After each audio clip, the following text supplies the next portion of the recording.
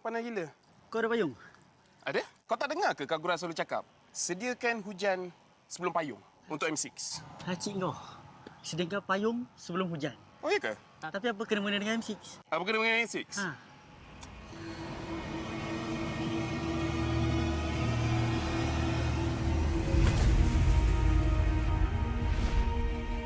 Apa itu hujan emas? Hujan emas adalah satu matlamat, satu impian terunggul untuk setiap pasukan. Setiap musim, apakah kenangan yang istimewa? Ia adalah ketika juara menjulang piala di bawah hujan emas. Ia juga menjulang dan membanggakan nama Malaysia di persada dunia. Seperti cuaca, musim baru datang dan pergi. Ia persis dengan MPL MY. Setiap pasukan dan pemain yang pernah menjejak kaki di MPL MY, mereka tidak pernah berputus asa. Setiap musim ada permulaannya. Juga permulaan baru untuk matlamat dan impian bagi pemain kita. Musim cuaca datang dan pergi, tapi ia tidak akan mengubah sejarah pemain kita. Dengan harapan musim hadapan yang cerah adalah satu pemangkin semangat bagi pasukan yang bertarung. Komposisi musim lalu tidak penting. Yang penting adalah kesetiaan kepada permainan. Tiada guna mengerti hujan emas dan berjuang demi Malaysia kalau kita tidak dapat merealisasikannya di M6.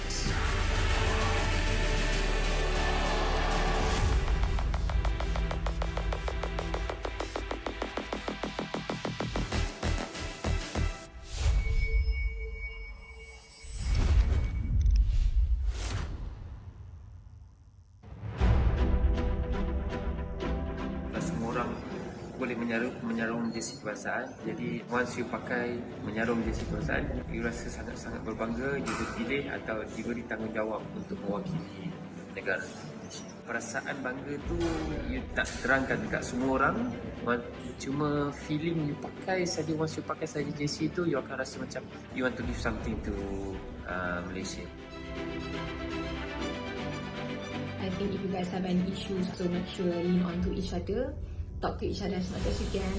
I think just be proud because tak semua orang dapat this opportunity, and also kena ada that winning mentality, tak kisah pun dekat level mana you guys pergi, and jangan rasa takut, jangan rasa macam you guys are not good enough. Apapun, just ingat bila you guys enter the arena, just do your best and all the Malaysians will be behind you and supporting you guys. Saya tak ada nasihat, saya kagum dengan apa yang anda semua lakukan. You are all to me personal heroes because I grew up in a time where gaming was seen as a waste of time, but you prove otherwise. You put gaming and you put Malaysia on the world's map. I think you are at a better place to advise me. So again, I want to say thank you for being who you are. Thank you for fighting every day. Thank you for competing for Malaysia because it's something that I can never do. And I live vicariously through you bila I tengok atlet Malaysia compete, because what you do is very, very amazing. And I wish you all the best. Deliver for Malaysia, because wherever I am on the day when you win for Malaysia, I'll be proud to raise the Malaysian flag and play the negara.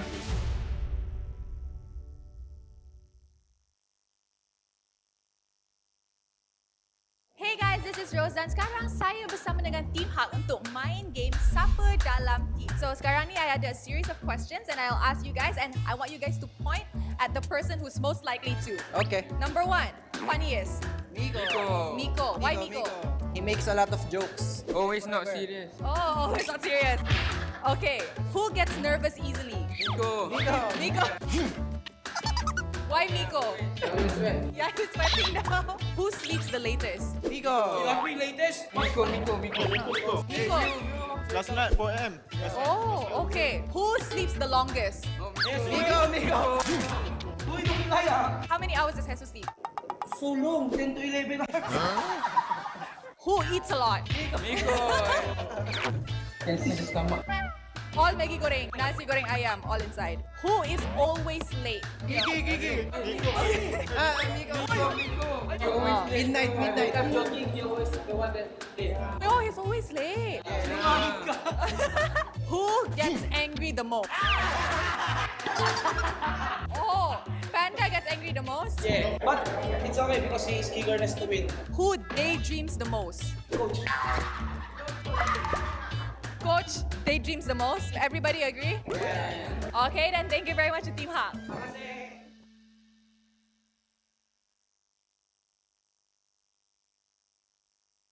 Hi guys, this is Rose dan sekarang saya bersama dengan Team Vamos untuk main konten ataupun game Siapa Dalam Team. Okay, so I akan list out a few questions, lepas tu korang point dekat player tu yang paling lah dalam team. Boleh? Okay, boleh. Siapa dalam team paling kelakar? Bani. Oi, kenapa Bani? Paling lucu. Paling lucu, paling comel. Okay, siapa dalam team cepat nervous? Bani. Bani juga. Kesian member dekat belakang tu. Kenapa dia nervous? Sebab dia suka gugup nervous juga. Nampak dia selalu macam ni. Oh, dia selalu shake lah. Okay. Siapa dalam team paling garang? Bani. Ni macam tak betul tadi. Tengoklah muka dia apa tu. Bola dulu mana besar. Bani ke? Dia buat muka garang Bani. Pandang kamera buat muka garang. Siapa dalam team tidur paling lama? Tidur paling lama. Bani. Bani dah juga. Dia betul. Ni macam I risau je. Adakah ini the reason dia tak main lagi sebab dia asyik tidur masa screen? Macam mana? Dia memang dia cakap semua betul. Okey. Siapa makan banyak? Bani tak boleh ambil. Bani. Bukan you. Bukan kau lah, bukan kau. Tengok ni. The most gemoy. Okey. Aku. Siapa dalam Bani. Belum. belum. Sabar Zon, sabar. Okey. Siapa dalam team paling lambat, selalu lambat? Oh, Bani. Bani, siapa cepat marah? Diorang semua. Okey, last. Siapa cakap paling banyak? Bani. It's Bani. Betul. Kenapa betul? Bani selalu cakap betul. Bukan awak. Alright then, that's it. Thank you to Team Vamos.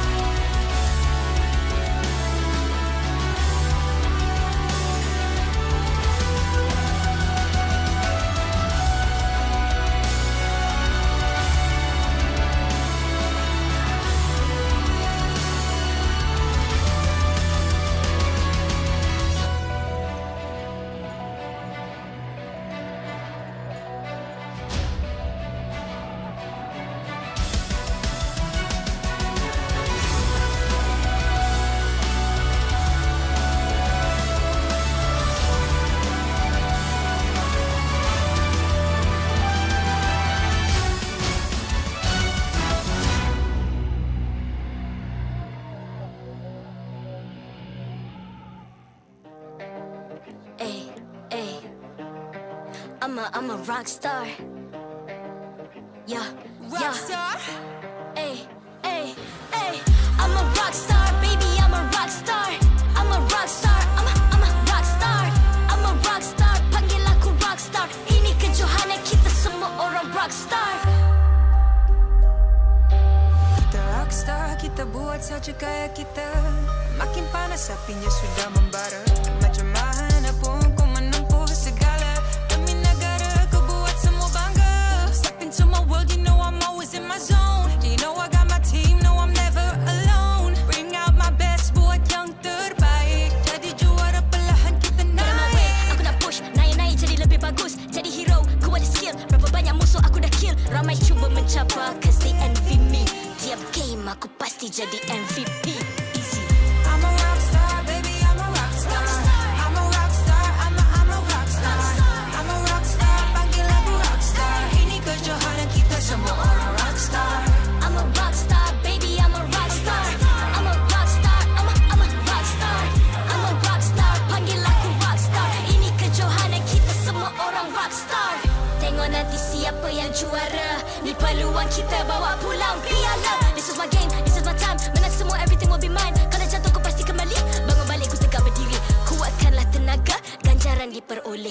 kejohanan kita, Malaysia memang boleh rise up to the top. Kita buat bersama, semangat kita kuat di bawah satu bendera. I'ma go hard for the win.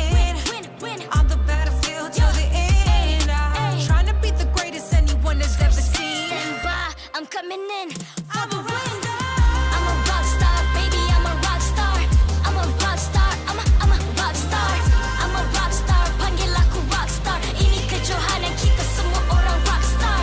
I'm a rock star, baby, I'm a rock star. I'm a rock star, I'm a rock star. I'm a rock star, panggil aku rock star. Ini kejohanan kita semua orang rock star.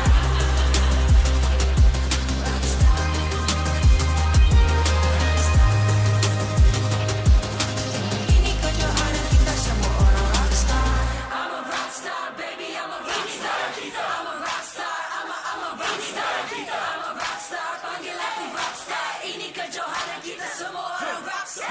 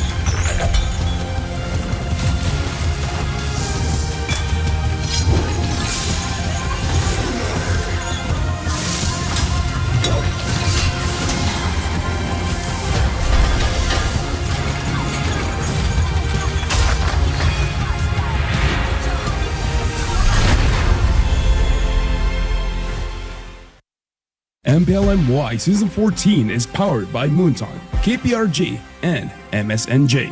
Official 5G mobile internet hotlink. Best 5G for lightning fast MLBB gaming. Official gaming phone ROG Phone 8, king of performance for mobile gaming. Official lifestyle fashion partner, up your game with RED Esports. And thank you to all our partners in esports and strategic partners.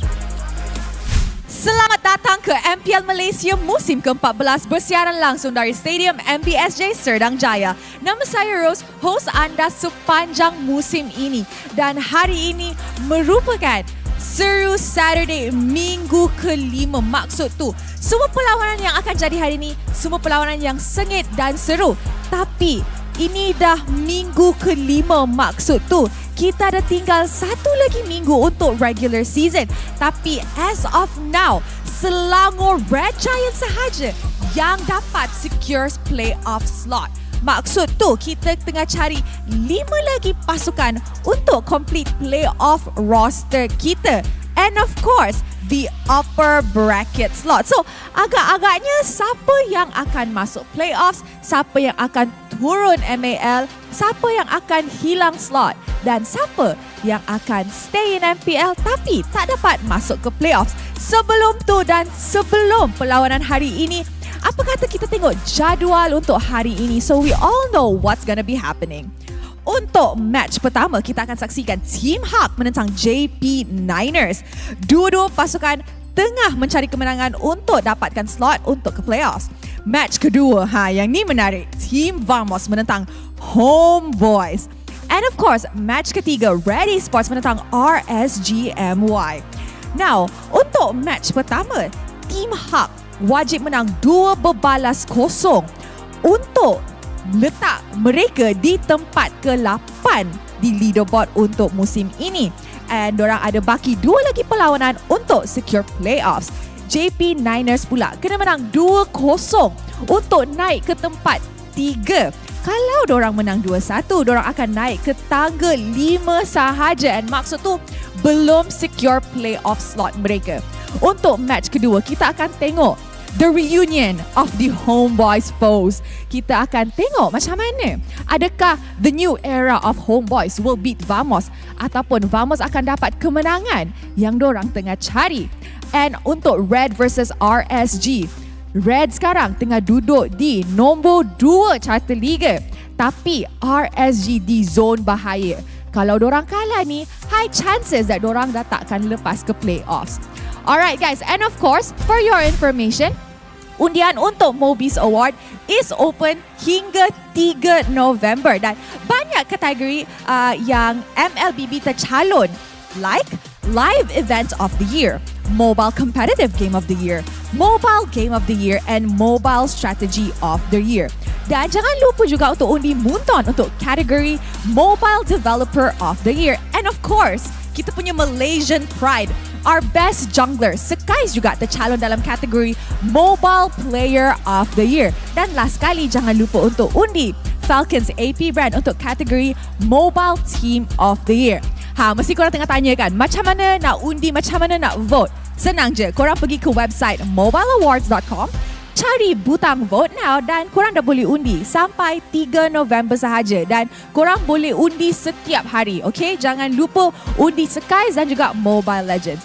Alright, I'm pretty sure korang dah penat dah dengar Rose atas pentas ni. So, sebelum intro, korang ada join the fight, so korang boleh scan kod dekat bawah ni ataupun isikan kod ni dekat Mobile Legends anda untuk dapatkan peluang menang skin legend dan juga banyak in-game freebies.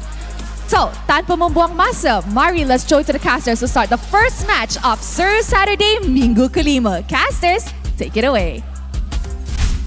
The fuse ticks down as we approach ever closer to the MPL Malaysia Season 14 playoffs. We welcome all of you once again to Seru Saturdays here in Week 5 of the regular season, where things are getting tighter and tighter. My name is Stafa, and joining me on the desk today is none other than Gideon and Husky. Husky, what are your thoughts right now that we're getting closer to the playoffs? Excited for sure, but I am most excited for the Royal Derby that's going to be happening in our second series. But I also like the fact that we get an appetizer first, right? JP Niners against Team Hawk. Very different situations, but to see Team Hawk in this position is definitely something that is not on my bingo card when the season started. Yeah, personally for me, I think same thing. I don't expect Team Hawk to be in this current position that they're in right now, but I do think that other teams have definitely started to make names for themselves, JP Niners being one of the few examples as well. Didn't think they would do well in the very beginning of the weeks of MPL, but now seeing them kind of develop, at least they look like they're in a better spot, but probably not top 3 just yet. Not quite yet, but they are getting close. I am impressed at how much growth we've seen from them and from a lot of other teams here in MPL Malaysia so far, but there's also teams that have been having trouble finding that footing, Team Hawk being one of the more obvious examples. So with playoffs looming right across the corner and them still sitting quite low on the rankings, they really gotta hope for something big to happen. Yeah, something big, like for example, they have to start by winning this series, regardless whether it's a 2-1 or a 2-0. But they also put themselves in a spot where you need to have so many things to align for Team Hawk to have a chance to go to playoffs. So if you want to kind of manage the expectations, you gotta hope that the best case scenario is that they maintain their slot but not playoffs. That is true, that is true. Hopefully they'll get picked up on that and they're able to find their mojo once again. Lightning quick, hopefully. Just like how you guys can get Best 5G for lightning fast mobile gaming with Hotlink, where you can enjoy unmatched 5G network, low latency, and improved gameplay. All of this only with Hotlink, Gideon. Yep, and because of Hotlink, we're going to be showing straight away to our standings here. Mainly because, well, if you're SRG, they're clearly sponsored by them. Like, clearly they're standing above everybody else with their 17 points. But just under them, RED Esports taking the second spot is already a pretty big achievement, right? Winning 8 of their games, 6 losses overall. Generally about 60% win rate with 12 points. Monster Vicious just under them, as well as Team Vamos, both at 11. Yeah, looking at the standings right now, it's very interesting to see where we are. A lot of teams starting to find their foundation sitting around the middle of the pack. The Selangor Red Giants still being quite the insurmountable obstacle. But for the teams at the bottom, right? Team Ray, Homebois, Team Hawk, RSG, what do you think they need to do, Husky? I think because since we have Team Hawk coming up, right? I think Team Hawk's biggest struggle right now is finding cohesion, because we've seen plenty of times where they have the right idea, but they just don't move as a unit. Like Miko needs to somehow get the team together because they have a pretty robust roster. What I look forward to is actually the mid lane, because it's no longer Malaysia, right? They brought Dinesh in, used to be MAL for RED Esports, now transferred over to Team Hawk at such a dire moment. Dire moment is correct here. It's not the first time we've seen a mid laner being brought in as an emergency replacement. I'm sure Mahima is very familiar with that. But this time Dinesh, he's only gotten the chance to play one match here in MPL at the start of the season, and he didn't do all that well. How do you think they'll match up against the JP Niners? I think it's hard to say, right? Because again, it really boils down to how cohesive this team is going to do. At the very least, I want to see from Team Hawk that they're able to move together and make decisions together, right? Which is something that JP Niners do especially well during the early game. With ZaQT, Ye3, Max, Rasi, and as well as Loliels, generally in terms of raw mechanics, they've got what most teams need to get to a playable level. But in terms of how they play the late game, I think that's where we see JP Niners really start to struggle. But most of the time, it doesn't even get to that point. And Max is usually leagues ahead of his opponent, the opponent jungler. I think they've definitely refined on that formula, right? Like you still see glimpses of if the game goes late and it goes bad, that's where the autopilot starts happening. But the good news is that Rasi and ZaQT have been pivotal pillars of the team. ZaQT always solid in that mid lane, and Rasi has been impressive week after week. And up against Miko, I think the odds does favor JP Niners a little bit. I may have to agree with you a little bit there. You can tell that Team Hawk is in dire straits, and thus it is going to be a rescue mission right now for Coach Ijat Ojang. Right now, Team Hawk sitting at 9th place on the standings, and they're still gonna have to face off against Monster Vicious and the Red Giants after this.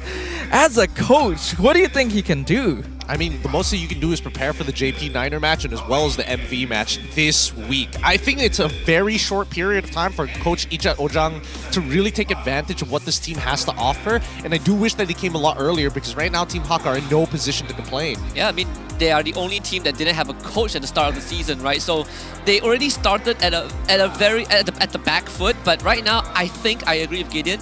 You take it one series at a time, right? Don't even consider that we are facing MV and then SRG. We need to get through JP Niners first and as cleanly as possible. Whatever comes after that, it really is up to the players. The coach can prepare the draft, and prepare how you want to play the game, but if the players can't execute it, that's where I think the cap is. True. Mindset is important, and right now taking it one step at a time is probably the best case scenario, though it's also going to be difficult to not think about the looming presence that are the Red Giants just across the horizon, right? Oh, yeah, I don't think that's going to be an easy match by any chance, but if they're able to take away a game from SRG, that already says quite a lot, right? Not many teams have even taken a game off of SRG at this point of time, and they continue to have a pretty much unbroken best-of-3 series streak throughout the season. I think it's going to be perfect by the end of it. Playoffs, completely different beast, but that's when, assuming they're able to not only take this game 2-1, but maybe even the 2-0 against JP Niners. It's quite an interesting spot, right? Even if Team Hawk wins 2-0, still doesn't guarantee them playoffs. Even if they win 2-0 after this, it still doesn't guarantee them playoffs. So, and then you have to look at the head-to-head, for example, right? The aggregate points, a lot of factors that they need to consider. So stars need to align from Team Hawk. But again, if they can take down JP Niners, at least it shows us that Team Hawk has made adjustments and in the right direction. Hopefully it will be good enough, though, because when we consider everything, right, they're gonna have to deal with the Niners on the opposite side, and Coach Chiku has been doing pretty well for them so far. I have to agree. I think, you know, with Coach Chico, the way that he's looking at the types of bans that he's dealing with, most of the time, you would have imagined in the earlier stages of the season that these are very targeted bans towards specific players who are good at, maybe Jawhead or even the Fanny. And I'll give him credit. The Jawhead makes a lot of sense, the Fanny as well. But the things that really stand out to me is the fact that he's also targeting Roger, the fact that he's also looking for opportunities to kind of set up what his team is great at and force their opponents to react accordingly. And and JP Niners has a very unique selling point in which they are making their opponents consider whether that Roger needs to be on that ban list, right? Not many teams take the Roger for themselves and flex it. I know Vamos does it, but not as often. JP Niners is probably the one team that really prioritizes this hero a lot alongside the Tigre for Rasi. I think aside from Rasi, probably Nova Escobar is next in line. So I think JP Niners have that as the advantage, but the rest of it really comes down to how well can Zakuti and Rasi hold the team together, because they have been very solid members that is setting up the team for success. I think inevitably, personally for me, I feel like the composition, the most that I want to see from this squad from JP Niners is to evolve, to expand outside of what their draft has currently been telling a lot of people, which is early game, heavily focused around the jungle. Maybe they can play for other win conditions. Yeah, there's a lot of conditions that they can meet. Not to mention, little fun fact so far, Niners 100% win rate on second pick. Very, very low on first pick. So we'll see which side of the draft they're going to be on, but we are going to be jumping into the walk-in very, very soon. Before that, chat, ask for Dodo. Here you go. Players are going to be walking up very soon. Let's welcome them onto the stage.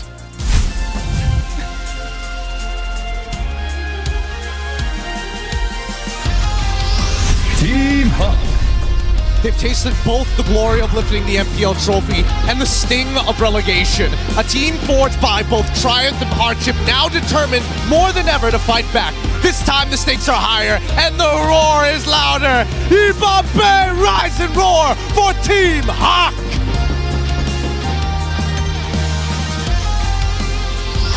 JP Niners. With their eyes locked on their first ever playoff run, they know that every match is crucial. Can they keep their momentum rolling and crush the competition? Expect an all-out battle from the very first moment. Get ready and welcome the relentless JP Niners!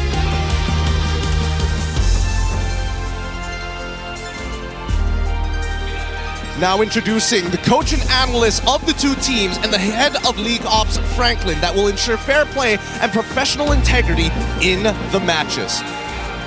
Let's keep it going with fifth bumps between the teams, a true sign of professionalism. This is how we roll. This is Malaysian sportsmanship. Good luck to both of our competitors.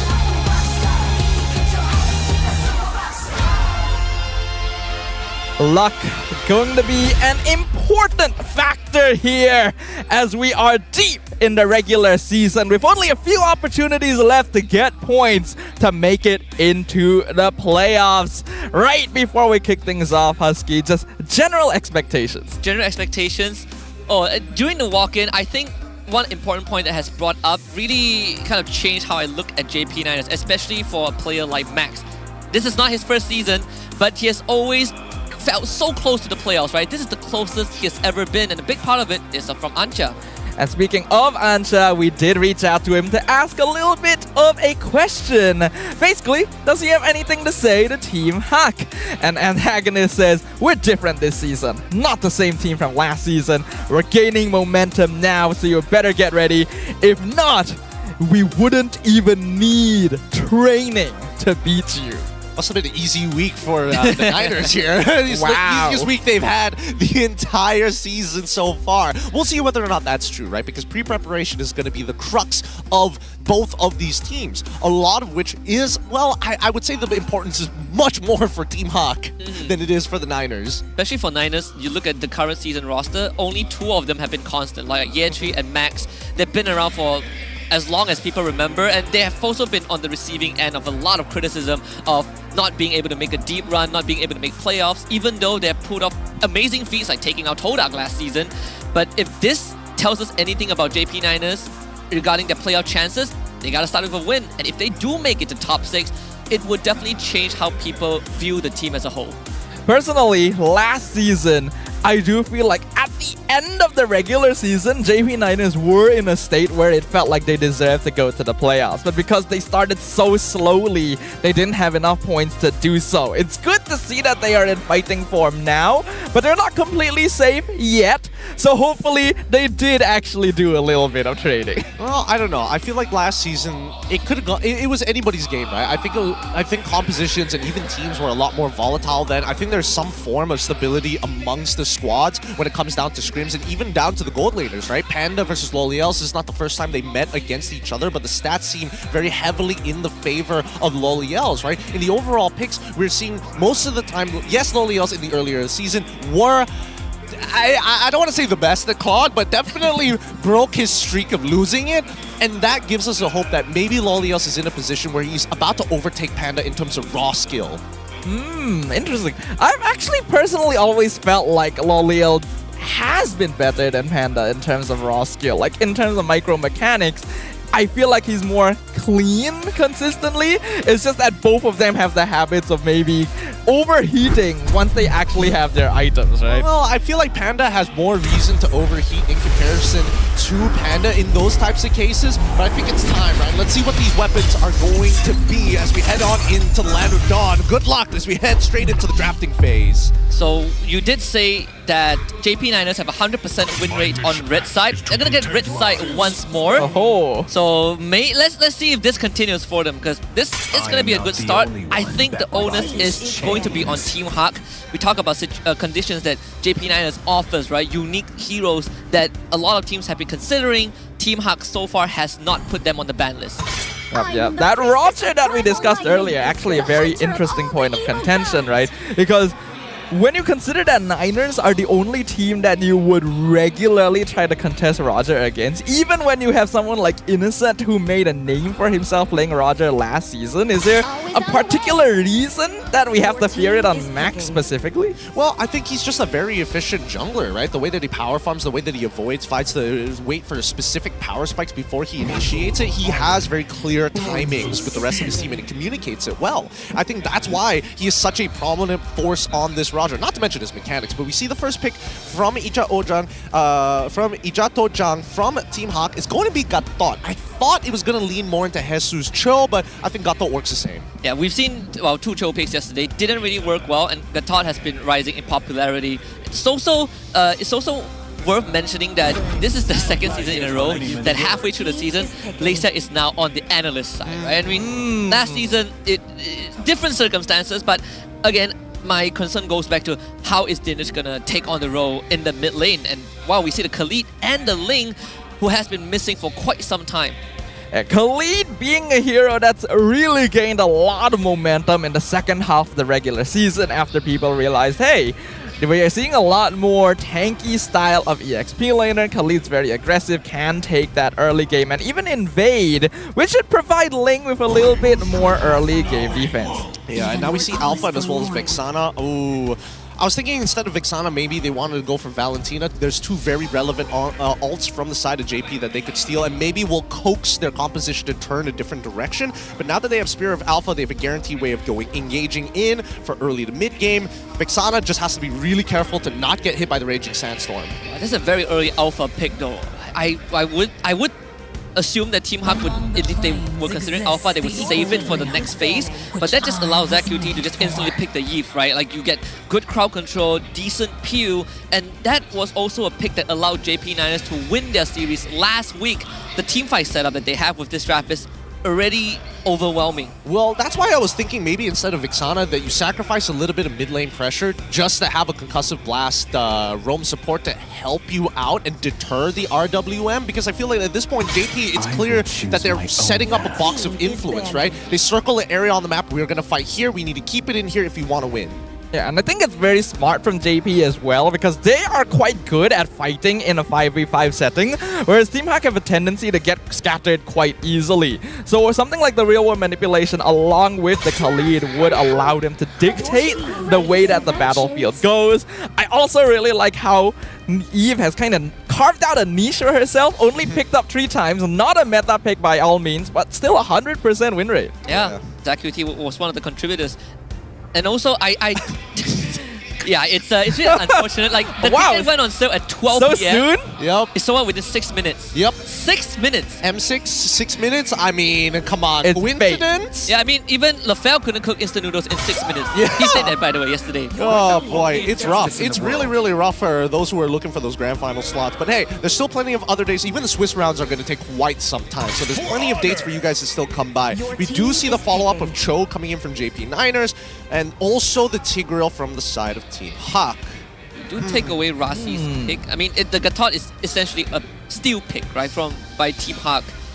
Who defends the backline? I think that is also an important question to consider. You got Gatot, you got Alpha, they want to be in your face, but JP9ers, they got some nasty backline dives. Yeah, they do. I feel like this might just be like a Matilda carry angle for the side of JP. They need something to deal with the Gatot because they know if they RWM, Sky Guardian Avatar is going to be the easy follow-up after, and if the RWM does come out in an awkward spot, that means the Sky Guardian Avatar zones off the entire backline behind the RWM. So things to consider here. Oh, they go for Bruno instead. What the heck?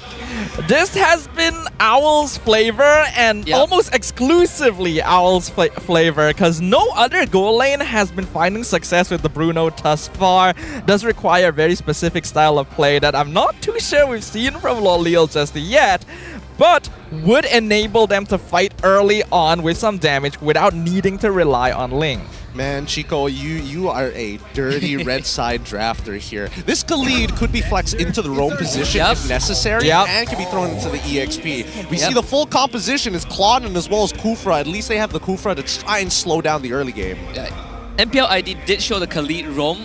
Was it by BTR? It's one of the... I think so. No, sorry. I was about to say Big It's actually by Geek Fam. It's Geek Beloyski once again. Oh, right, yeah. Of course it's Beloy, right? You know. Yeah. But also, one thing that we haven't seen much from Bruno, thanks to the patch, is that he has a winning matchup against a lot of the meta heroes right now, right? It gets one Claw and suddenly he's doing tons of damage. You want to fight early, Bruno can always be there if you need him.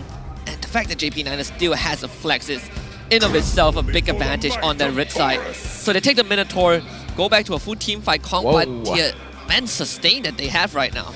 Yeah, I like the composition. I like JP's composition. They planned it right from the very beginning. They got all the picks that they've wanted. This is a really nasty teamfight composition that has a lot of early potential. Yeah, straight up team fight. You got Minwind Fury, you got Real World Manipulation, you got Raging Sandstorm, and then you got Bruno to take the early game and scale alongside the Ling. So it's very, very complete from their side. I think Team Hawk's draft is not too bad, but requires a little bit more conditions to be met, especially with the Alpha. They need to start fighting early, which Niners are already prepared for. Yeah, there's going to be a lot of mid lane control fights here between the mid trios of both sides. If they don't have control over the mid lane, this game is going to snowball out of control for JP. And I think that Team Hawk needs to answer that question as soon as possible because they only start scaling from mid game onwards. And I do like JP9ers. I mean, they have a team comp that if the Ling needs time to farm, you got Bruno, right? You got Khalid. So let's jump into game 1 as we load onto the land of Dawn. We got Team Hawk on the blue side, JP9ers on the red side. Just once again, a reminder to everyone watching about the stakes here. Team Hawk desperately need not just victories for the rest of the season, but for their peers in the bottom of the rankings to do bad. So if they don't come out on top here, their chances of moving on to the next season will be looking bleak. It's one of the very few situations where you see professional teams hoping for the downfall of another, even if they're countrymen. Yeah, well, at least I like the early maneuver. We talk about the mid lane trio, right? How much you can control this lane and kind of dictate the pacing. Both mid lane is taking a beating, but the fact that you have Rasi around as the Minotaur does make life slightly bearable for ZachQT, regardless of whether Miko is around. Yep. Speaking of which, we look at the emblems, we see that Claude's still taking common emblems, but understandably so, right? Has tenacity, has swiftness, understands that it's not exactly the easiest matchup against Loliels in the early game, but most importantly, even though he doesn't have mana to consume, quote-unquote, he still needs to get the health from killing these minions. Find the control on to Max. He's going to be fine here. Did unlock the Tempest of Blade with that camp steal, so JP9 is already, in terms of pacing, they're off to a decent start. I do wonder where that turtle is going to spawn at the 2-minute mark, because the pathing for both junglers right now, they're going to converse in the mid lane.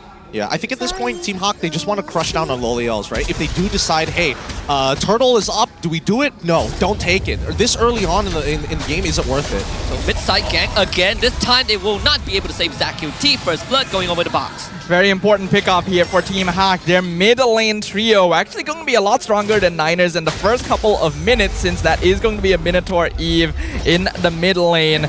So getting a kill onto box straight away going to help out quite a lot to keep them in the early to mid game scale. Well, with that early pick as well, this turtle falls into the hands of Team Hawk with no issues whatsoever. Niners don't really care whether they have the turtle or not that big of a deal, but they need to make sure that ZachQT hits level 4, and that's when they can start fighting. Very unfortunate that Rossi even used his flicker to try and save ZachQT, so that would be 80 seconds before a potential Minoan Fury ult would be available. But we're seeing the effects of this Bruno, right? Basically outlaning Panda at the early game, and if Team Hawk doesn't provide support, Panda will just have to take that beating. Yeah, no surprises here. Loliel's slightly down in terms of gold, mainly because he is just trying to trade as hard as he can against Panda before it's too late, before that Trinity build is complete. Majority of the members of Niners going to be on towards the top side of this map. I think at this point they need to be careful with the positions, the atypical positions you see from Kufra, right? That river line is particularly dangerous. Pixel brushes is dangerous.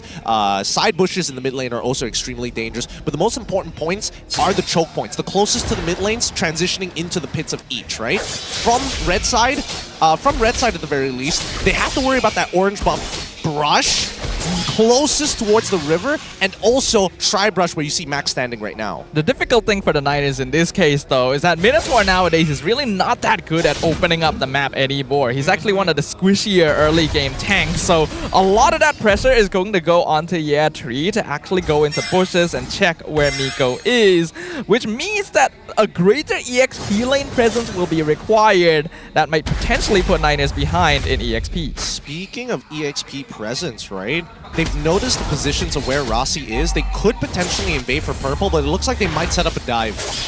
There's a huge chance, either a dive or an ambush. Turtle is spawning in the next 15 seconds. I think JP Niners are well aware of that. So Year 3, you gotta communicate that info. Team Hawk, they will relocate, take that mid lane out first, force JP Niners to be reactive. Vexana will make it very easy, so they get control of the Turtle Pit.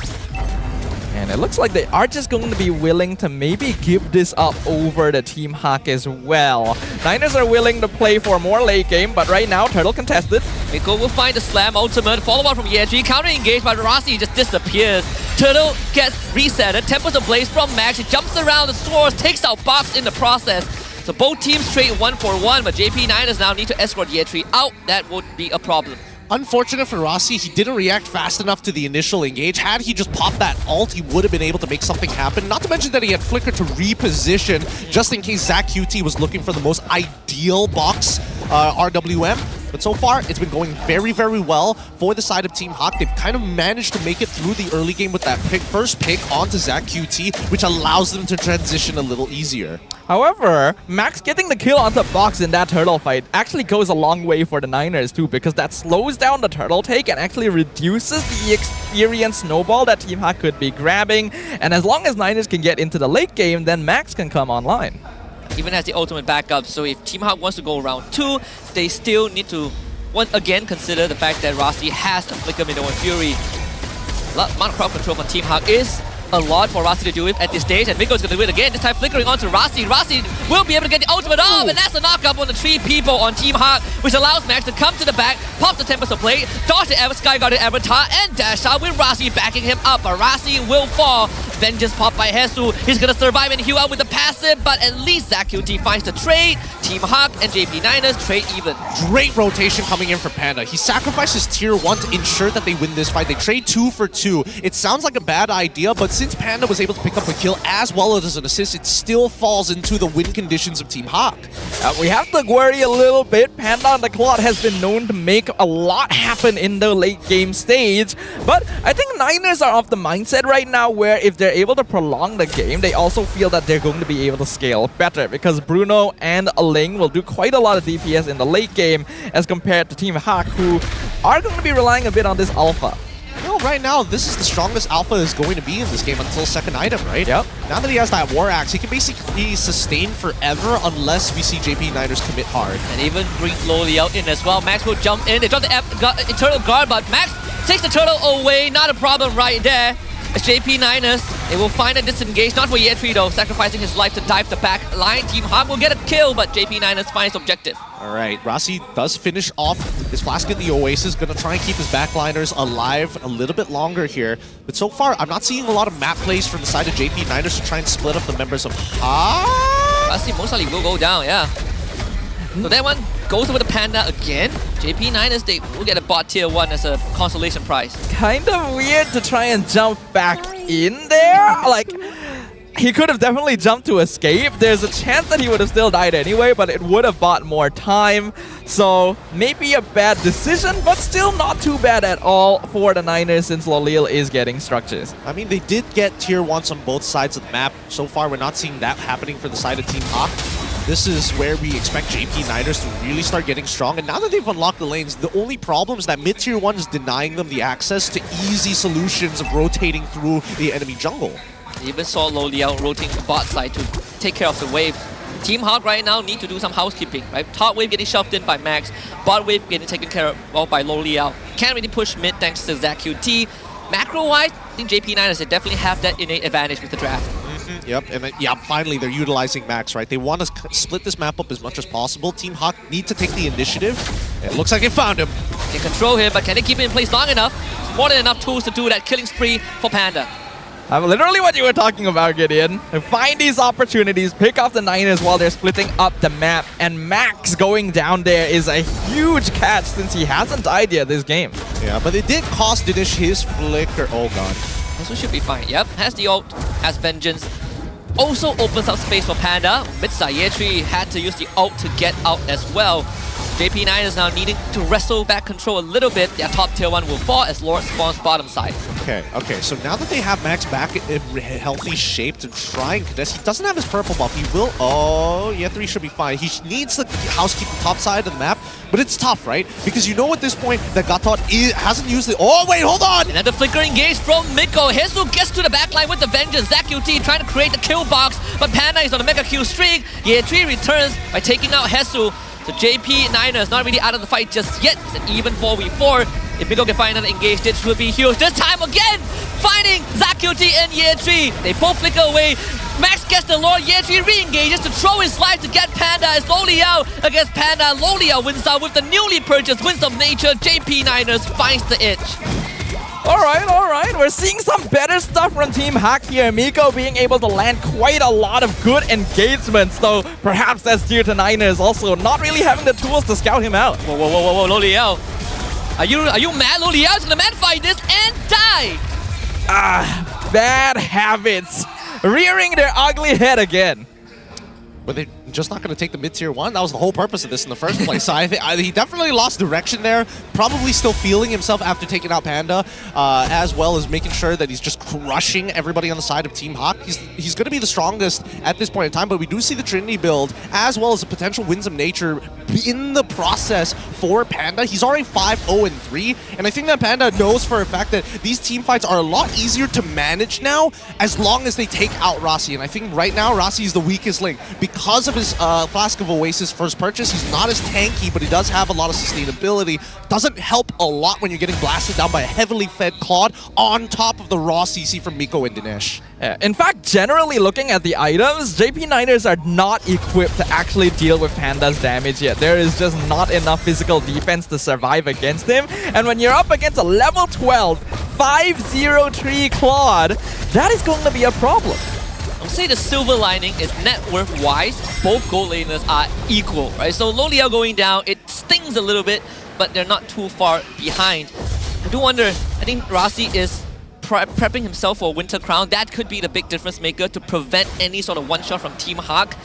So we see if Team Hawk can kind of pull away that space, because I think Hesu alongside Miko have been doing a fantastic job, a lot more in sync, and Hesu cutting off the back line has really been limiting what ZQT and Loliao could do. Yeah, they're really struggling to find a position. Same goes for ZQT. He knows that he can't just drop down the RWM just for funsies, right? To try and zone his opponents. He's a stationary target. And now with the Winter Crown purchase, we can expect JP Niners to try and make something happen, assuming they find that information first, because this is an informational war. Rossi, every time he tries to open up the map, has been punished, right? His three out of the 4 deaths solely because he's opening up the map.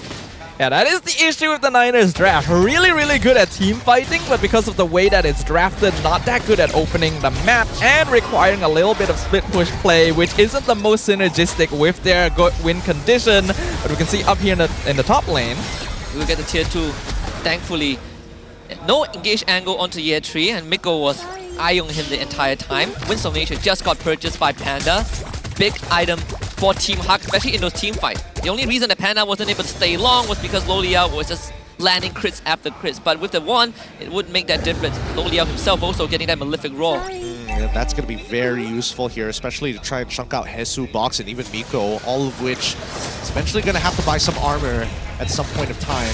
JP Niners, despite missing out on the checkmate wait, okay, they're missing out on the checkmate angle, but I think they don't want to hold this Lord first. They want to give it over to Team Hawk to buy time for Max to split push. I agree. But Lolia has been helping them out, leashing it down to less than 50%. You can see the idea from Max, right? He doesn't want to be directly involved. He wants to come in late, waiting for his purple buff to be back up as well. But JP Niners, they might have done most of the legwork for Team Hawk, so they will force the reset. Yeah, I think that is fine. This is exactly what the Niners want. They want to wait for that purple buff so that Max is able to fight at full potential once they decide to go for the contest. Jumping onto Hesu, he will use the Sky Guardian's avatar to get away. Panda will also disengage. Good move from JP Niners to force an important backline dive resource from Team Hawk. Now they will feel a lot more comfortable taking that Lord. As much as I want them to take this Lord, I think right now they need to figure out where Miko is. I think they're expecting them on the bottom right side of the map. Because ZaQT and the rest are just holding towards that mid lane, right? Just reset it, push out that mid lane, do it all over again. Yep. Just keep the cycle going. Very tense Lord dance we're looking at right now. We're 13 minutes in. The net worth lead in favor of Niners, but not by that much. Only about 2k. And with Panda already at max level at this point, they don't really care too much about that gold difference. Niners are just looking for an opportunity that they can set up by playing the map. And the fact that they lost that bot tier 1 when they were close to that area is a bit of a worrying sign. Lo Liao does not get jumped by Miko. RW then gets dropped. Link not even in the vicinity, so Lord does go over to Team Hawk for free, but now JP Niners have the chance to make a difference. Panda getting jumped on by Max will be able to use the Winds of Nature to get away, but Ye3 will follow up. It's all about the re-engage. Max jumps back in, only to lose his life. Ye3 is the one that goes down. Max forced away. JP Niners a bit scattered in that decision making. Yeah, that was rough to watch, right? You could see that they were trying to decide between, do we fight, do we take the Lord, do we fight, do we take the Lord? And even for me, looking at that fight, it's tough to say. You would lose a lot of your resources anyways, and I think Max definitely did not want to drop his ult that early on during the engagement. Yeah, it was smart by Team Hawk to just blitz it down once they saw Max on the opposite side of the map. So because of that, Ling was not close enough to actually try and retreat away for the Niners. I did actually like when Niners re-engaged with the delayed timing, but not everyone was on the same page, which allowed Panda to escape when a shutdown there would have been huge. Definitely would have been. When you look at the instant replay brought to you by JD, the idea was there from Max. He was able to zone out the rest of Team Hawk, but this is where you see how JP Niners were just disjointed, right? Lo Liao was just pushing mid lane, the rest of them were trying to take out Panda. Didn't really go the way that they wanted. At least it's not really a big net positive for Team Hawk when it comes to the Lord take. So JP Niners are kind of still in the game. Yeah, a little bit of miscomm there. I have no problem with Lolil split pushing the mid lane, but because that was happening, I feel like the rest of the team needed to not too hard commit. Their goal was just to zone Team Hawk back to base, not try to force a kill. It is fine for now, but the game is actually surprisingly even, and I also want to take a quick chance. Shout out to Dinish. He's actually doing a lot better than we expected. Oh yeah, 100%. I mean, compared to his debut on RED Esports in week 1, this is a way better showing. Has really been a crucial member in keeping that backline dive from JP Niners away, right? Landing crucial terrifies on Ye3, on Rasi, on Max, especially Ye3, whose entire job, whose entire existence is just to flicker all the backline, but I mean, Dinish has made it really hard. His spacing has been great. His synergy with Miko has been excellent as well. Always finding those follow-ups to get the Terrify in after the Tyrant's Revenge. So, doing pretty good right now. Niners still holding the gold lead, but most of that is on Max, actually. Lolil not quite keeping up with Panda's farm. This is what we have sort of hinted at during the pre-show. When the going gets tough, Niners sometimes go into autopilot, right? Like Max will go off and do his own thing, and they try to play that split push. In this case, I do feel like it can still work, but you have to really be aware of where Miko and Panda are at. They are now, especially Panda, who has hit his peak. Miko just got immortality. And JP Niners statistically have the longest Lord dances, and that's how Team Hawk even got to this point in the first place. Now that we are getting into the late game phase, 17 minutes in, another Lord spawning. Team fights are actually going to be pretty even overall, and the gold laners will play a much more heavy role, with Panda being the main source of DPS for Team Hawk. Now that Box will start to fall off. In the same way, Max has to decide whether he wants to focus his efforts on split pushing or actually participating in the team fight where he could potentially be picked off. They don't really have a wave set up for Max, and that is going to be the pain point for JP9ers. The prep isn't really done for him. Panda is going to shove up the top wave, even set up a slow push.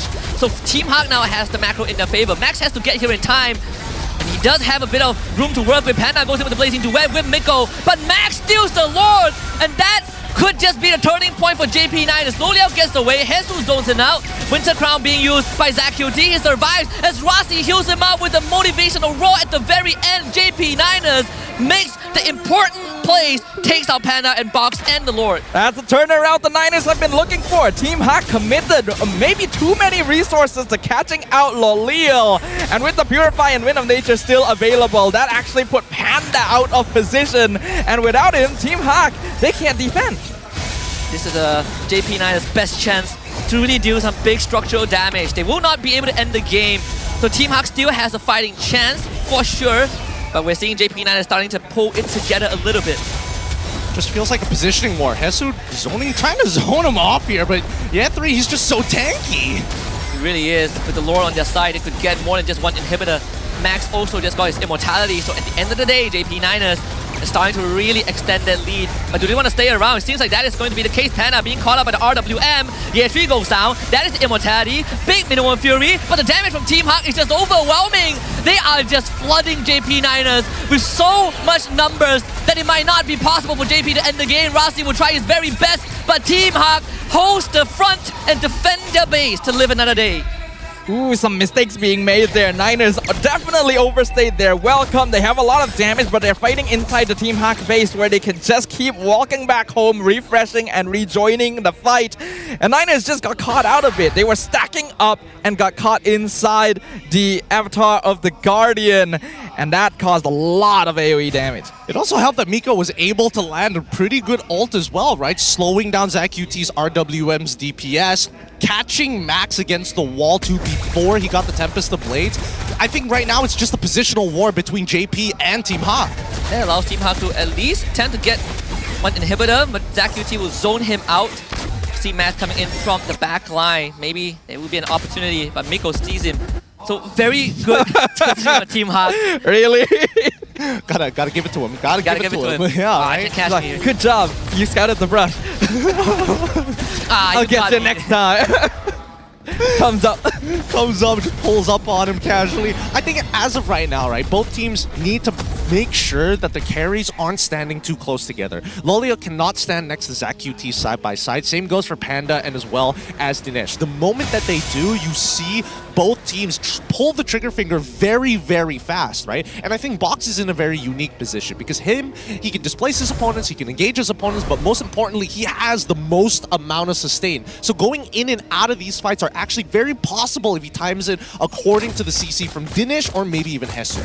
Yeah, there's a lot that Team Hawk can actually play around, right? We're seeing a little bit more discipline now. The coordination's not bad. There is actually follow-up when Mika or Hesu engages, but sometimes it is still a little bit scattered. If they can clean that up, actually, they do more than enough damage to take down the Niners. Team Hawk has plenty of crowd control, so JP9ers needs to keep that in mind. In fact, right now, they're going to start to blitz down the Lord, or maybe make an attempt. Team Hawk, they didn't have Panda and Miko with them, but they're able to catch up. The mid wave needs to be taken care of though, so JP9ers, they're not really rushing this.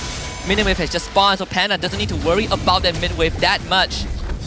Why put it so low? Why put it dangerous territory, man. Oh no. I guess this is the only way. Oh, hold on. They found Miko, and Miko found ZachQT. They need to get him out. ZachQT trying to survive, but Panda's gonna get jumped on by Ye3. They drop the Eternal Guard, which missed. ZachQT gets out, drops the RWM. Box has just overextended. He thought his team has a chance, but now he's gonna feel the full force of JP9ers. Even Hesu re-engage to try and make a difference, but can't even find Ye3. JP9ers just forces a mistake out of Team Hawk. Nicely done. I think that JP9ers honestly could have done a little bit more there. I think Max should have chased Panda. There's no point actually peeling back and trying to get rid of Miko. Maybe even Dinesh would have been an ideal target, but Dinesh went out of vision as soon as Max gave up his position of chasing Panda.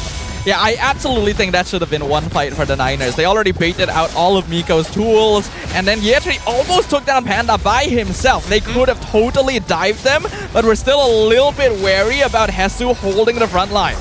And JP Niners, they will get a free Lord for themselves. And this is probably where control completely goes over the JP Niners side. Team Hawk gets a consolation prize. No bot tier 2 of JP Niners. Not too big of a deal. But we're reaching, I think, the longest game so far this week has to offer. Yep. 22.5 minutes. Everybody's pretty much at max items. It's only the supports on their final... Sorry, the EXP laners who are looking to pick up their final item. Same goes for the supports. But with such a whopping lead from Max's side, it really doesn't matter at the end of the day. Nope. It feels like there's too much hesitation coming in from Team Hawk at certain points. They have made some good plays, but the moment something doesn't work out, you can see that it takes them a moment to regroup. And Niners use that to just blitz down the Lord instantly. And is this endgame? This could be endgame here. I mean, this Lord should be pretty powerful and pretty difficult for even Claude to deal with. It comes down to Miko as well. He's in a very interesting position. Gets engaged to the back. That's going to be purified. Oh! Loliao is actually caught out. No fear from Rossi as a response. Hesu with the vengeance, able to zone Loliao away. Dinesh takes out ZQT. Team Hawk once more mounts a defense of their career to keep this base intact. Woo! Hesu doing a lot of work right there. Basically 1v4ing the entirety of the Niners and allowing the rest of Team Hawk to deal with the Lord. I mean, it was a good idea from JP Niners, but I think that Rossi definitely needed to be a lot more forward in that angle. I mean, yes, he was going to hit the he was going to hit the Minoan Fury anyways, but I think he was just slightly forward. It would deter the front line of Team Hawk from actually engaging in. Wow. So far, I think that Yetri has been doing a phenomenal job at actually threatening Panda's position consistently throughout this match. I just feel like his work goes a little unnoticed. Yeah, definitely. I mean, you could say the same about Miko, right? He's been getting some really nasty catches. ZQT, Loliao, crucial targets that you say shouldn't stand together, but they do anyways. Yeah, the frontliners have been doing a lot of work this game. Just threatening the gold laters, making it so that neither Panda nor Loliao can very frequently get the position needed to do consistent DPS.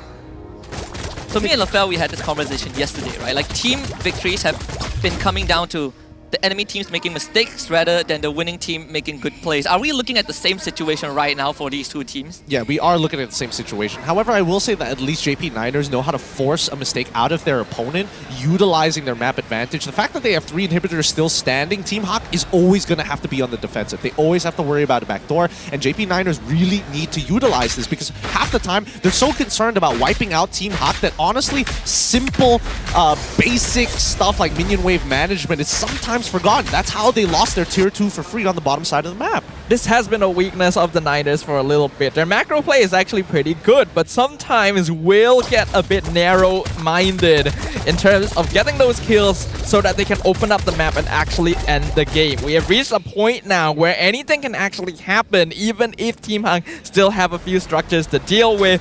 As long as Panda is able to survive a fight, the game can end right there. It's a tipping point. Max will be spotted out by Miko again. There should be some info the Team Hawk can work with. They got a top wave set up. Max didn't deal with it.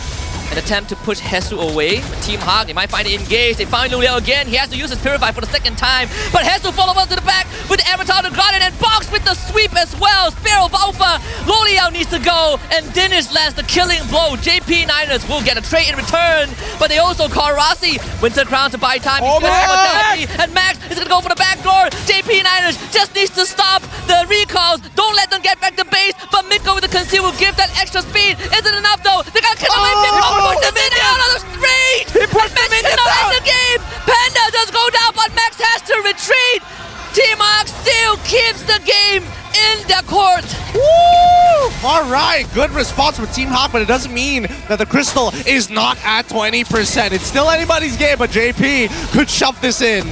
Oh my goodness, right now, Niners gonna try and force it while Hesu and Panda are still down for the count. Eternal got dropped. Another 30 seconds, there's an RWM, Rossi jumps in, gonna prop that Minoan Fury, the minion wave is in as well, to get rid of Dinesh. Eternal Guard will take out Rossi. There's still one more minion wave in the bottom lane, top side coming in, ZQT just pressing on the crystal, they should have enough damage. Max, he just needs to hit the crystal, just do it one more time. Yeah, Trey will take over the job, and JP Niners just tough toughens it out for game 1. Man, they forgot that minions and backdoor protection was a thing. They just let Miko as well as Jesus sit on top of that wave. They should not have bought that much time. But luckily, JP, they still knew with super minions, it's possible. We can end this no matter what. This game was a mess, guys. I feel like we saw a lot of flaws, a lot of missed calls being made. But props to the Niners and to Max especially for finding that opportunity. This is a Ling after all. Backdoor is always on the table. Man, at least he finally got to play the side lanes after more than 25 minutes.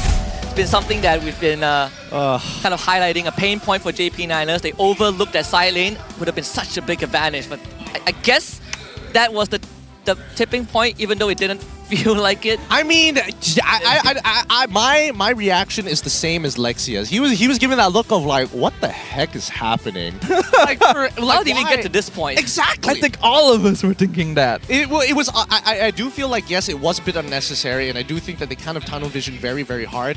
But it is becoming a legitimate problem for JP Niners. As much as that was a victory in their sense, and yes, they did force out some pretty good plays upon their opponents, I do think they need to take a step back and really focus on what the game plan is. They keep desensitizing themselves to win conditions, or maybe even the simplest of things, minion wave management. They absolutely have way more options to open out the map there. But let's give it up to our MVP of game number 1, Zach QT, maintaining the 100% win rate on the Eve.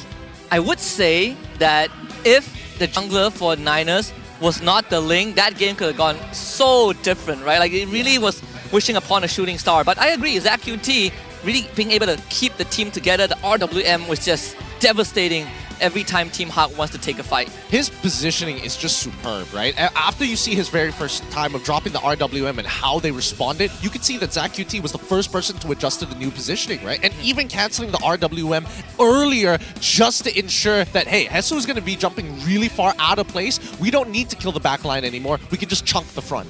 Honestly, mid laners are just something else this season. It feels like every single mid laner, whether the team is doing well or bad, is just holding their own so effectively. Even Dinesh this game, we wondered if he would do too well, but yeah, was following up really good on this Vexana. I would say props to Team Hawk. It's a lot more cohesive in this game, right? Compared to what we've seen in the previous weeks.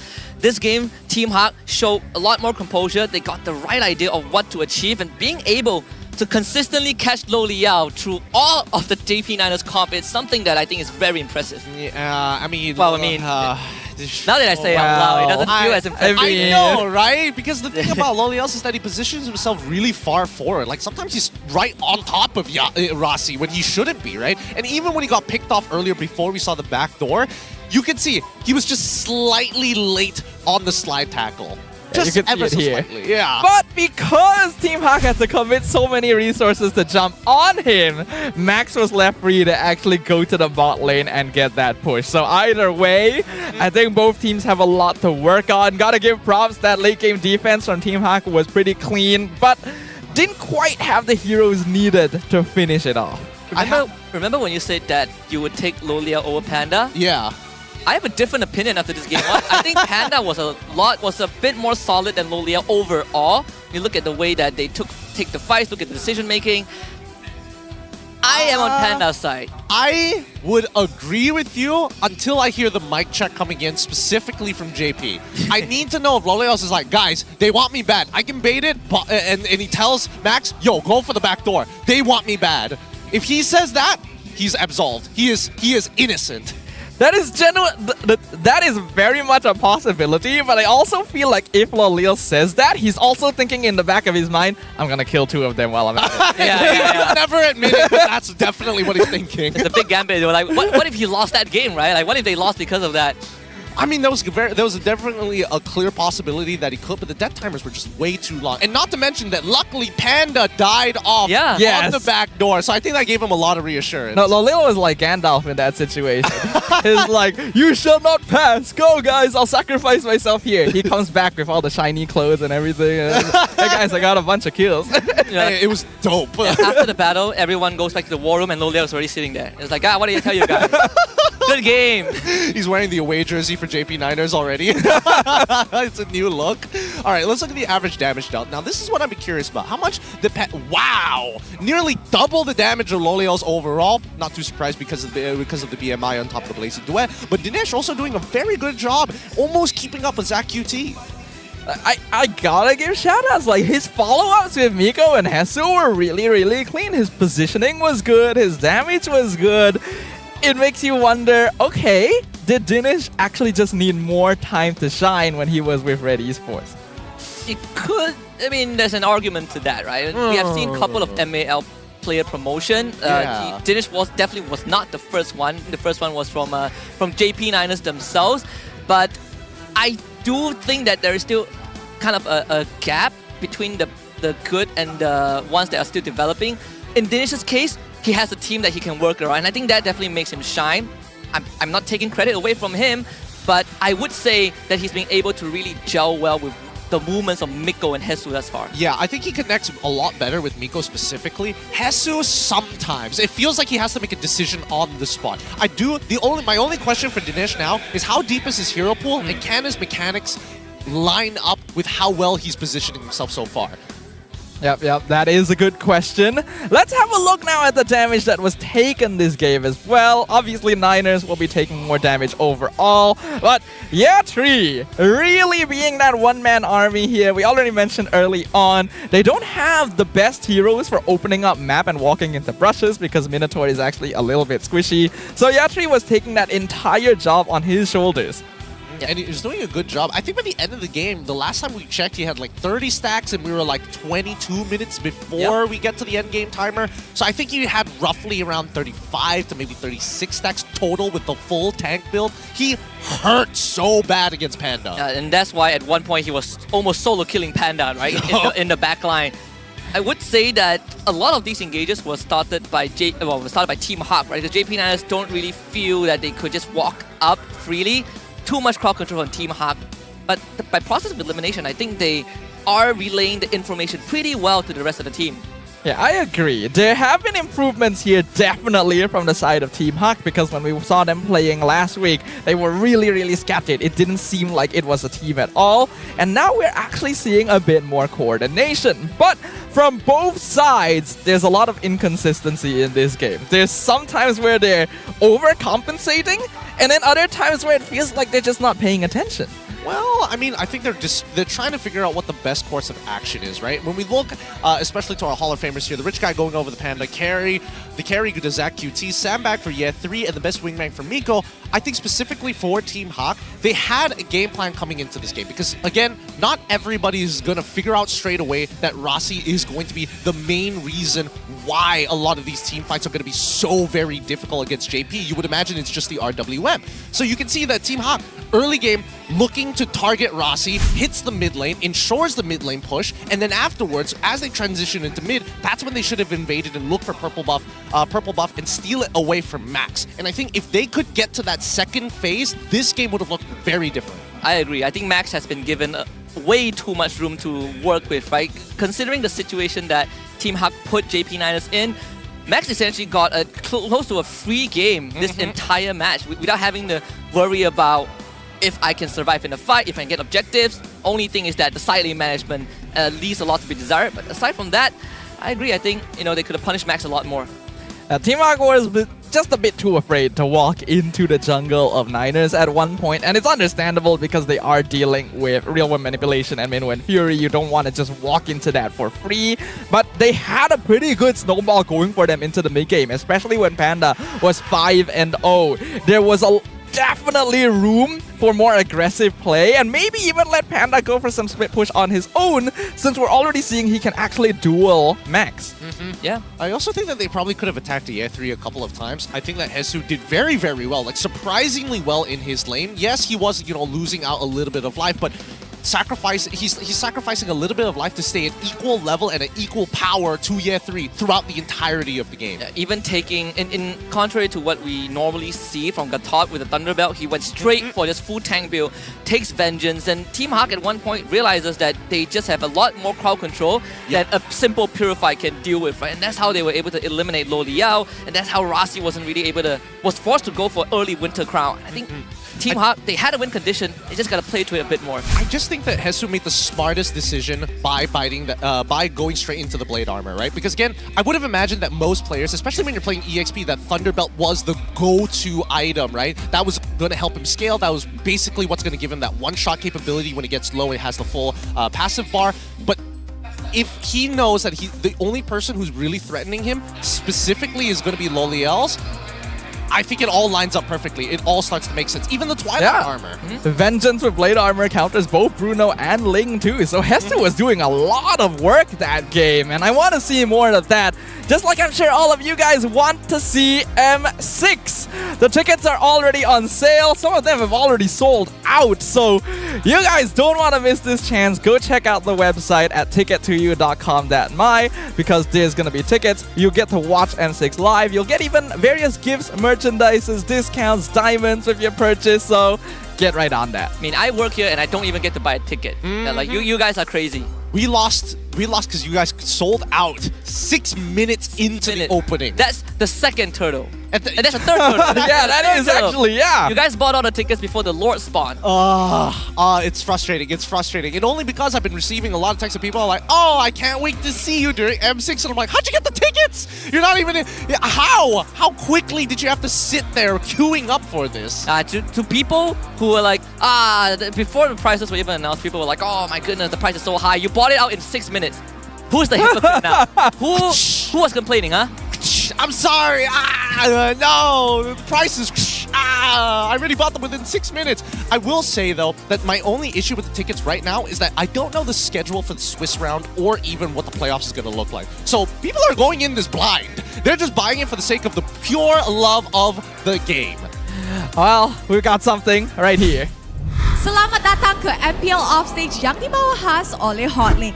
Dan sekarang ni, Rose bersama dengan Zay, satu pemain daripada JP9ers, tapi kita tak nampak dia sangatlah musim ni. So Jay, how are you? Saya baik. Baguslah. Bagus. Tapi agak tergoyang jugalah tengok game tadi lama. Ya kan, 28 28 minit apa? Hilang suara ke belakang ni? Jerit-jerit ke awak santai je? Saya santai lah. Santai je.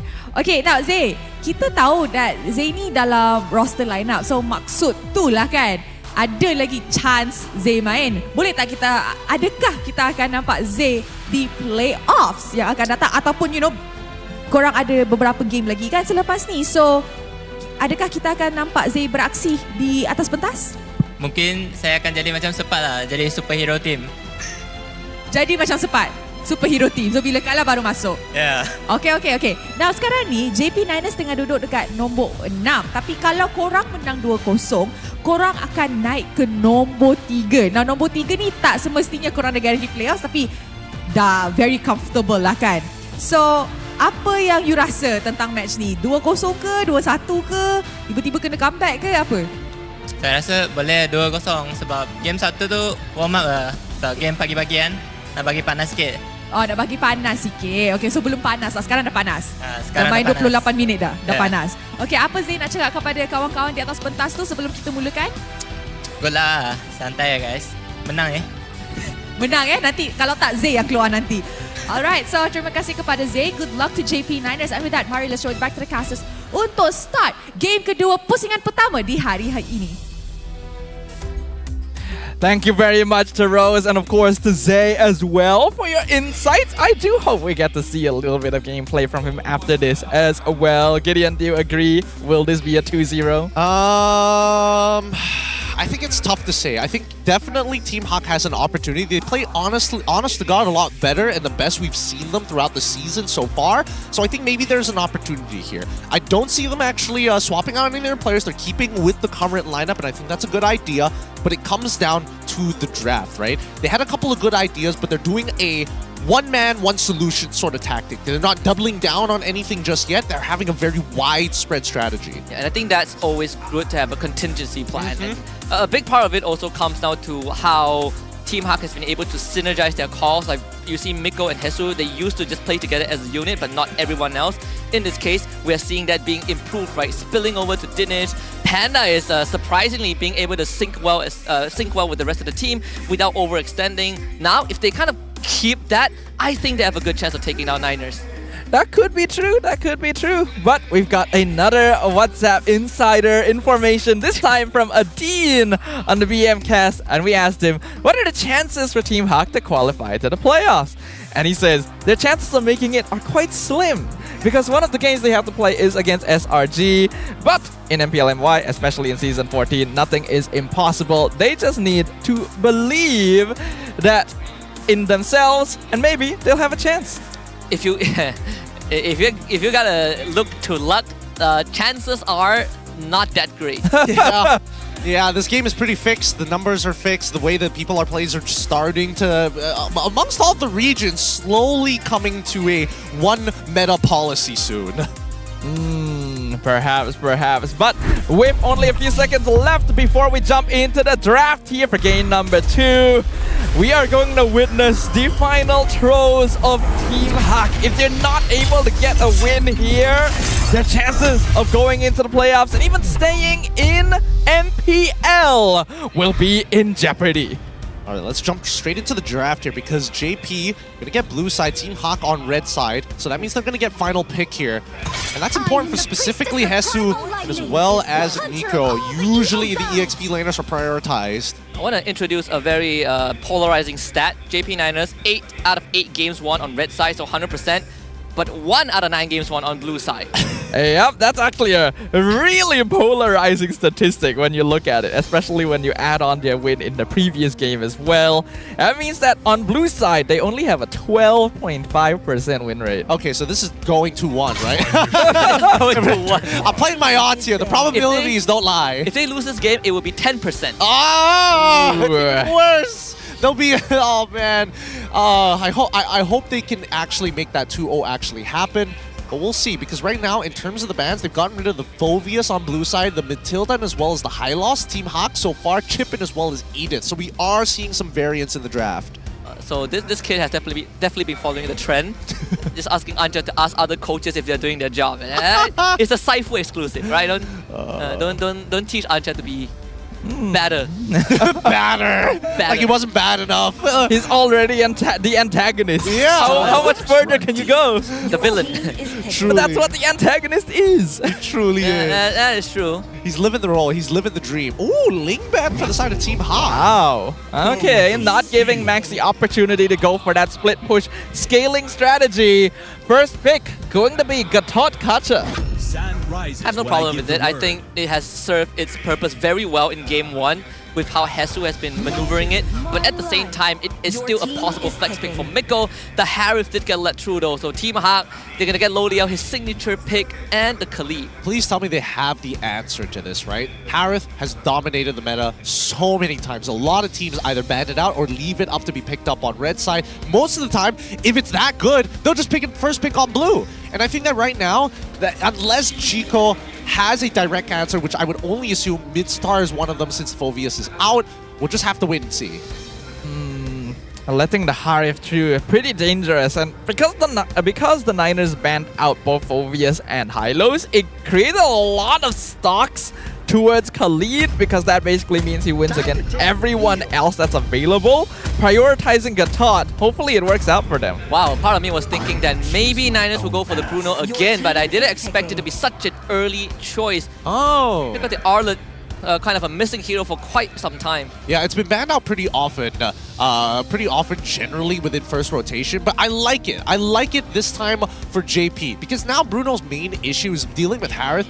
as much as you have one of the few marksmen in the meta that have a decent amount of range, Harith just one-shots you sometimes, right? Especially in the later stages of the game. And I think with Arla, it buys that extra second that Bruno needs to weave in one more auto attack, and maybe because they have Arla as well as Gatot, they can almost guarantee Harith's purify every team fight. And not to mention that Arlet is probably one of Jesu's more comfortable heroes, so taking that away going to be pretty good for them, especially with Eve locked in on the side of Team Hawk. You got a responsibility to keep that 100% win rate, so it now falls on Dinesh. Not only you have the responsibility to keep the win rate, but also to keep Team Hawk in contention for playoffs. Are we just gonna have another Zayed Lancelot situation where it's just like, I have holding it for so long! Why'd you ruin the stat? Well, in this case, Eve has actually been played by a few different players. Oh, that's you're not wrong, yeah. But that means that going into the second phase, Team Hawk can start really hammering onto ZQT's heroes, right? You got Aurora, Vixana. It's gonna get banned out right now by Team Hawk. I think they need to get rid of Valentina specifically here. Because right now, JP could easily pivot their composition to be a full dive comp if they want to. Bruno, probably not the best for these types of dive comps, but just getting the ult in is good enough. What else would they want to focus on? The fact that Team Hawk hasn't picked the Boxes hero actually in the first phase is interesting, because I feel like he is probably one of the junglers with a more narrow hero pool overall, oftentimes having to rely on early game heroes like a Julian or the Alpha that we saw earlier. Do you think we would see either Nolan or Roger for JP Niners? For JP, I feel like that. Because both are Max's hero, right? Like they always fall back to that if they have to put him in 4th or 5th pick. I think it depends on what the first pick here for Team Hawk is going to be. Because I would only imagine that it's definitely going to be Box's hero right after this final ban from JP. And the fact that I was seeing the Kufra banned out as well allows Box to play other things like Hayabusa, for an example, which I don't think is that bad as of right now. Get rid of the Cho, more reason to actually play the Assassin, and it goes both ways. If Cho is the final ban, Team Hawk probably want Hayabusa. It has been Box's most consistent hero ever since the start of the season, actually, to the point that most teams just ban it against him to deny him a lot of potential power. I wouldn't mind if he heads back for the Alpha, because they do still have a comp that can just run at JP Niners with the overwhelming damage, plenty of true damage, plenty of sustain individually. It's not too bad of a choice. Let's see, I mean, Team Hawk, they still have a potential to flex the Khalid, which is now one of their biggest advantage. It's a tough one, but let's see what the jungle pick is here for the side of Team Hawk. Either or, I feel like at the end of the day, even if they go Alpha, even if they go Nolan, they generally want to do the same thing, which is try to maintain control over the early game. Okay, Alpha gonna be locked in, so Team Hawk once again playing for their early game power spike, which is gonna be a lot more effective now that they also have Khalid and Harith on their side of the field. Niners locking in the Aurora to try and delay this engagement with some freeze control. Yeah, it's either between that Loyal or Aurora ban, so Team Hawk had to pick the poison. I do like this, some anti-dive. Doesn't completely solve the problem, but at least there's a solution to it. Hayabusa will be the choice for JP Niners. It does allow you to get onto the Yve, right? Like there's nothing the Yve could theoretically do to stop you if you somehow outs her. Yes, but the problem here's the main problem with it. It means that when Hayabusa enters, he cannot go in linear paths. And what I mean by linear paths, if you take for an example the mid lane, right? If you draw a line in the middle of that mid lane, that is your vertical axis, right? And where the river is, that's where your horizontal axis is supposed to be. Linear means you are following one of those two axes. He needs to come in diagonals. He needs to come in ways where the box is either going to be placed in a really awkward spot to cover as many of the quad shadows as possible, because if he lays it out in lane, it's not going to be a good idea for JP, who expects Team Hawk to come to them. Yeah, I feel like his goal is mainly going to be Harith though anyway, because it's one of the best ways of catching onto this very slippery hero. But now that Ruby has been locked in to complete the draft for Team Hawk, they got a pretty complete lineup on their side. The concern right now is that you look at both gold laners. A part of me feels like Loliao is going to have a much harder time compared to Panda in this matchup with the amount of resources that Team Hawk has at their disposal. I have to agree. I think right now the wombo combos are very, very strong for the side of Team for the side of JP. But even so, Team Hawk basically utilizing the composition that JP was doing earlier, and then now that they have a rough idea, they don't have to do much. They just need to wait for the engagement from JP. Both sides might just end up playing passive for the first 12 minutes of the game. Can't wait to see how this plays out. We're gonna head into game number 2. Team Hawk playoffs on the line, and even a potential to not retain their slot in MPL, but for JP Niners, one step closer to playoffs qualification in this organization's history. Game 2 is gonna go on. JP Niners blue side, Team Hawk red. Stakes are gonna be high right now. Both teams vying for as many points as they can grab to more easily qualify to the playoffs, or to even just keep themselves in the MPL. And we have quite a switch up here in the lineup, as you mentioned, Gideon. Now that Team Hawk have the Khalid and Eve instead, we will see them play a little closer to what the Niners did in Game 1. Yeah, and I'm expecting, you know, especially for the early game for the side of Team Hawk, they need to play towards EXP until until they slowly get to about level 5, level 6 is when they start moving towards Panda's side. Because they can expect Panda to hold out in his own lane individually unless he takes like an awful trade. Even so, plenty of ways to bail him out with Miko on this Ruby. I'm looking at Hesu to try and speed up the pace as well. Both XP laners did have the concussive blast, but as the Khalid, you did generally have leeway to move faster, and Hesu did win that first wave, but Yetri was able to reset it afterwards to make sure that Hesu doesn't kind of start roaming around and pressuring Max. Yeah, I think in terms of like EXP matchup, Arlet versus the Khalid, it's honestly nobody is in favor of winning until about roughly level 4, and even then, it's a bit of a 50-50. It's a skill matchup, right? Because you're trying to make sure that you don't, that you have a CC available for the Quicksand Guard while still having your Vengeance proc ready to go in case he tries to go for his own Tornado or Raging Sandstorm. Yeah, with the buff that Arlet received. Oh, hold on. Taunt's box, that's half his health bar gone as the turtle is about to spawn. Miko has no ult just yet, so not able to force any sort of engagement. Box will just heal up mid side. Turtle spawning on that top side. Rasi shows up first, but JP9 is not in position to contest.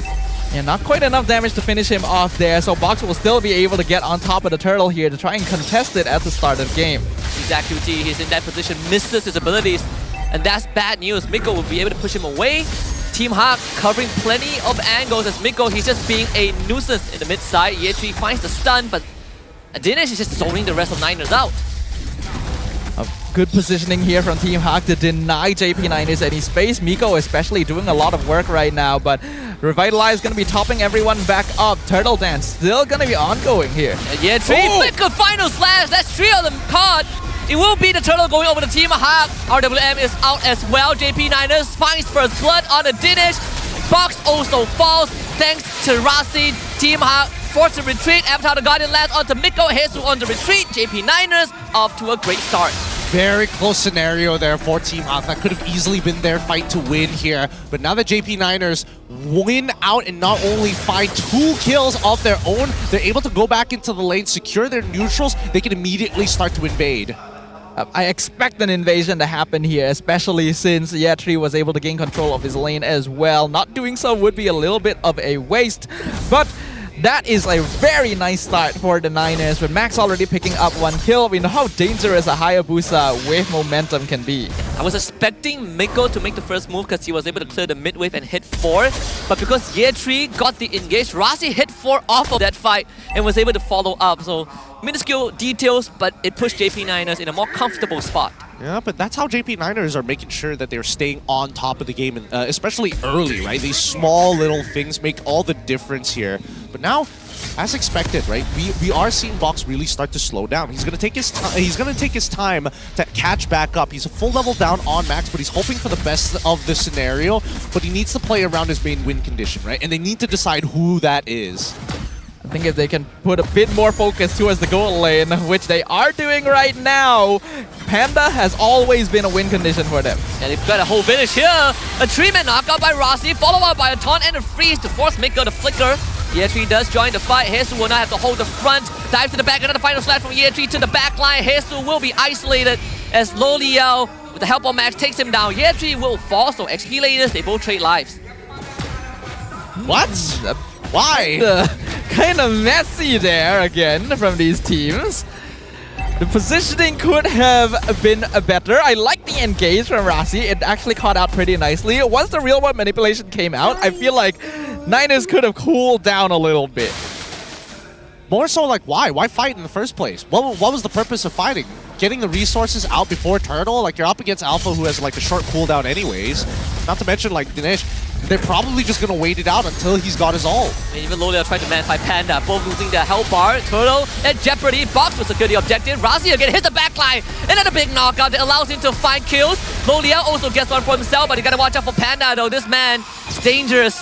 So Team Hawk ends up trading even with Niners. Surprisingly enough, JP Niners really taking advantage of this early game, right? They knew, Rasi knew that his cooldown was going to come off first before Dinesh. That's going to be another freeze. The Zach QT caught out by the RWM, and there's no way out. There's a passive. Dinesh getting jumped on by Max West. The Sky Piercer finds the execution. The teams, again, trading their mid laners. That actually does end up being a little bit of a positive for Niners though, because Zach QT trades his life for the mid laner on Team Hawk, and they're able to get a tower down bottom while protecting their tier 1 mid. It's working out for them at the very least, right? But it's still a close game. Minor goal lead, 6-4 current kill score, 16-16 overall economy. That being said though, I feel like JP Niners at this point of time, the way that they are fighting, it seems like they're throwing themselves at Team Hawk to gain resources to maybe take the initiative down the road, right? Constant amount of pressure, constant amount of trades to kind of speed up the process to scale. Keeping their foot on the gas for sure. Even for JP9, especially Max getting banged for his buck, right? Gets the Sky Piercer, instantly finds the first stack. The Team Hawk got to readjust a little bit, putting the focus on that bottom side. They know that's where Max is going to be, and I think Box will confirm that. But JP Niners, they make the smarter choice. You want to trade turrets? We will gladly do it. Yep, go vertical. Go vertical. That is the best way to handle these types of situations, especially since there's honestly not much to fight for at this point in time. So get the free economy. Maybe even push all the way to tier 2 if necessary. The way things are going, I can really expect the game to start going into the direction of a Panda Lolil show once again, because both goal laners are actually getting a lot of space. Quite a lot of structural damage being done on opposite sides of the map here, so a little bit more minion management very much required. I would say Team Hawk has so far been on the reactive side, because JP9 kept forcing the engage. But I do think Team Hawk also has the liberty to do that. We'll find a fight. Yetri got to flicker away. They did get the Zaman Force out from Panda, so resources expended on both sides. Yeah, but they also got the I'm Offended, and that's a big spell. Oh, hold on. Hesi jumping onto Rasi. Box will try to blitz down the Turtle as fast as he can with the help of Panda. They get it. Rasi engages with his ultimate, finds an air ball. RWM, Mikko swipe out of position, but Rasi will eventually fall to Dinesh as Jesus somehow able to get away with a quicksand guard. So JP Niners gets nothing. I think they cut their losses there. I think as soon as Rasi whiffed and didn't hit anybody with the Sky Guardian's Avatar, the rest of JP Niners were like, we're out of here. There's no point fighting anymore.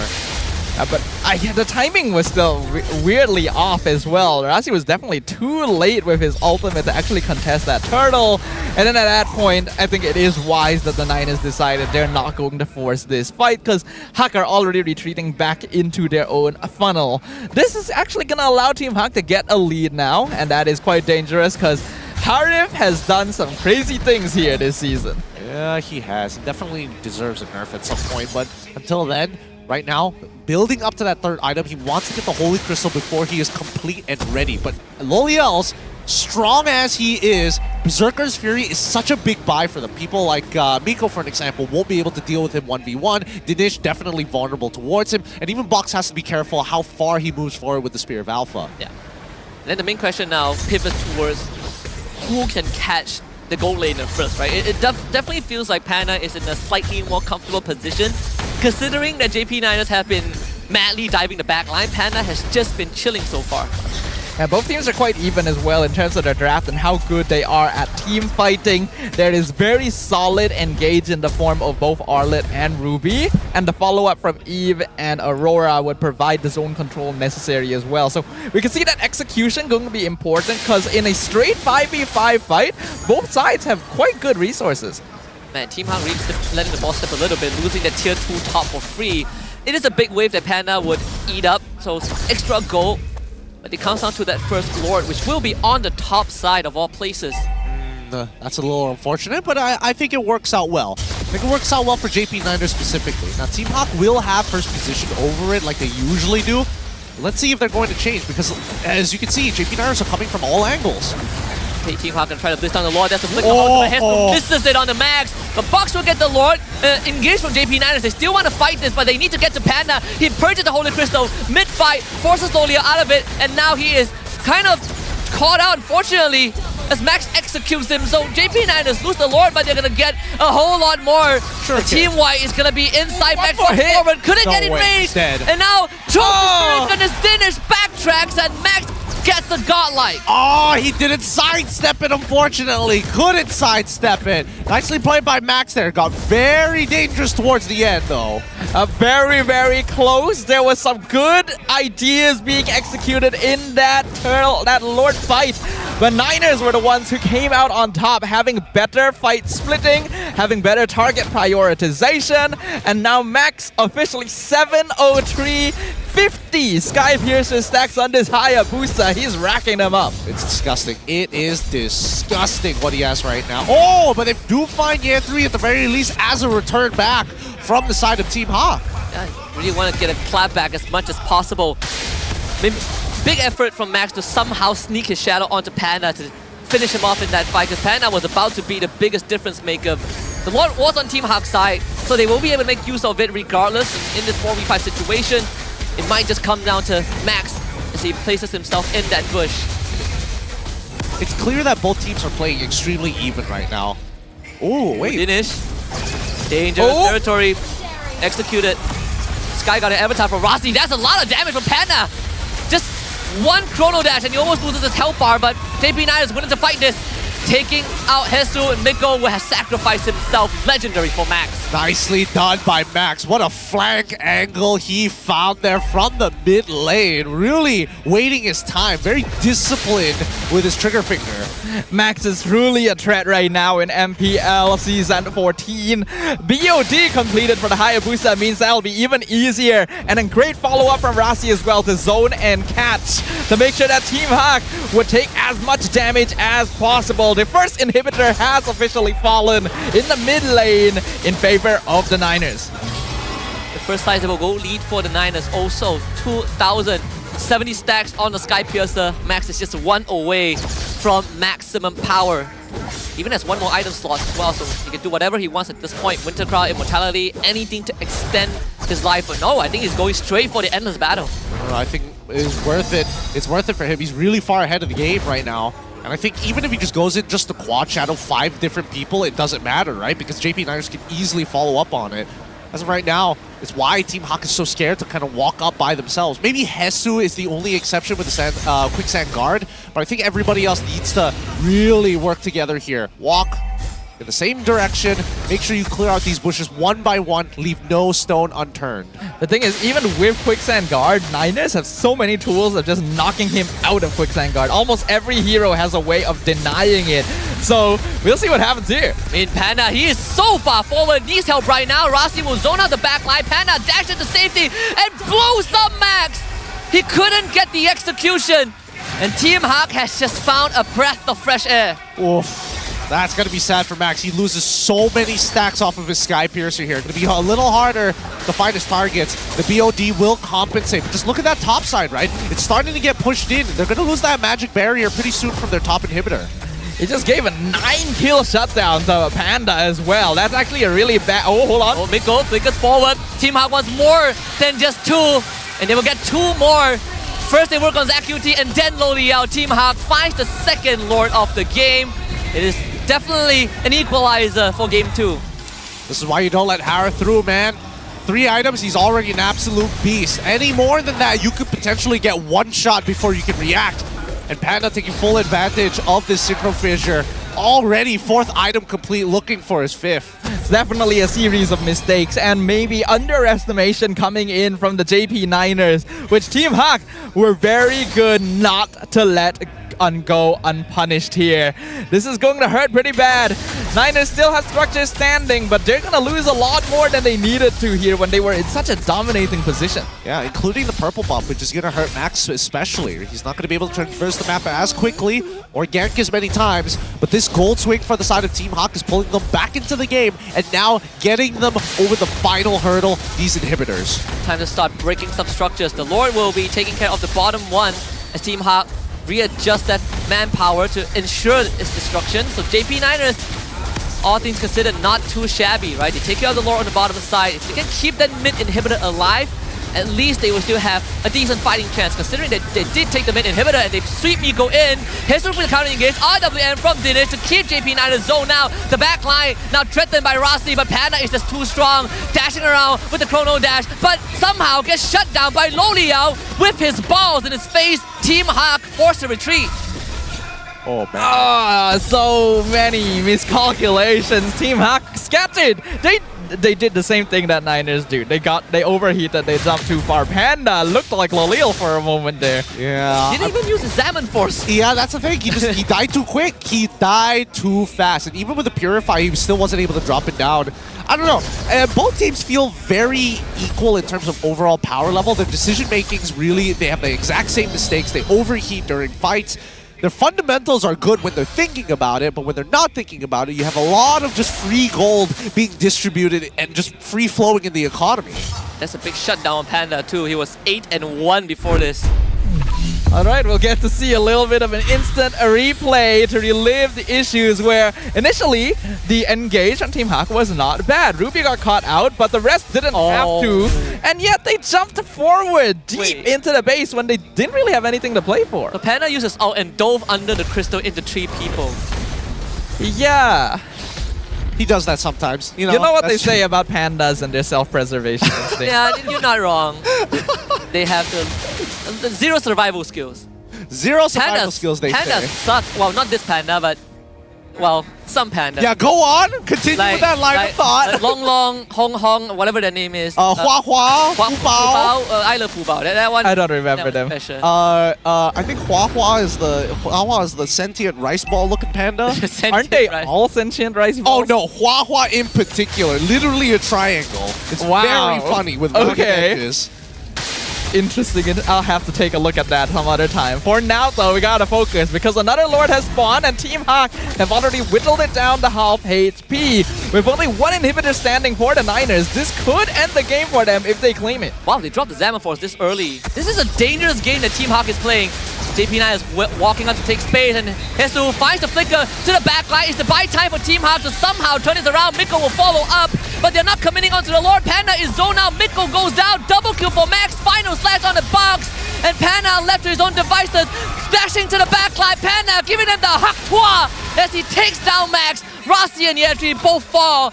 Team Hawk have just somehow won the fight. Yep, but they still got the Lord. The Niners hold out. They lose inhibitors, but they still got the Luminous Lord to drag this game out longer. Team Hawk, it's going to be really difficult for them to try and close out this game, especially with Zach QT as well as Loliel's. They'll probably target Loliel's first, but they know the wave clear is just too good on JP. No way Team Hawk ends this game. Even the Lord, fortunately, not able to do too much. Commit to out Loliel. Can't man fight this one. Panda, full commit. Rossi will be back right now. Loliel just needs to stay alive. Able to slide and tackle back into the base to heal back up in time. So Team Hawk not able to end the game, and we go another round. The Spear of Alpha was mistimed. That could have been a kill on Loliel. That actually would have gone a long way. I mean, that could have been a kill onto Box as well, right? I mean, Zach QT could have easily just looked a little bit to the left, thrown down the stun, and probably would have killed him off of the reinforcements coming off of the death timer. So I don't know. For both sides, you can tell that they're getting a little nervous. They are desperate not to lose this game. The chat can't see this, but the cameramans are prepping themselves on Team Hawk's side. So they're expecting Team Hawk to win. I'm sure they're confused as well. The thing is, no one's winning. No one is winning here. We are all losing watching this game because it's clear that a lot of mistakes are being made right now, where both teams are just missing out on opportunities that could win the game for them. I mean, this is just one of the few games that it's like, it's so high stakes that it's better to not make a mistake rather than to force a mistake upon your opponents, right? Too much risk involved.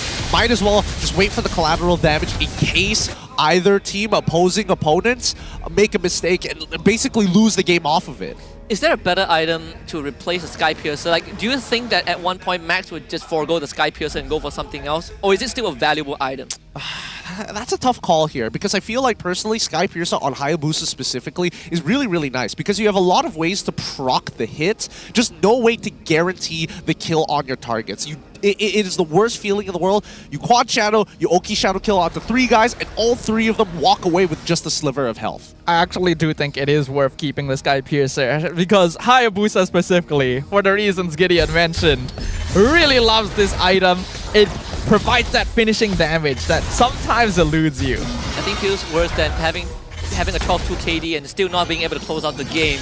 He has done most of the heavy lifting. Now I think it really comes down to the rest of the Niners. Don't get me wrong, I mean, Loliel only went down once, but they gotta really clean up that act, man. I think the reaction has been good. They have been finding decent solution, but they haven't been able to close it out convincingly. I think right now what Team Hawk is doing better than JP Niners is playing away from both Ye 3 alongside with Rossi, because again, we haven't seen the big like 3-man, 4-man ultimates just yet. Usually it's just one person getting pushed out of position. Find Mikko most of the time as well, right? Like Panda is just out of range. He has learned his lesson for sure. Being able to split the fight in half is very, very important. So the team that's able to avoid having that happen to them will usually have the lead here.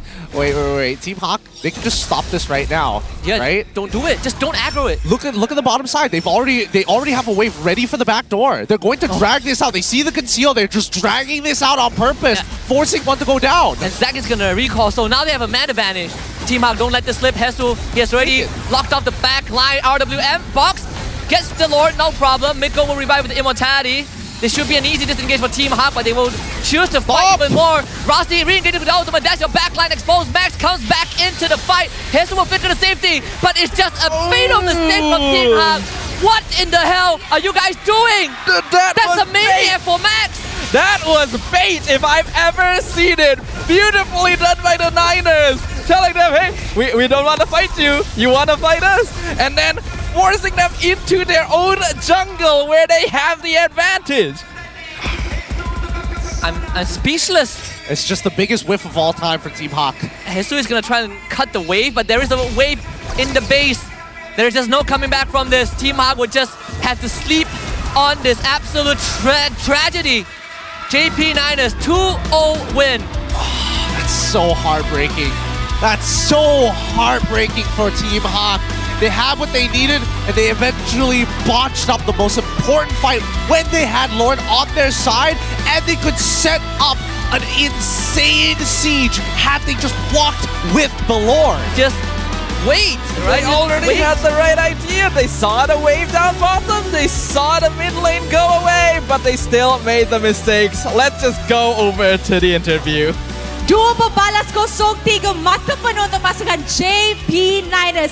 Atas kemenangan ini, mereka sekarang tengah duduk di nombor 3 dekat Charter League regular season for this game. So first of all guys, congratulations.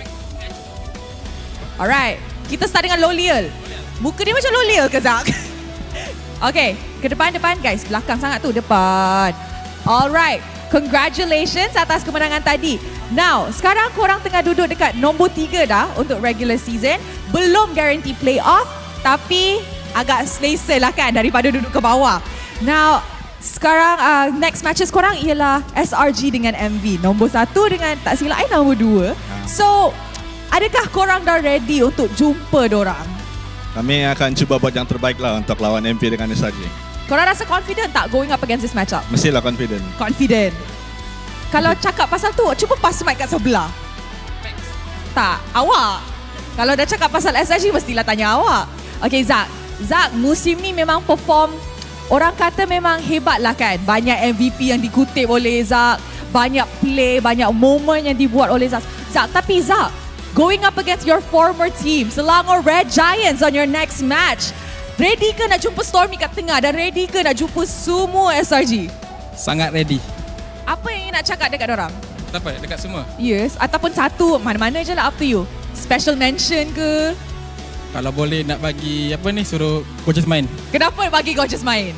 Sebab season lepas kan saya tak main dengan dia kan. So nak dua main lah esok. Oh, dua-dua main? Kalau boleh. Okay, cuba cakap dengan Coach Art. Coach cakap dia akan Coach Becky, suruh coaches main esok. Kita tengok lah kan, kita tengok. Alright, thank you very much. Okay guys, korang nampak game yang agak lama, agak sengit. Tapi siapa yang korang rasa layak dapat MVP untuk perlawanan ini? Max Acu. Alright, mari kita tengok MVP perlawanan ini in 3, 2, 1. MVP jatuh kepada Max. Max Acu. Okay, Max. Next match lawan SRG, dah ready ke? Ready. Ready. Apa yang nak cakap dekat Sekais? Ramai orang cakap Sekais ni one of the best jungler in MY sekarang ni. Kamu jago bang. Boleh lah. Okay lah. Okay, now maybe ada ke hero lain yang kita boleh tengok daripada Max sebelum playoff mak start? Funny. Fanny, ada banyak. Zakiti cakap ada banyak. Apa? Ada ke? Banyak. Banyak sangat. Banyak sangat. So kita boleh tengok lah kan different type of playstyle daripada Max. Yeah. Alright, maybe we can pass it to Rasi. Alright, Rasi, sebagai satu roamer in JP Niners, apa strategi yang Rasi guna untuk communicate dengan budak-budak ni? Confirm budak-budak ni nakal in game? Apa ya? Huh? You selalu marah dorang tak? Tak. Dorang behave ke? Tak juga. Tak pernah marah loh. Ha? Tak pernah marah. Tak pernah marah. Tapi dorang dengar tak bila you cakap? Apa? Dorang dengar tak bila you cakap? Dengar. Dengar. Siapa paling nakal? Zak. Zak. Nampak juga. Okay, maybe we can pass it to Chico. Coach. Coach. Masa tu I masuk Owl punya live, dia cakap, Rose, ajaklah Chico cakap. Okay, hello. Coach. Okay, Chico. So, sikit lagi dah nak masuk playoff dah. Sikit lagi JP Niners dah secure slot ke playoff. Now, adakah JP Niners dah start plan untuk playoff dan bolehlah bagi teaser sikit apa yang kita boleh tengok kalau JP Niners layak ke playoffs? Kalau JP Niners masuk playoff mungkin Max full hero-nya nambah banyak. Itu aja yang ditunggu. Itu je, Max je. Max je. Okay. Tak ada lagi. Tak ada. Okay. Anca. Sini. Anca nak cakap apa-apa ke? Kalau hari ini sebenarnya tak nak taunting, tapi Zak dengan L ada deal. Oh. Dia cakap kalau menang lawan tim Hak, dia orang nak pargoy. Korang nak tengok ke tak? Hah? Nak. I pun nak tengok. Korang nak tengok ke tak? Nak tengok. Oh, Zak seorang, El. Zak seorang. Okay, Anca. So, boleh kamera pergi Zak. Okay, kamera Zak. Come on, Zak. Tak, Anca dah cakap dah. Anca, macam mana ni Anca? Jangan nak gaduh atas pentas. Dia malu-malu, Ros. Dia malu-malu. Ke Anca yang buat? Sikit je, Zak. Ke Anca yang buat? Tak, dia nak training lah semalam. Okay, tapi dia malu-malu lah. Okay, dia malu-malu. So, ada ke Anca nak cakap apa-apa dekat mungkin your opponents ataupun fans yang datang? Buat fans semua, thank you. So, we are not the same JP Niners like season lepas. So, yeah. Assalamualaikum playoff. See you at Johor. Thank you. Wow! Alright. Terima kasih kepada JP Niners. You guys may now go celebrate your win. Belum secure playoffs lagi tapi mereka dah semangat untuk jumpa semua orang dekat Johor. And I pun semangat nak jumpa korang semua dekat Johor. Tapi sebelum tu dan sebelum next match yang sangat-sangat dinantikan, apa kata kita dengar mic check daripada pasukan JP Niners untuk perlawanan pertama hari ini.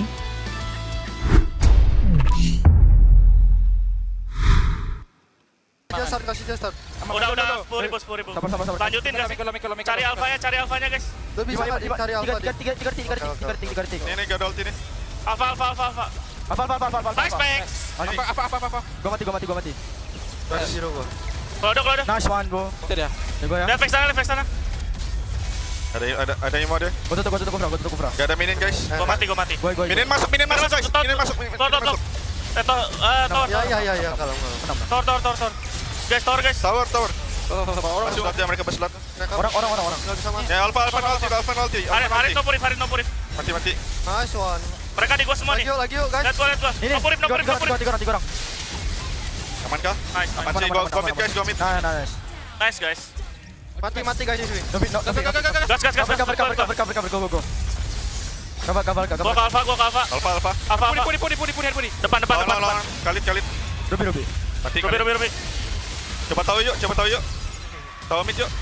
Satu bawah dong. Go. Aman itu di. Ayo. Nice one. Gua hidup. Alpha nih. Nice one. Aman. Tahan luar. Aman, nice. Atas kita menang tuh.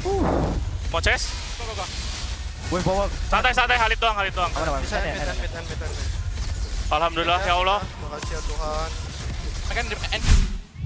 When we first saw the JP9ers roster announced at the start of the season, my main question was whether they could resolve some of the ego problems of some of the players overheating.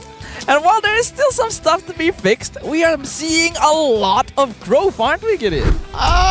Sure, yeah, we'll call it that. We'll call it that. Let's look at the highlights here, because again, there's a lot of similarities and patterns between the teams when it comes down to like overheating and the way that they look at the game. But I will say that at the very least, JP seem ahead in terms of mentality of these types of games, still opting to play to their win condition. And I think once they made the mistake like 3 times, that's when they're like, all right, guys, we probably shouldn't do this again. Just hold out for a little bit longer. And as long as we keep all cool, there's a good chance that Hawk is going to be the one who overheats. Maybe Ancha brought them to play baseball often, so they're like, 3 strikes, you're out. Remember that rule. But I do agree. I think to add on to that as well, they can finally start moving on to game-related problems, right? Like the macro and how you make these decisions. It unlocks a whole cascade of issues that JP9ers needs to fix if they are that confident that everyone would see them in Johor. But I do still feel a tad disappointed on how this series kind of went down, right? It didn't feel like the gratifying win that JP9ers got, even though it's a 2-0. I have to agree. I think there's definitely some good moments for them, but there's a lot more bad moments for them. And I think a lot of it is just the way that they foresee the fight. Worst yet, when it comes down to like when they have to do critical objectives like Lord, do they go for the kills or do they go for the Lord? Most of the time, the call is 50-50 on the split. A lot of the time, the game just came down to which team made more mistakes. But I feel like one player that really did not make a whole lot of them this game was Max, the MVP of the match on Ling in Game 1 and Hayabusa in Game 2. He really knows where he needs to be when he needs to be there. Yeah, very composed in such a heated series overall, right? And at the same time, I think also Team Hawk started losing track of where Max is. You can see there were some glaring moments where Max just got free entry to the back line.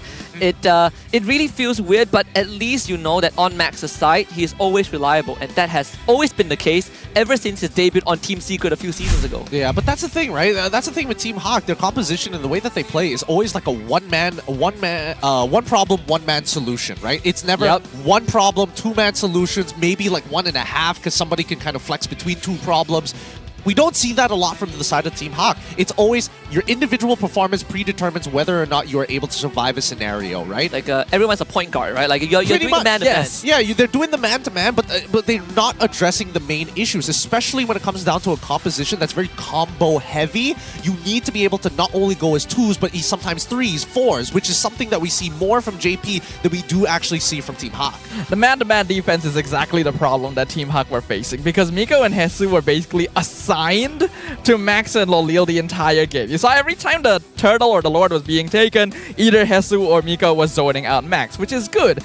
But Max was looking at this situation and thinking, okay, I'm not going to contest the objective in the first place. And because the frontliners from Team Hawk are not with the rest of their team, Yatri is just going in and sweeping everyone up. Yep. And that's why I feel bad for some of the members from the side of Team Hawk, because what do you do in these types of scenarios, right? If you're Khalid, as much as you want to zone out the Hayabusa for a majority of these fights, you also don't want to put yourself too far forward to get collapsed on by Bruno, and then basically anybody can, as Sadafa has mentioned before, anybody 4 out of the 5 members of JP Niners can break him out of the quicksand guard, which is a majority of his kit. Yeah, a lot of times Team Hawk, they have a formation, but they break it willingly just to get to the back. Right? So many instances you see Miko and Hesu just far off in the back line, not having the damage nor the crowd control to deal with the Niners, which makes it incredibly hard. And of course, the disappointing final fight that Team Hawk just kind of let the ball drop.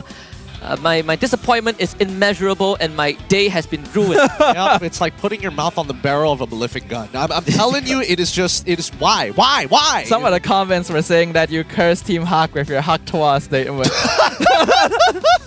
now I'm like, spit out that thing! Wow, too bad. And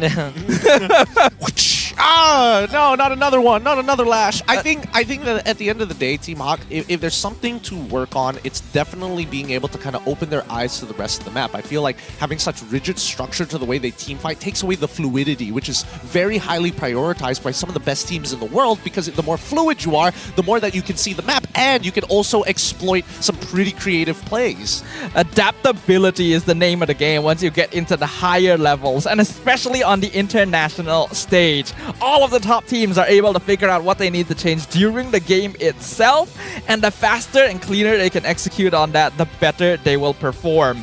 And we're not really seeing that here. There's a glimmer of it coming from the Niners, which was what allowed them to eke out this victory, but there's still a lot of work to be done. Too much work to be done. Too much work to be done. I mean, for Team Hawk, I feel like the window has definitively closed after this loss. It's unfortunate to say, but right now you just look forward to the rest of the regular season and try to maintain that slot.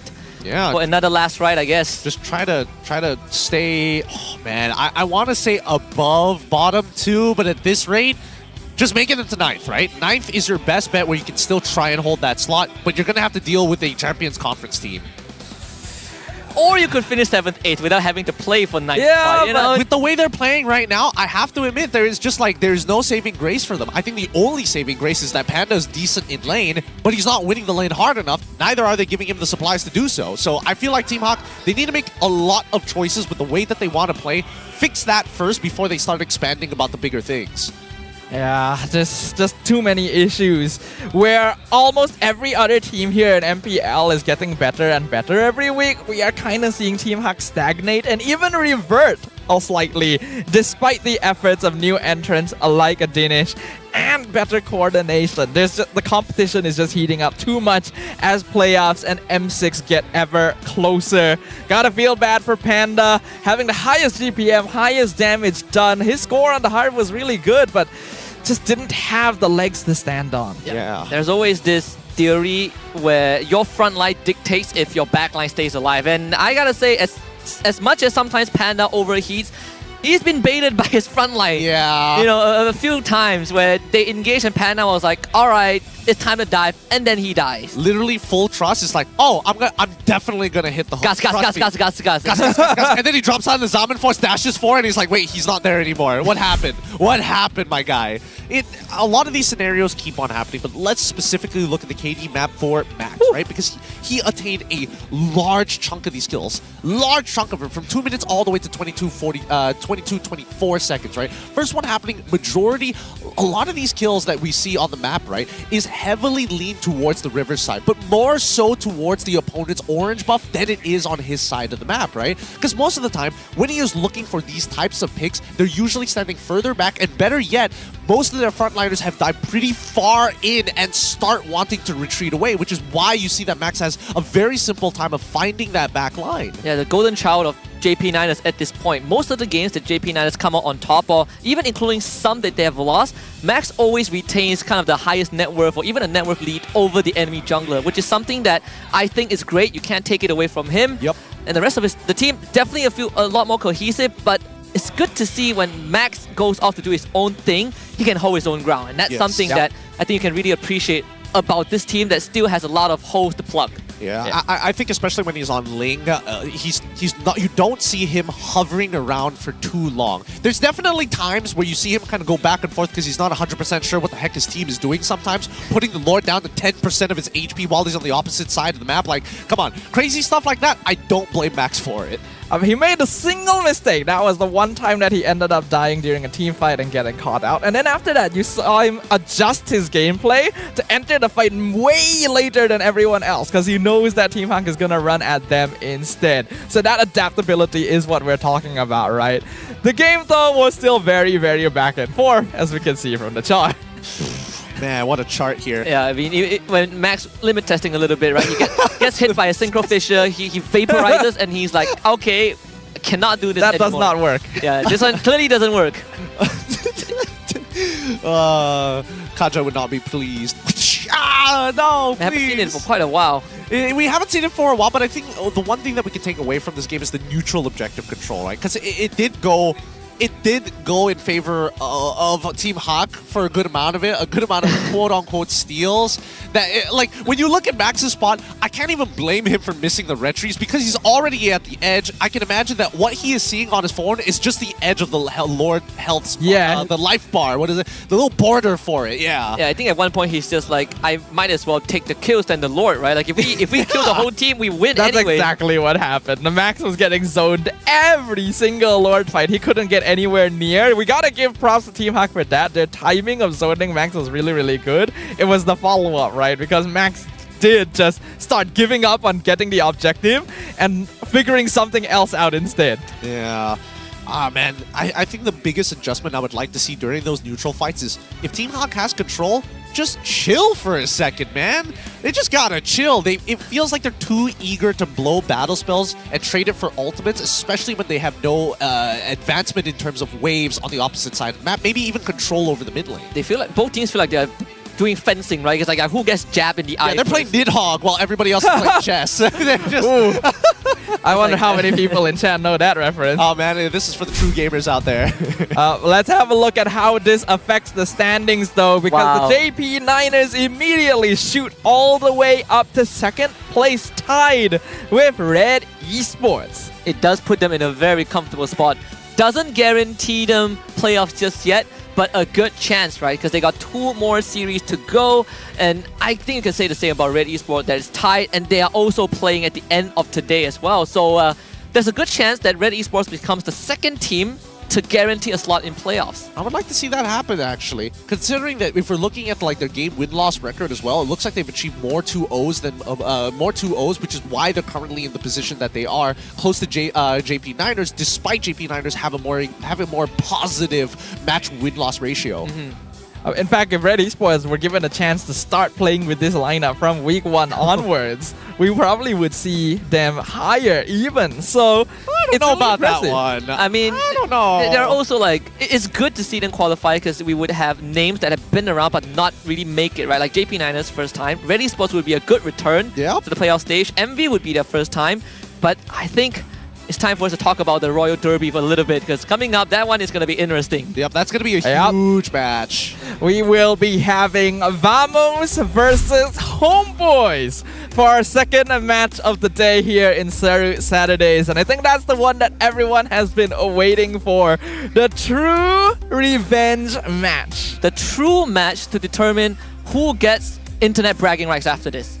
This is for the netizens. And also, they both lost the series yesterday, right? It's true. In a surprising fashion. I mean, it is a bit of a redemption arc for both of these teams. I definitely think that Vamos, it doesn't look like they've changed too much from when they were in Homebois, if we're talking about lineup. But Homebois, on the other hand, I will say their games are getting closer and closer. That is true. Just like we're getting closer and closer to the playoffs. But before that happens, we've got even more MLBB coming up after this. We're going on a short break. We'll see you guys later.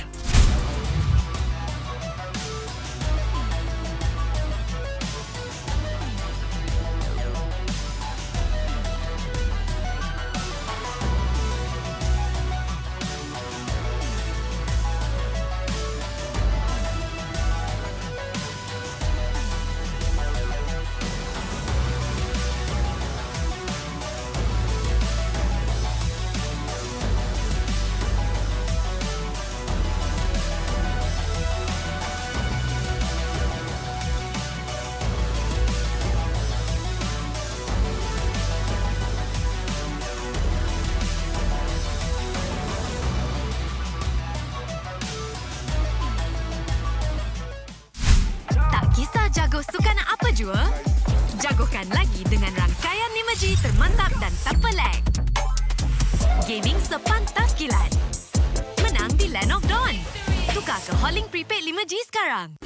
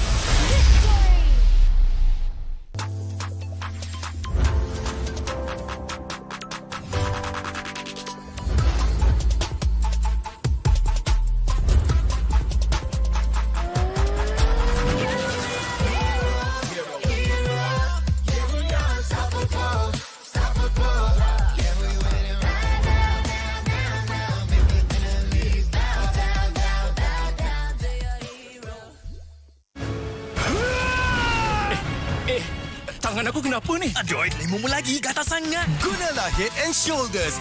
100% keyakinan, kelumamu dan kegatalan. Wiped out. Unstoppable.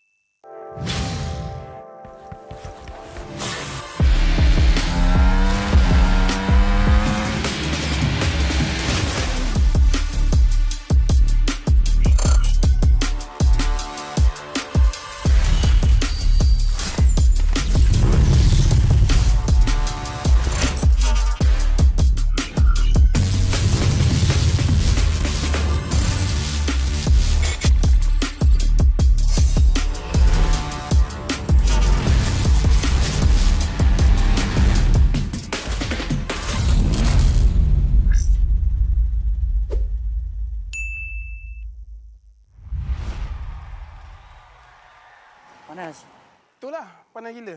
Kau ada payung? Ada? Kau tak dengar ke Kak Gura selalu cakap? Sediakan hujan sebelum payung untuk M6. Cik kau. Sediakan payung sebelum hujan. Oh, iya ke? Tapi apa kena-mena dengan M6?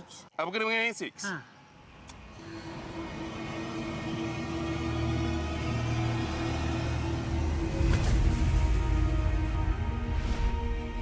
Apa itu hujan emas? Hujan emas adalah satu matlamat, satu impian terunggul untuk setiap pasukan. Setiap musim, apakah kenangan yang istimewa?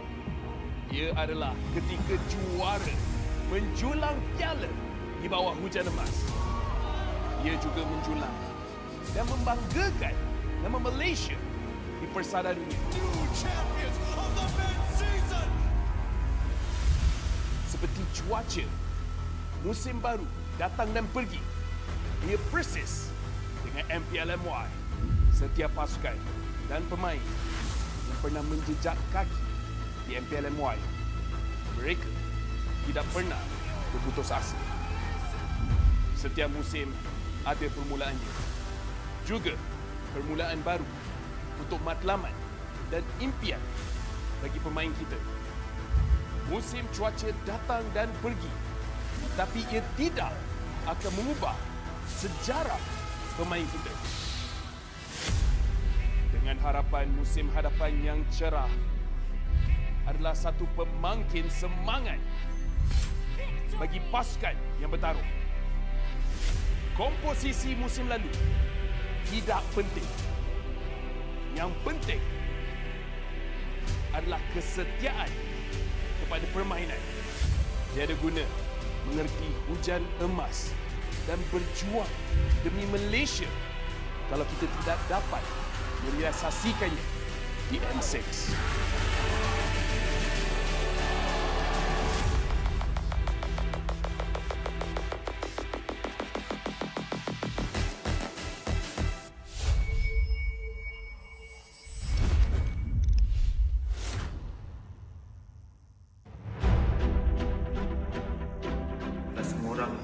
Boleh menyarung jersey kebangsaan. Jadi once you pakai menyarung jersey kebangsaan, you rasa sangat-sangat berbangga, you dipilih atau diberi tanggungjawab untuk mewakili negara. Perasaan bangga tu you tak terangkan dekat semua orang. Cuma feeling you pakai saja, once you pakai saja jersey tu, you akan rasa macam you want to give something to Malaysia. I think if you guys have any issues, so make sure lean on to each other. Talk to each other as much as you can. I think just be proud because tak semua orang dapat this opportunity, and also kena ada that winning mentality, tak kisah pun dekat level mana you guys pergi, and jangan rasa takut, jangan rasa macam you guys are not good enough. Apapun, just ingat bila you guys enter the arena, just do your best and all the Malaysians will be behind you and supporting you guys. Saya tak ada nasihat, saya kagum dengan apa yang anda semua lakukan. You are all to me personal heroes because I grew up in a time where gaming was seen as a waste of time, but you prove otherwise. You put gaming and you put Malaysia on the world's map. I think you are at a better place to advise me. So again, I want to say thank you for being who you are. Thank you for fighting every day. Thank you for competing for Malaysia because it's something that I can never do. And I live vicariously through you bila I tengok atlet Malaysia compete because what you do is very, very amazing. And I wish you all the best. Deliver for Malaysia because wherever I am on the day when you win for Malaysia, I'll be proud to raise the Malaysian flag and play the negara.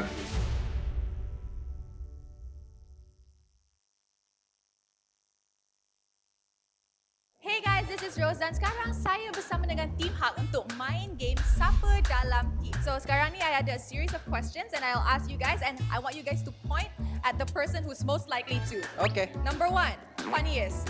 Miko. Why Miko?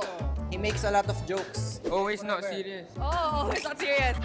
Okay, who gets nervous easily? Miko. Why Miko? Yeah, he's sweating now. Who sleeps the latest? Miko. You are latest? Miko. Miko. Last night 4 AM. Oh, okay. Who sleeps the longest? Miko. How many hours does Jesus sleep? So long, 10 to 11. Who eats a lot? Can see the stomach. All Maggi goreng, nasi goreng ayam, all inside. Who is always late? Gigi. Midnight. I'm joking, he always the one that late. No, he's always late. Who gets angry the most? Oh, Panda gets angry the most? Yeah, but it's okay because he is eagerness to win. Who daydreams the most? Coach daydreams the most. Everybody agree? Yeah. Okay, then thank you very much to Team Hak.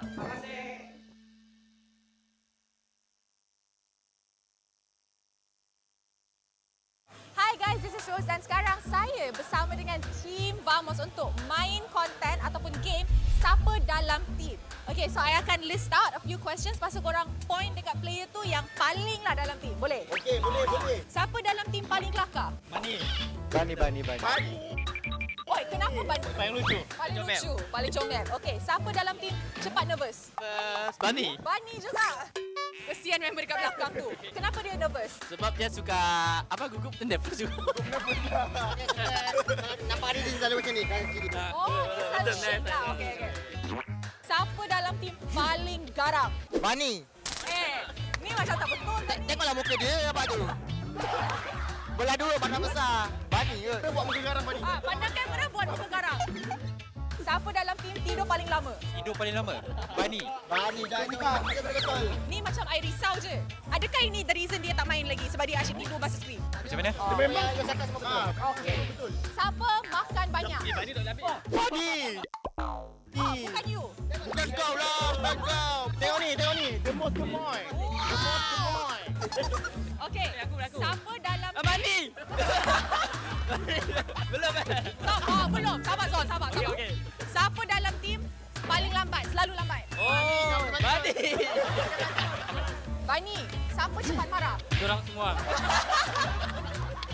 Okey, last. Siapa cakap paling banyak? Bani. Betul. Kenapa betul? Bani selalu cakap. Bukan awak. Alright then, that's it. Thank you to Team Vamos. Tak kisah jago sukan apa jua, jagokan lagi dengan rangkaian 5G termantap dan tanpa lag. Gaming sepantas kilat. Menang di Land of Dawn. Tukar ke Holling Prepaid 5G sekarang.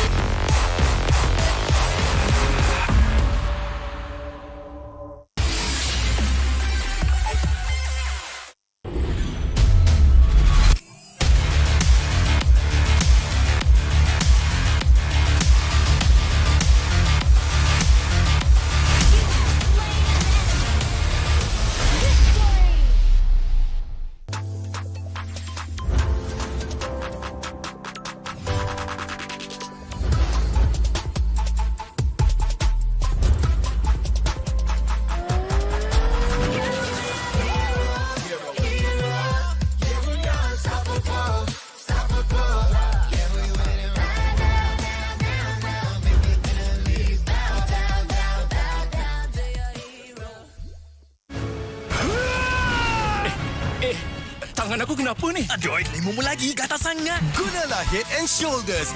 100% keyakinan, kelumamu dan kegatalan. Wiped out.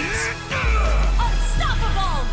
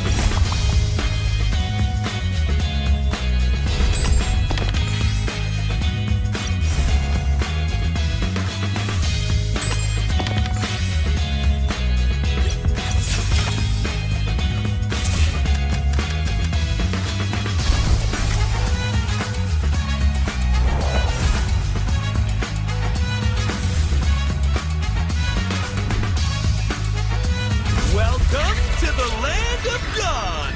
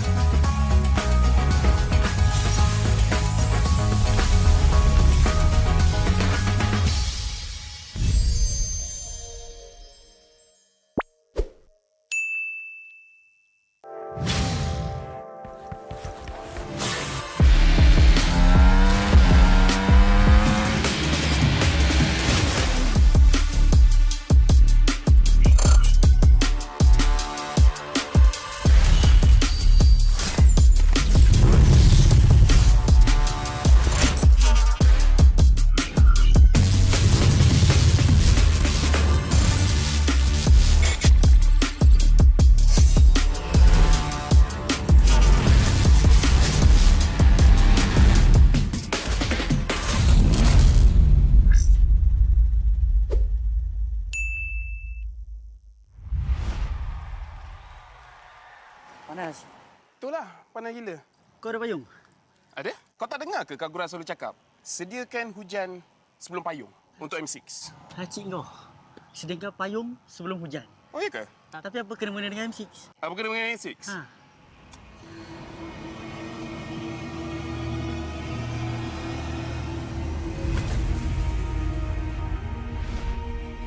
Apa itu hujan emas? Hujan emas adalah satu matlamat, satu impian terunggul untuk setiap pasukan. Setiap musim, apakah kenangan yang istimewa? Ia adalah ketika juara menjulang piala di bawah hujan emas. Ia juga menjulang dan membanggakan nama Malaysia di persada dunia. Seperti cuaca, musim baru datang dan pergi. Ia persis dengan MPL MY. Setiap pasukan dan pemain yang pernah menjejak kaki di MPL MY, mereka tidak pernah berputus asa. Setiap musim ada permulaannya. Juga permulaan baru untuk matlamat dan impian bagi pemain kita. Musim cuaca datang dan pergi, tapi ia tidak akan mengubah sejarah pemain kita. Dengan harapan musim hadapan yang cerah, adalah satu pemangkin semangat bagi pasukan yang bertarung. Komposisi musim lalu tidak penting. Yang penting adalah kesetiaan kepada permainan. Tiada guna mengerti hujan emas dan berjuang demi Malaysia kalau kita tidak dapat merealisasikannya di M6.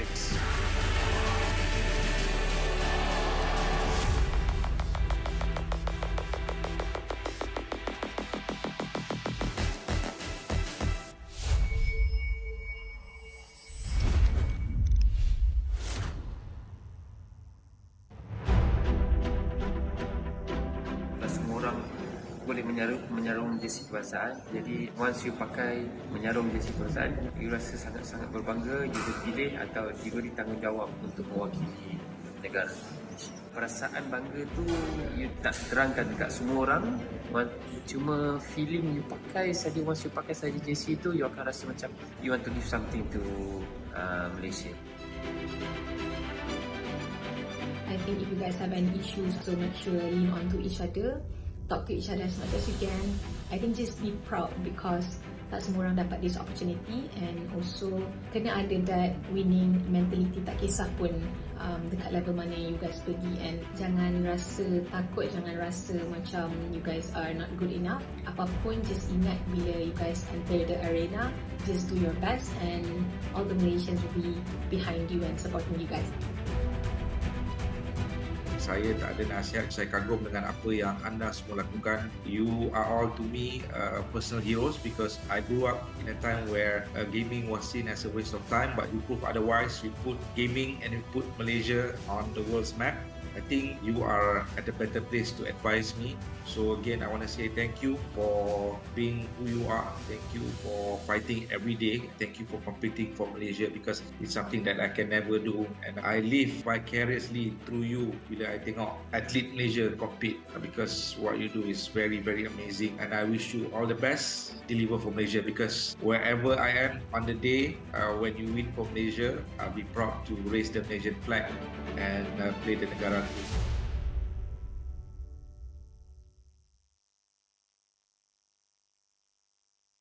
Hey guys, this is Rose dan sekarang saya bersama dengan Team Hak untuk main game Siapa Dalam Team. So sekarang ni I ada a series of questions and I'll ask you guys and I want you guys to point at the person who's most likely to. Okay. Number 1, funniest. Miko. Why Miko? He makes a lot of jokes. Always not serious. Oh, it's not serious. Okay, who gets nervous easily? Miko. Why Miko? Yeah, he's sweating now. Who sleeps the latest? Miko. You agree latest? Miko. Miko. Last night 4 AM. Oh, okay. Who sleeps the longest? Miko. How many hours does Jesus sleep? So long, 10 to 11. Who eats a lot? Miko. Can see the stomach. All Maggi goreng, nasi goreng ayam, all inside. Who is always late? Gigi. Miko. Midnight. I'm joking. He always the one that late. No, he's always late. Who gets angry the most? Oh, Panda gets angry the most? Yeah, but it's okay because he's eagerness to win. Who daydreams the most? Coach daydreams the most. Everybody agree? Yeah. Okay, then thank you very much to Team Hak.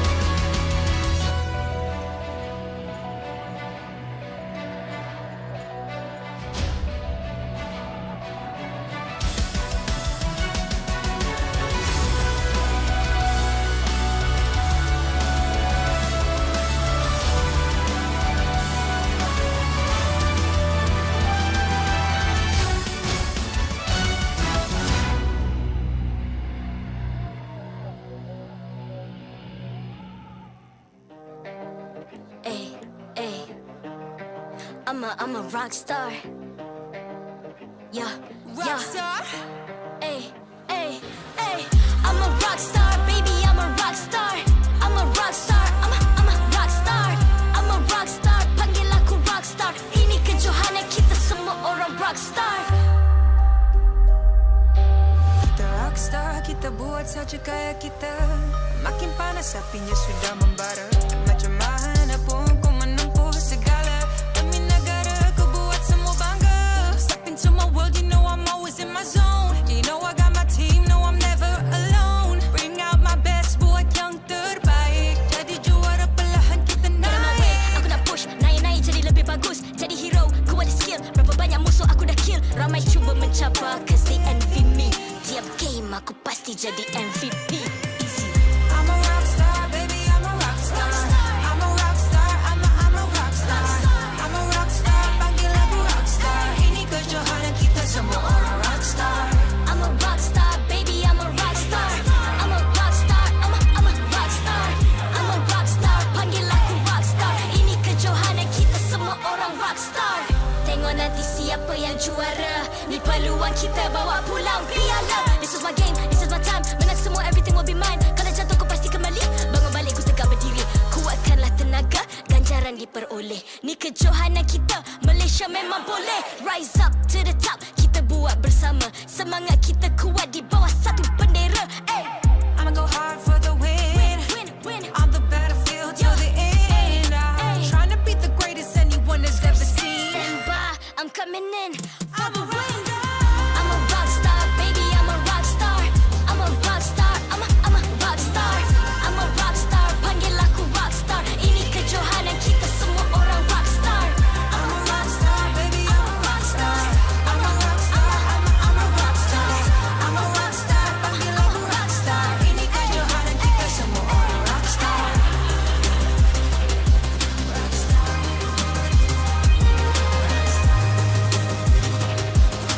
Ini kejohanan kita semua orang rock star. I'm a rock star, baby, I'm a rock star. I'm a rock star, I'm a rock star.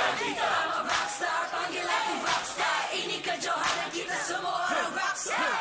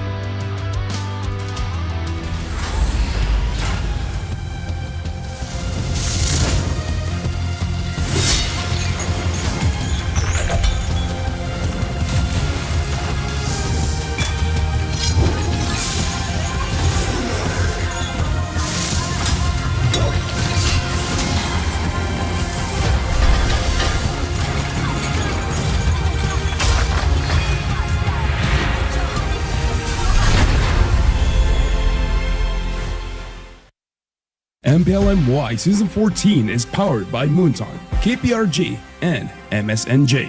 Official 5G mobile internet hotlink. Best 5G for lightning fast MLBB gaming. Official gaming phone ROG Phone 8, king of performance for mobile gaming.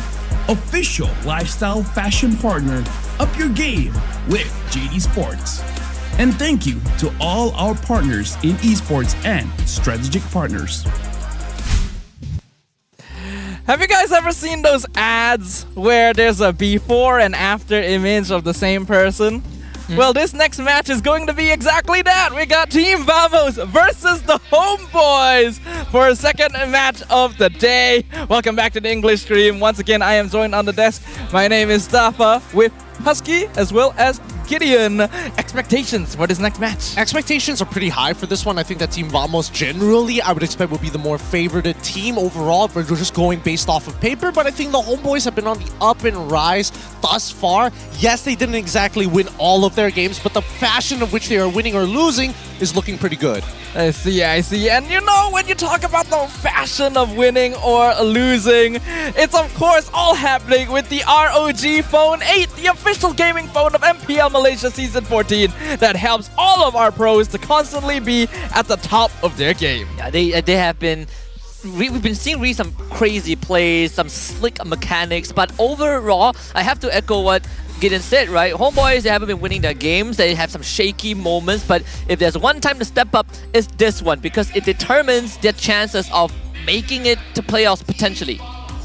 Looking at the standings currently, those of you who might be just joining us now, JP Niners took a 2-0 victory against Team Hack for the first match of the day, pushing themselves up into second place while dropping Team Hack all the way down to 10th.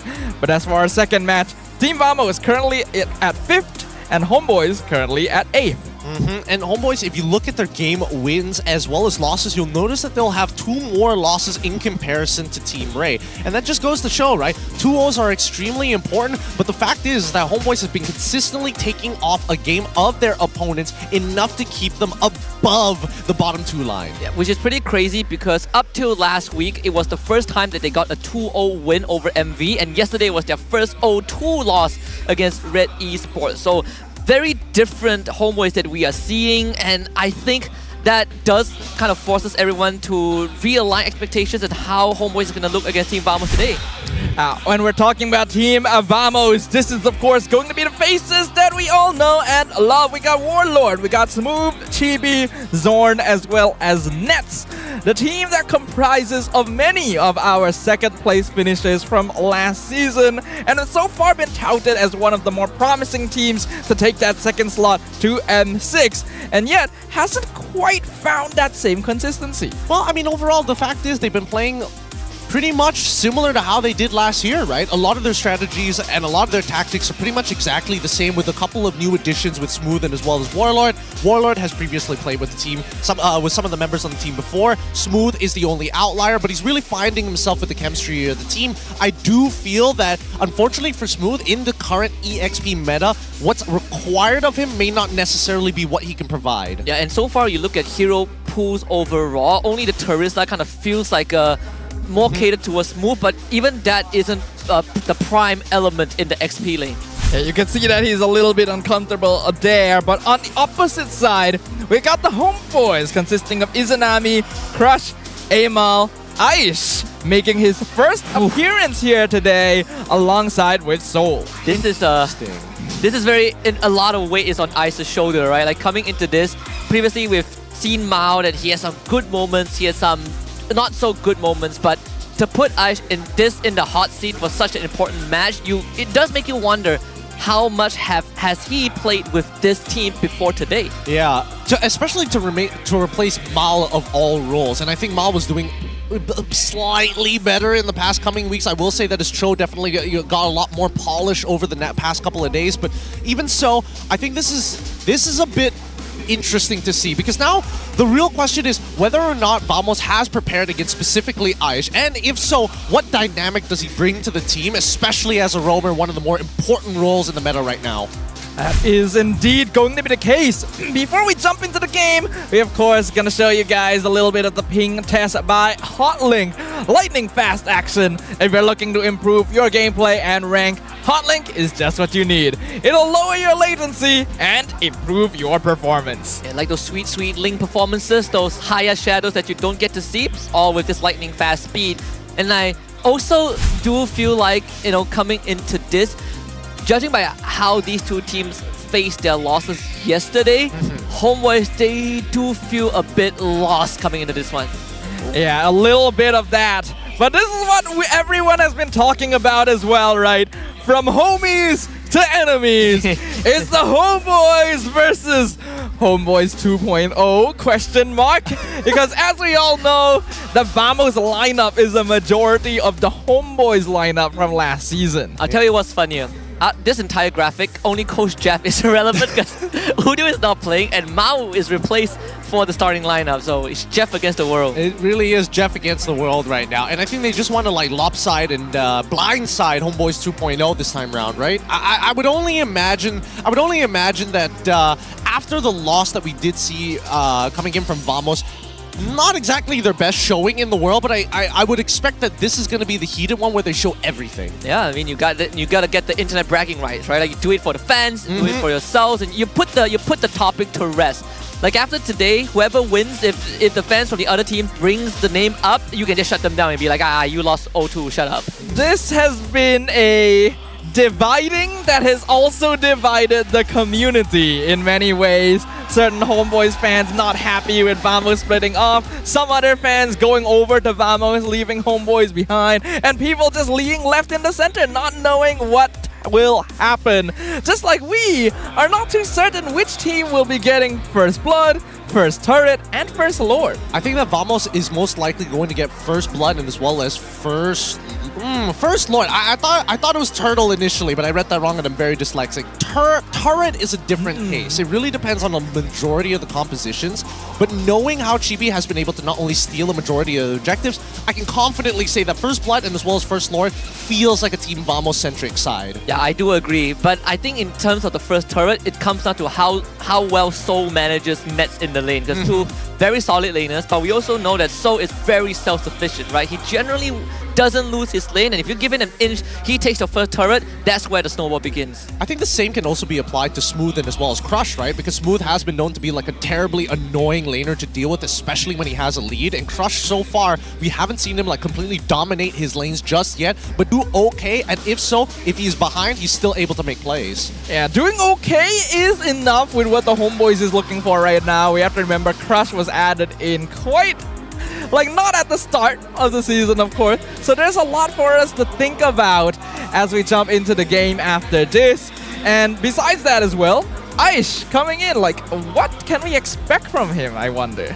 Well, he did play, I believe, in the MAL last season. Yeah, he played Barracuda Beta. He played Barracuda Beta, and they did retain their slot in not in their slot, but they did go far in the playoffs, right? They eventually fell to Todak Legion. So overall, I think he's pretty solid, but that's just gauging the MAL performance, right? When you come onto the big stage, it's very different. And again, the pressure for this particular series is very different compared to, you know, the other series that you have to play. Yep.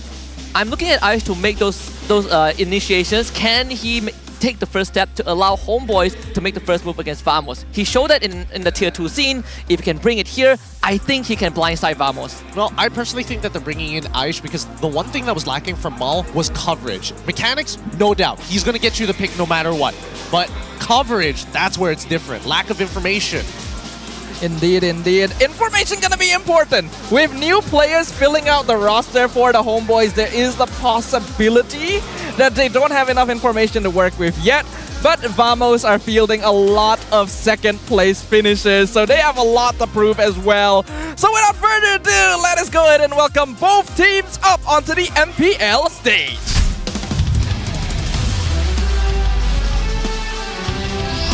Team Vamos. They've been a top contender all season, but the pressure is mounting. Yesterday's defeat has shaken their momentum, but the fight for the top 2 finish is far from over. Every match now is crucial. They can't afford another slip-up. Can Vamos shake off the setback and rise to stop the Homebois in their tracks? Make some noise for Team Vamos!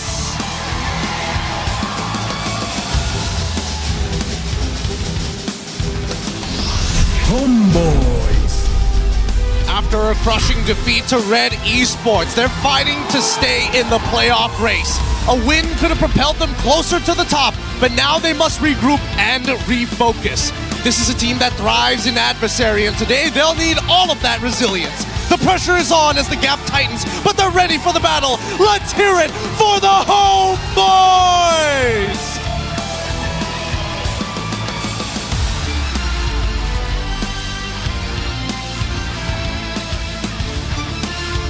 Introducing the coach and analyst of the two teams and the head of League Ops, Franklin, that will ensure fair play and professional integrity in the match. Let's keep it going. Fist bumps between the teams, a true sign of professionalism. This is how we roll. This is Malaysian sportsmanship. Good luck to both our competitors here today.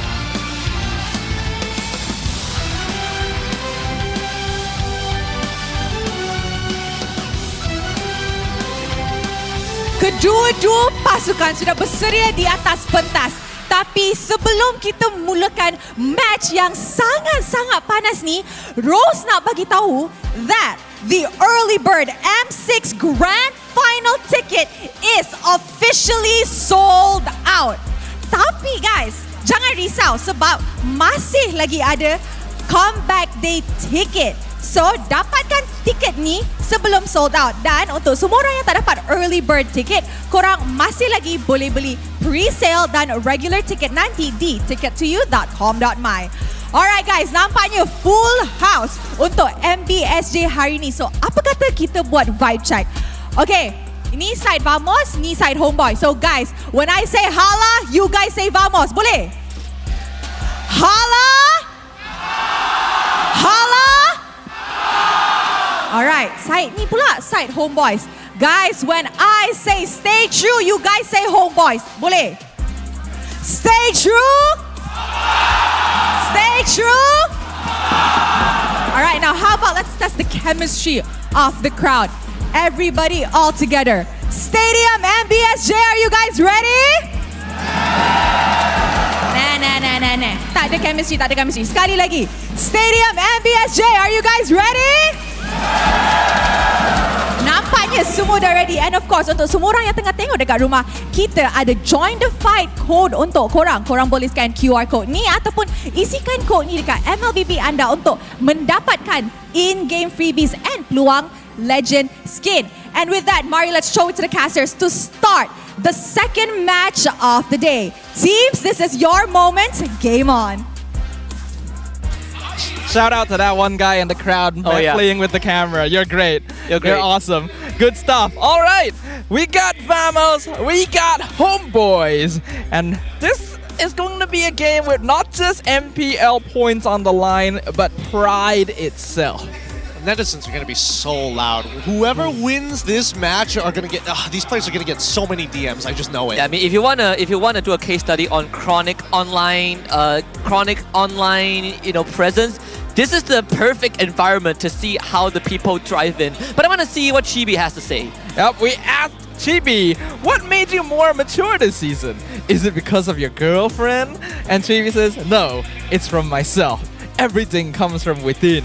For me, maybe it's from the side of the netizens. Since they view me negatively, I can just turn it into something positive. That's where you can see that people can change. Some very wise words here. Very mature of Chibi. Yeah. Good job, Pops. Thanks for writing that out. Yo, it'd be so funny if it was actually written by Pops. Handwritten as well. Not even by text. By hand, pen and paper. Pops is just sitting there in a dark room, ink and quill in hand, or under a small lamp writing down the message. And the best part, he sends it off to Chibi. Is like, write that in the WhatsApp. Right in the WhatsApp. And Chibi looks at it, is like, I can't read cursive. I'm telling you, the stakes is so much different, right? Because we got pride on the line, we got MPL. One is looking for top 2 again, one is looking for qualification to playoffs. And you know the stakes are high because Team Hawk players are literally on the second floor at our side with the Vamos fans to see how this is going to play out. Oh, look at that! Vamos or Homebois, we are family right there from the crowd. Picture with Udil as well. I'm sure a lot of people do miss Udil, but Homebois giving a chance for the other players to shine. And speaking of, let's compare the junglers, Chibi and Amal. Now, this is a very big point of contention because Amal, he is a good assassin player, but Chibi has been internationally tested. And there's a very big difference between international ready teams and regular local players unless we find that gem. And Amal is one of those particular gems. His KDA may not be the best because the overall score has been looking too good, especially within the first 3 weeks. Definitely was below negative on those. But then even when it comes down to GPM, you see once he has access to high mobility assassins, he can actually keep up pretty well, toe-to-toe with some of the best. Yeah, he's definitely a diamond in the rough, and there has been this narrative built around Amal not being given the correct resources to function. Do you think that's the case still though, like in this current environment of Homebois? I think they are getting better. You can definitely see the synergy is starting to build up, especially with Crush's entry. Their gameplay and rotations are looking cleaner than before. But now they've shifted that synergy again, right? With Mal taken out of the picture, a new player coming in to fill his place. I think we cannot deny there has been a lot of talk online about Mal being a little bit of a weak point. But is it bad enough to warrant being replaced, Gideon? Well, that's the thing. I'm not 100% sure why they want their sub to actually come up and play this time around, especially at a very high-stakes match as well. A 2-0 would be very helpful for the Homebois, and I think they will do anything necessary to make that happen. So I'm guessing it's scrim results that gave them an idea that maybe Aosh is providing something more for the team. And like previously what I said, Mao did not give as much coverage in some of the best games we've seen him play. That's when you see him really take space and notify the rest of the team on the positions of the enemy team. And I think we are also, at this point in time, looking at ICE to be that different, right? To be that X factor. Because when you want a coverage battle and play into Xorn, you better make dang sure that you can match up to his tempo. That is true, that is true. Well, Crush already got MVP on his first game with the Homebois. Let's see if another newbie can recreate the trend as we jump into the draft for game number 1. Homebois will have first pick, Vamos will have second. Okay, Vamos on second. That means they can adjust for Smooth or maybe even Xorn. Plenty of flex picks to play over. First pick is where it's going to get really interesting. We did see Smooth pick up the Cho a couple of times for the side of Vamos. I'm curious to see whether Homebois is going to lead into that because I'm expecting an Edith ban. And Vamos has been more willing to leave Nets' pick for 4th and 5th, same as Smooth, but I think they're leaning more towards the gold lane, so we can expect to see Xorn's pick in the first 3 if Homebois kind of shows a power pick, which has been one of the main focus. This Loyi ban is coming out pretty early. Yeah. Banning out the Loyi this early on indicates that Homebois wants to play more for a team fight and perhaps early game aggro style, since this is a hero that would really mess with them in those first couple minutes. I don't know. It feels a little bold of Coach Jeff to make a hard prediction on what Warlord wanted to play. I definitely thought what the farm is when I saw the Loyi come out the first time, but now that Vamos is leaning into the fact that they want to ban out the Fanny as well, it feels like these are very targeted bans across the board. It's been a lot of, it's kind of the pressure point on Homebois, right? It's particularly for Amao as a player, right? Like the Fanny has been one of the few signatures that Coach Jeff is willing to put first pick. But once you start kind of leaning into it, you do make Homebois a lot more uncomfortable in the jungle spot. And this is where Amao gets put to the true test. You're up against a jungler who has been tested internationally, but at the same time, you're not given your best cards to work with. Yeah, we know the potential of Amao. He was able to almost basically dual skies in 1v1 situations during their first game this season against SRG. So he's definitely capable, but there are conditions that need to be met for him compared to some of the other players here. So with Phobias now removed from the pool, we will see how Vamos responds. I know we got Husky's opinion about whether the gold lane is more important than the EXP lane in this particular matchup in terms of like the 1v1s individually, but what about you, Sadafa? I'm more curious whether you're into the EXP matchup of Smooth versus Crush compared to Nets versus Soul. I think Nets versus Soul is actually the matchup to watch in this game. I know that EXP lane has a very crucial role in this meta, and Smooth has been one of the best we've had locally, but we are seeing games quite easily prolong and farm happen a lot sooner, which allows the gold lane to be part of the action much earlier as well. I think both Nets and Soul are the same type. They are farming gold laners that come online once they have 2 or 3 items, so I'm very curious who is the better player. On top of that, RED Esports also exposed a big weak point in Homebois' kind of playstyle, whereas yesterday they forced Homebois to pick Yuzong, right, in a very uncomfortable spot instead of putting Edith in the XP, but at the same time, they completely shut off Crush in the first 3 minutes of the game. So if Vamos was watching that series, that is already a point that they can attack on Homeboi's side. That's the perfect point to bring up here. That's why I'm more interested in the EXP side of things, because we haven't seen Crush really control his lane as devastatingly as Smooth, where it feels like every second you leave Smooth in lane, there's always a 10x in terms of gold. Which is a big difference from what Momo said about Crush, right? Because Momo says that Crush is daring enough to take on the fight, but I think he also puts himself in a more sacrificial role. He's willing to give up that wave to help his team, but at some point you have to play for yourself. And I hope to see that from Homebois, especially now you have a Ling in the jungle. That guy needs a lot more attention. A sacrificial role in the EXP lane is actually very much needed in the current meta. That's why we're seeing a lot more of Hylos and heroes like that. But you still gotta make sure you balance it out. I think Pram is a great example of this, making sure that he doesn't outright lose his lane, but still expand his presence and form the front line. Crush, I think we just need to give him a little bit more time since he's still quite new, but he will now have to contend with a Khalid. Okay, Khalid plus Valentina. Valentina is an interesting position from Vamos because they're expecting Homebois to play something very ult-dependent, right? You already have the Ling, sure. Are they going to pair it up with the Eve? Are they going to pair it up with the Vexana? That's a question that we're not 100% certain of. But I do like the Khalid as an opening pick, as part of the 2 that you pick up from Red side. It's super flexible, and it works really well in the early game. Like, Ling genuinely struggles in a 1v1 against Khalid pre-first item. And if Vamos wants to add on the Cho afterwards, they still have room to do so, right? It's not really too shabby of a third pick if Homebois reveal the right cards for Vamos to do so. I think I'm looking at Faramis or Aurora for Homebois, but yeah, we're leaning into the Aurora and also a Tigreal review. This is quite an early reveal of a Tigreal Aurora combo. It immediately makes you realize, yeah, they are playing teamfight comp when you add on to the Loyi ban too. So doing this means that Coach Jeff is revealing their main game plan quite early on in the draft and giving Vamos quite a lot of time to think about how to counter it. Yeah, I like how Pubs was making sure that Valentina was there just in case they were ult dependent. Now Homebois are going to try and overload the Valentina with as many ults as possible, and I think that's pretty much the only way they can generally play this. Their next pick locking in the Julian just so that they can fight anywhere in a very typical matchup against Ling. This is going to apply plenty of pressure to the side lane on top of having a Khalid and a Valentina on your side. We saw how Vamos, the Chibi, applied plenty of pressure yesterday onto Rough in that gold lane, right? Once it starts getting out of control, that's where the snowball begins. Julian is perfectly viable for these early game ganks, and since they know that Amal is going to be on the Ling instead, this will allow Vamos to play for an earlier timing with the Julian and Khalid, maybe even invade and force Aish into a situation where he has to choose where he wants to attack. But they need one more side laner to do that, right?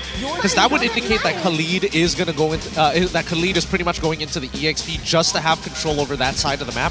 I think that Vamos banning out the Wanwan is a really good option here. Basically, they have no way of catching their opponents just yet, and I feel like it's too dangerous to lock in onto things like Cho, for an example, only because not only do they have to worry about team fights, but finding the picks is heavily dependent on your side laners, and they need a gold laner like Moskov that can actually keep up with the wave clear. And Homebois, of course, going for the Cho ban. We kind of saw that coming. That does kind of eliminate the potential of having a Cho roam in this case, I would assume, for Vamos. Wow, so funny. Wow, I mean, he's been following this for a long time. Yeah. Hey, I remember you. Yeah, clearly. Yeah. Oh, good comments. Good comments here. Good comments here. Natan going to be the follow-up ban coming in from Vamos' side. I guess they want to force out the traditional matchups like Claude and Moskov. Maybe even a Beatrix will work pretty well with Homebois. The only thing that they have to worry about is Khalid jumping into the back. So they do take the carry. I mean, So and Ness have been really leading into carry and Natan, but Nets in particular has been playing plenty of carry. Carrie's still gonna be reliable, very good at taking those duels. Once she's got 1 or 2 items under their belt, will be a very easy way to melt through heroes like Tigreal as well if Aish is overextended. But means that you need to have a proper front line to make sure she can do her damage. And right now, Khalid is the only one there for Vamos. What is left? I mean, there's Ruby, Arlet. They need a secondary engager here. CC to make sure, just in case the Khalid goes into EXP. They need something else. I think Moskov is probably your best bet. It builds into Trinity, can help deal with tanks afterwards. Even Beatrix is totally fine, but it's really up to preference, right? Both of those marksmen, they have plenty of combo starters with the rest of the team. I think what Vamos need to figure out right now is how exactly are they going to control the map. My target? You play into the lack of catch from the side of... Whoa! Oh, hold on. That changes everything. Whoa. Xorn Natalia. When is the last time we have seen this here in MPL? He used to be terrifying with these heroes. I mean, if you can catch them with crowd control, you just kill them when they can't see you, right? I think he played it. He played it in season 2. He played it in season 4 on the winning lineup when he was playing with Geek Fam in their second game, if I remember correctly. This is gonna be worrying if you are Amal, right? Like the mounting pressure is right there in the draft itself. Writings on the wall for Vamos. Yeah, this is real difficult because in general, Homebois want to team fight. They want to catch as many people with the implosion as possible, but Vamos can play cross-map. They don't necessarily have to stick ass 5, and better yet, they have really good synergy just between the players. But it does mean higher executional difficulty, so we will see which of these teams comes out on top. This is gonna be a neighborhood rivalry here in the land of Dawn between Team Vamos and the Homebois. There can only be the one true Homebois in the hood. And right now, Vamos looking to steal that plot of land away with the Homebois blue side, Vamos on the red side to start it off. They're going to have to take their time. I don't expect much to happen in this early game because both are pretty dependent on their level 4s. I feel like Vamos is going to try and poke and prod, but at the end of the day, it's up to that mid-lane control that they need to hold over the Homebois just so that they're ahead in tempo. So we're seeing a bit of an interesting shift here. You see Natalia, you think it would invade Amal, but no, he's actually doing damage to set up that second buff for the side of Chibi here to accelerate him to level 3 ASAP. Yep, where he starts playing really fast. Amal just cleared out his orange buff, but Xorn already sees this. And this is one way of having like an insane... Wait, hold on, what's happening in the mid lane? The pressure Warlord should be fine. Amal is going to get jumped on. This is the pressure that we talked about. First blood for Xorn. I cannot believe that worked. Hold on, though. Izanami, he wants to return. He better get it. And he will find it. But now needs to get away. Cyclone Knight is going to bring in the safety. Not the worst case scenario, but definitely a disaster for Amal. Regardless, it's just worth it for Vamos, right? Xorn just trades his life for Amal, and Amal loses his purple buff in the meantime. So this is a very big win for Team Vamos, and they're going to continue to apply pressure. Because look at Nats, he's doing pretty well against Soul.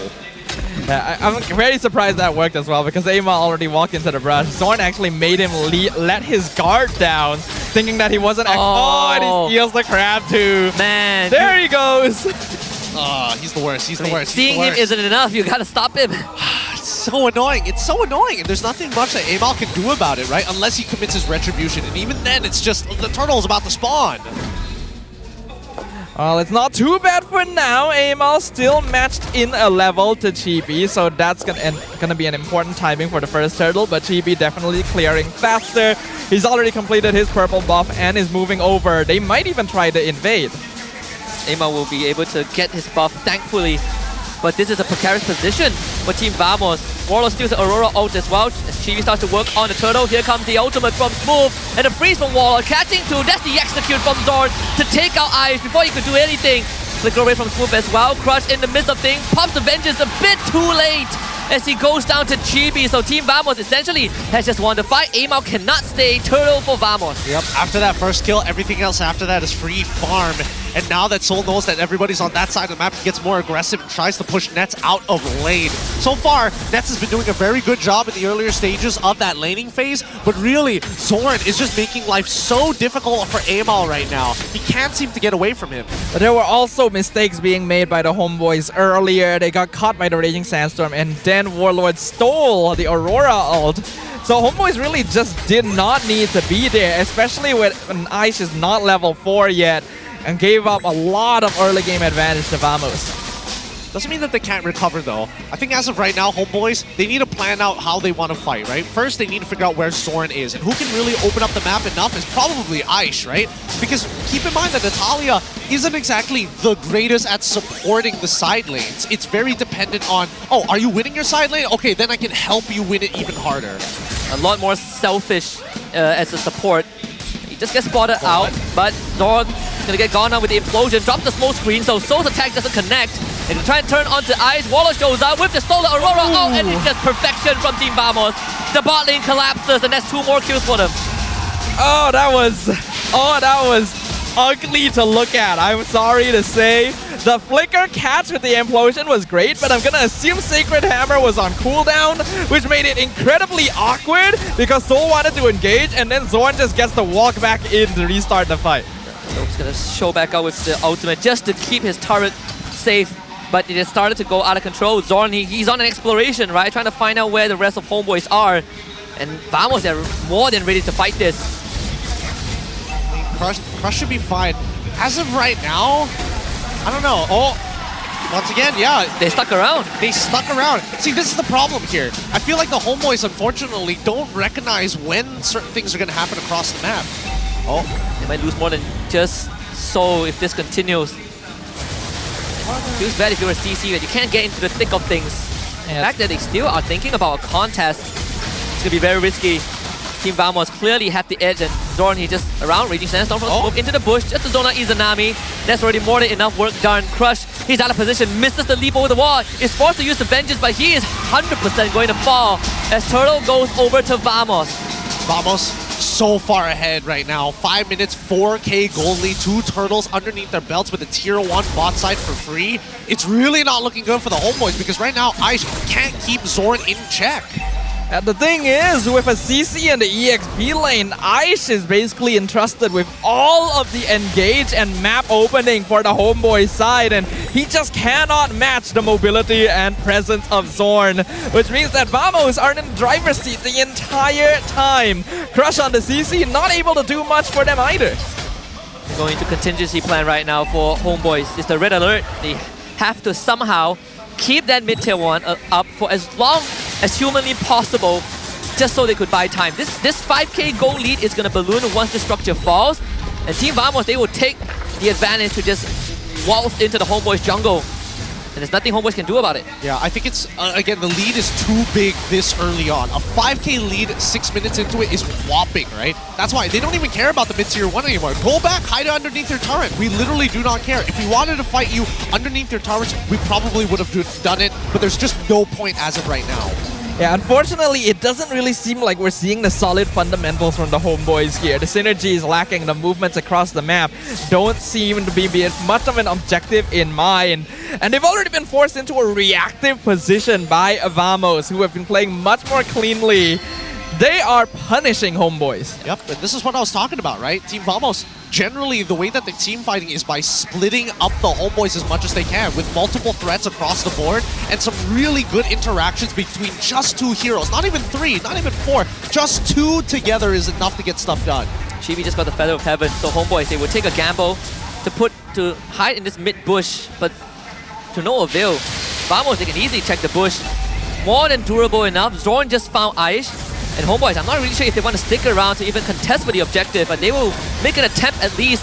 Do it without Soul. Aish finds an implosion. That's a Purify used by Warlord. They will try to freeze, move in place. Turtle goes over to Team Vamos. Aimar trying to run away. Raging Sandstorm for smooth right on top of Izanami. Aish is caught out. Crush also in a horrible spot as Izanami tried to flicker the safety, but Vamos will lock them out of the retreat route, as that would be 3 more kills for Vamos. And you see what I mean? It really doesn't matter, tower or not. Vamos are just way too strong right now. They have all the items necessary, and every time you expect to see a big flicker come out from the Homebois, that same target is going to die. Flicker is a great engage tool, but it's also a commitment to the fight. Yeah, this is a total dismantling right now. Vamos knows exactly what they're doing. 8K lead 8 minutes in is a crazy advantage that I don't think we've seen the entire season so far. Homebois, their draft is good in the late game, but at this point, I don't think they're going to reach it. And we just saw another problem, right? The fact that Xorn is far ahead as a Natalia. Your backline is now in jeopardy. This support can one-shot Soul if he wants to. Not just Soul, even Izanami or Aimao. So essentially, Vamos has 5 carries? Yep. I think that Vamos as of right now, this is the earliest checkmate angle I've ever seen in my life. 8 minutes in, 9K goal, about to be 10K Haas Claw. Literally, Aimao just bought his Haas Claw. First item finally complete. Oh, he is so poor. 2 kills to 10. The net worth lead just continuing to grow as Vamos takes control of the entire map. A single one of their members showing up anywhere forces Homebois into defensive positioning because they just cannot find any information. Can't even take down Warrior now that he has this. Now that he has the Aurora out stolen again. And Chibi just got Winter Crown, so good luck trying to take him out. Maybe Xorn's gonna be the target. I just misses the Sacred Hammer and puts aim out in such a horrible spot. They're committing everything on Xorn. And Xorn still takes out aim out. They don't know how Natalia works. They don't know how she works in her smoke screen. Oh man. Even the lunge from aim out does 0 damage because it's considered an auto attack. That's so funny. I feel like it's starting to even consider that might have been worth because wait, hold on. Aish, what have you just done? He pushed move into Izanami. Thank you. And Izanami's gonna be able to run away, but Chibi will make it tougher. There's a flicker. She missed the crown to avoid the Aurora ultimate. Chibi gets up, not a problem. Great itemization by Chibi. Instead of greeting out straight into Holy Crystal, he's like, Winter Crown, there's a good chance that I could still fall into some CC before I go for the big damage items. Oh my god.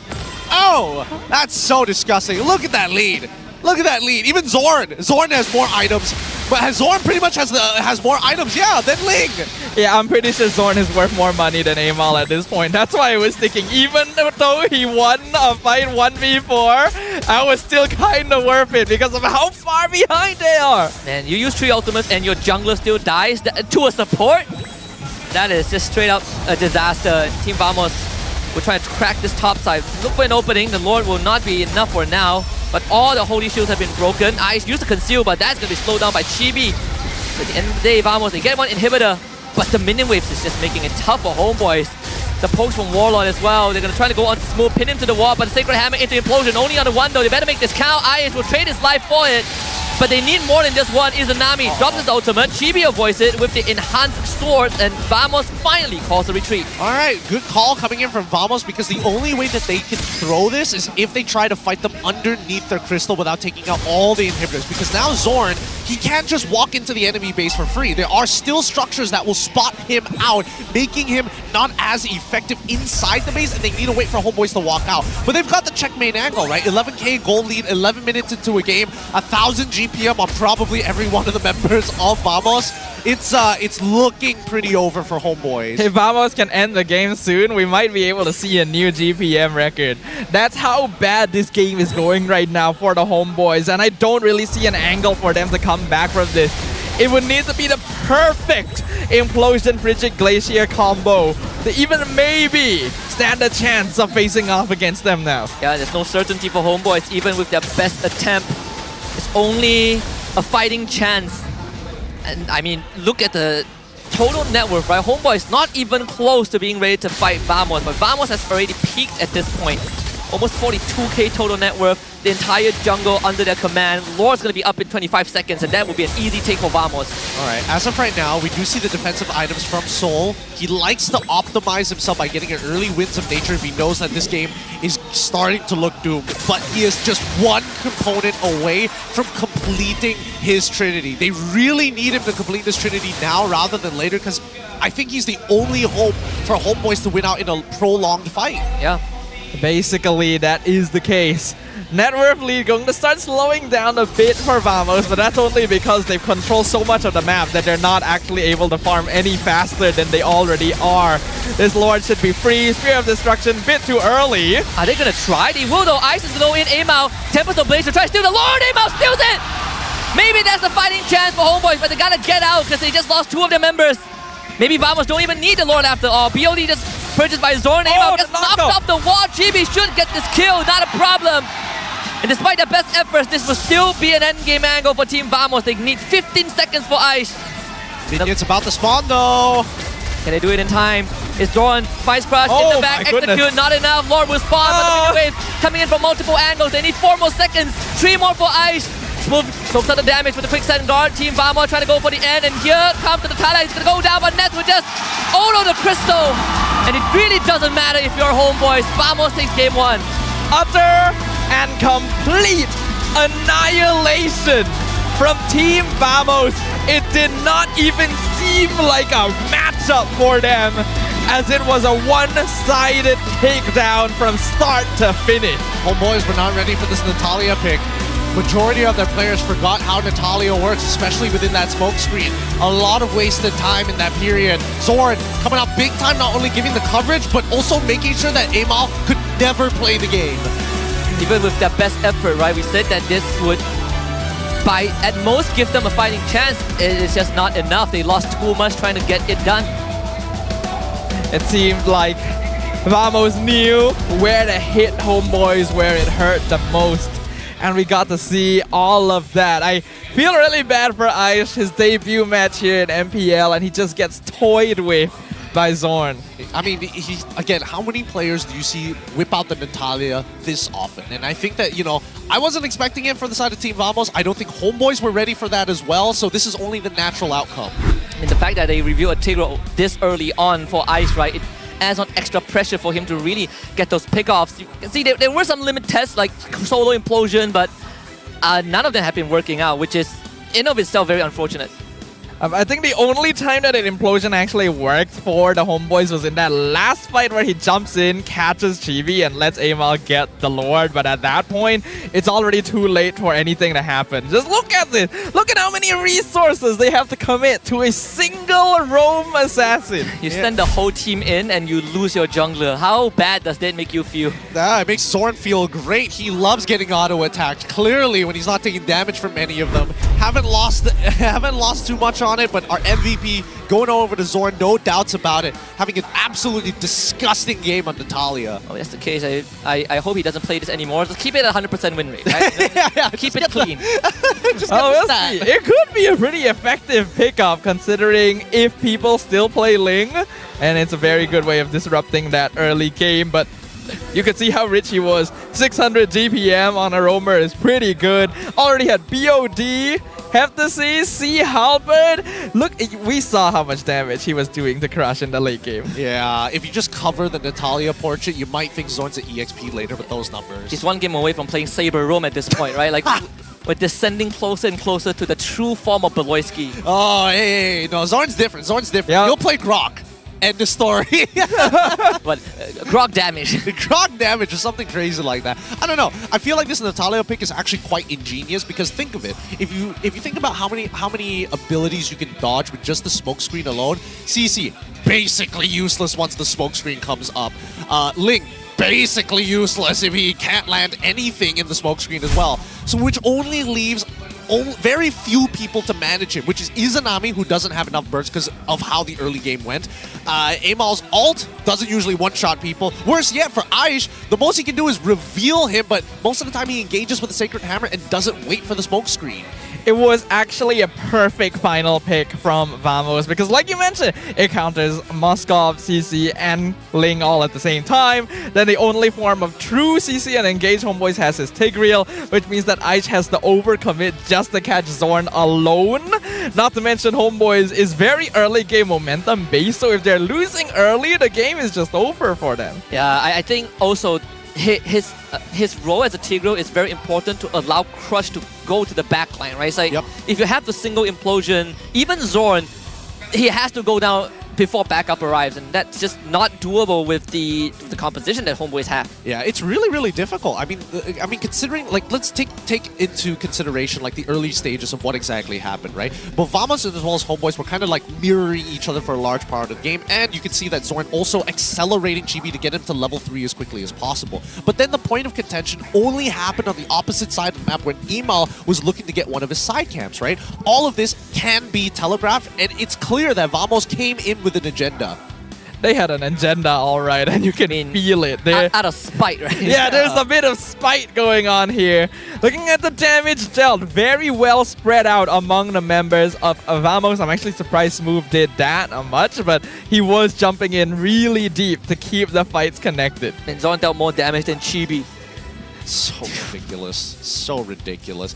Oh, man. There's nothing much I can really say about this, right? This is a very convincing victory coming in from Vamos.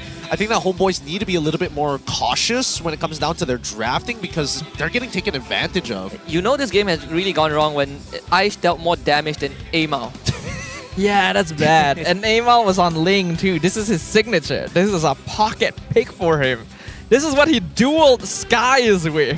So to see him dismantle this much, yeah, the draft definitely played a role. Revealing Tigreal, Aurora together in the first phase is just way too early. Yeah, but it's something to consider for the upcoming draft, right? I would only assume that the Homebois want to take the Homebois want to take red side after this game.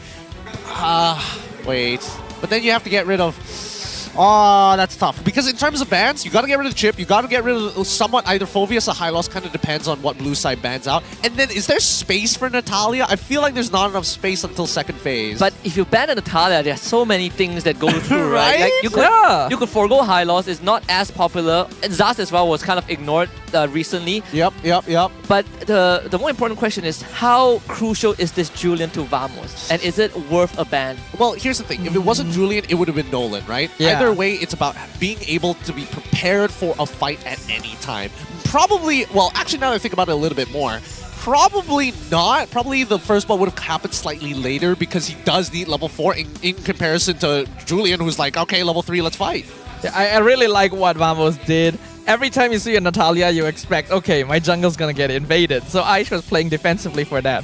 Xorn just said, I'm not gonna do that. I'm gonna leash the second camp, propel Chibi to level 3 first. He gets level 4 so quick that he's able to join me to gank you on your side camp. Yup. It's a genius idea. I like how Vamos has telegraphed every single moment of that early game to be able to hold this type of lead. But we look at that Hall of Famers, and that's at 908 GPM as the rich guy, Carry going to Izanami, Aish as the sandbag, and best wingman goes to Warlord. And I really thought that Chibi would be the rich guy, but I guess Ness just took everything because they got the map that early, right? Like Ness is just farming everything up, and then they have to wait for the wave to come back. Yep. It's a grueling process. It's just continuous punishment, right? I think at this point, Vamos definitely has Homebois by the cojones, as they like to call it. But I think that at the end of the day, they might need to change up the EXP matchup, right? Because right now, the CC into the Khalid, it's like, okay, sure, yeah, that sounds like a fun time until you get counterpicked at the very, very end. So if they do decide to ban out the Natalia, I hope they leave up the Phoveus and then plan on playing a mid-Sitar. Yeah, I think the CC pick, while it makes sense to 1v1 a Khalid in lane, is very narrow-minded because after the lane, what happens? You're just expecting Aish and Izanami to set up every team fight, and that did not work. It's what we kind of say in the previous series, right? You can't just man-to-man defense. There has to be multiple solutions. Yep. I think Homebois have it, but they were just forced into a spot where they cannot execute it properly. Well, it's a bit of a give and take, right? Because I think, the hardest part about the EXP matchup now that Khalid is in a pretty good position is that it does better against Terizla. Well, let's go ahead and throw it to our offstage segment for now. Selamat kembali ke MPL Offstage yang dibahas oleh Hotlink. Dan sekarang ni, Rose bersama dengan dua orang. Kita ada wakil daripada pasukan. Betul. On my left, kita ada... Nama siapa? Nama siapa? Nama saya Fatazi. Daripada? Ben siapa? Ben Zakaria. Salah. Kenapa? Ben Daddy Hood. So, kita ada Fatah daripada Vamos. And of course, Daddy Hood daripada side Homebois. Yeah. Alright. First of all, how are you guys feeling? Apa perasaan lepas tengok first game tu tadi? Saya tak ada perasaan sebab saya tengah rehat. Jadi saya enjoy tengok mana pasukan pun menang. Dua-dua pun pernah berada di rumah yang sama. So pada saya okay untuk siapa-siapa pun menang and bawa tim lebih jauh lah insyaAllah. Setuju. Saya pun sama perasaan macam Daddy Hood. Sama perasaan. Okay. Sama di perasaan kita. Dekat grup WhatsApp lain tak setuju. Okay, maybe kita boleh tanya pasal Daddy dulu lah kan. Okay, boleh silakan. Kita tahu dan Daddy tak se-aktif season ni. Season ni tak banyak datang ke MPL. So maybe Daddy boleh ceritakan ataupun explain kenapa Daddy hilang lama. Season ni saya banyak duduk di gua. Atas gunung, kat gua, dekat tepi pantai. Saya mendapatkan kembali kehidupan saya. Saya rasa 6 season, daripada season 7 saya go through bersama MPL MY. And saya minta satu season untuk rehat. And saya pun still ambil tahu. Tapi tak 100% lah. Maybe 30%, 40% macam tu. Oh, Okay, Fatah pula. Yeah. Setiap game Vamos ada. Patah setiap game daripada KGE lagi ada. daripada Dulu Homebois. Ya, betul. Homebois ada, KGE ada, Vamos ada. Tak tahu esok lusa mungkin dia masuk tim Ray pula.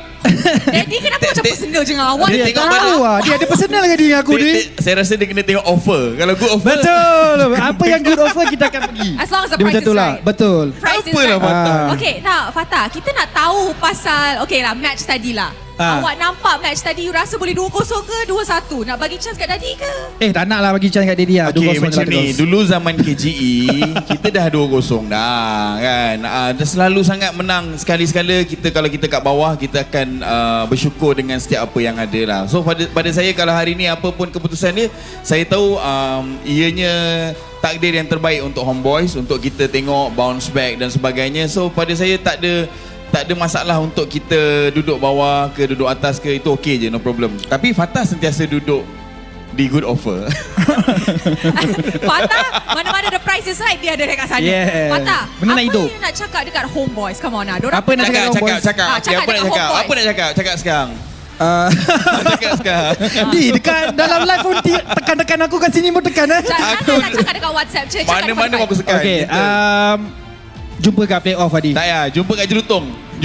Okay, betul. Jumpa gua kat Radia. Betul. Kita ada kat Radia, insyaAllah. Kita office kat Radia. Okay, apa Daddy nak cakap kepada ex-player Daddy okay, pula? untuk ex-player saya, untuk janda-janda Daddyhood jangan risau. Gua selalu sayang diorang. Diorang banyak kebaikan diorang buat kan. Biasalah benda kita kadang jodoh tak panjang ni normal dalam kehidupan, betul? Kan? So pada saya buat yang terbaik mana pun korang berada, korang sentiasa dalam doa saya insyaAllah. Juga buat anak-anak saya Homebois, korang memang the best. Korang bersama Daddyhood walau apa pun terjadi insyaAllah. And kita memang kena stay true sebab kita burung hantu. Terkejut sebelah Daddy. Faham Terpanjat Nampak macam terpanjat. Terkejut. Okay, right. Apa kata Fatah cheer the crowd daripada side Vamos pula? Kita nak dengar. Di, nak cheer kan? Kau cheer lah. Homebois 2.0. Alah, Vamos ni. Boleh semua? Cepat.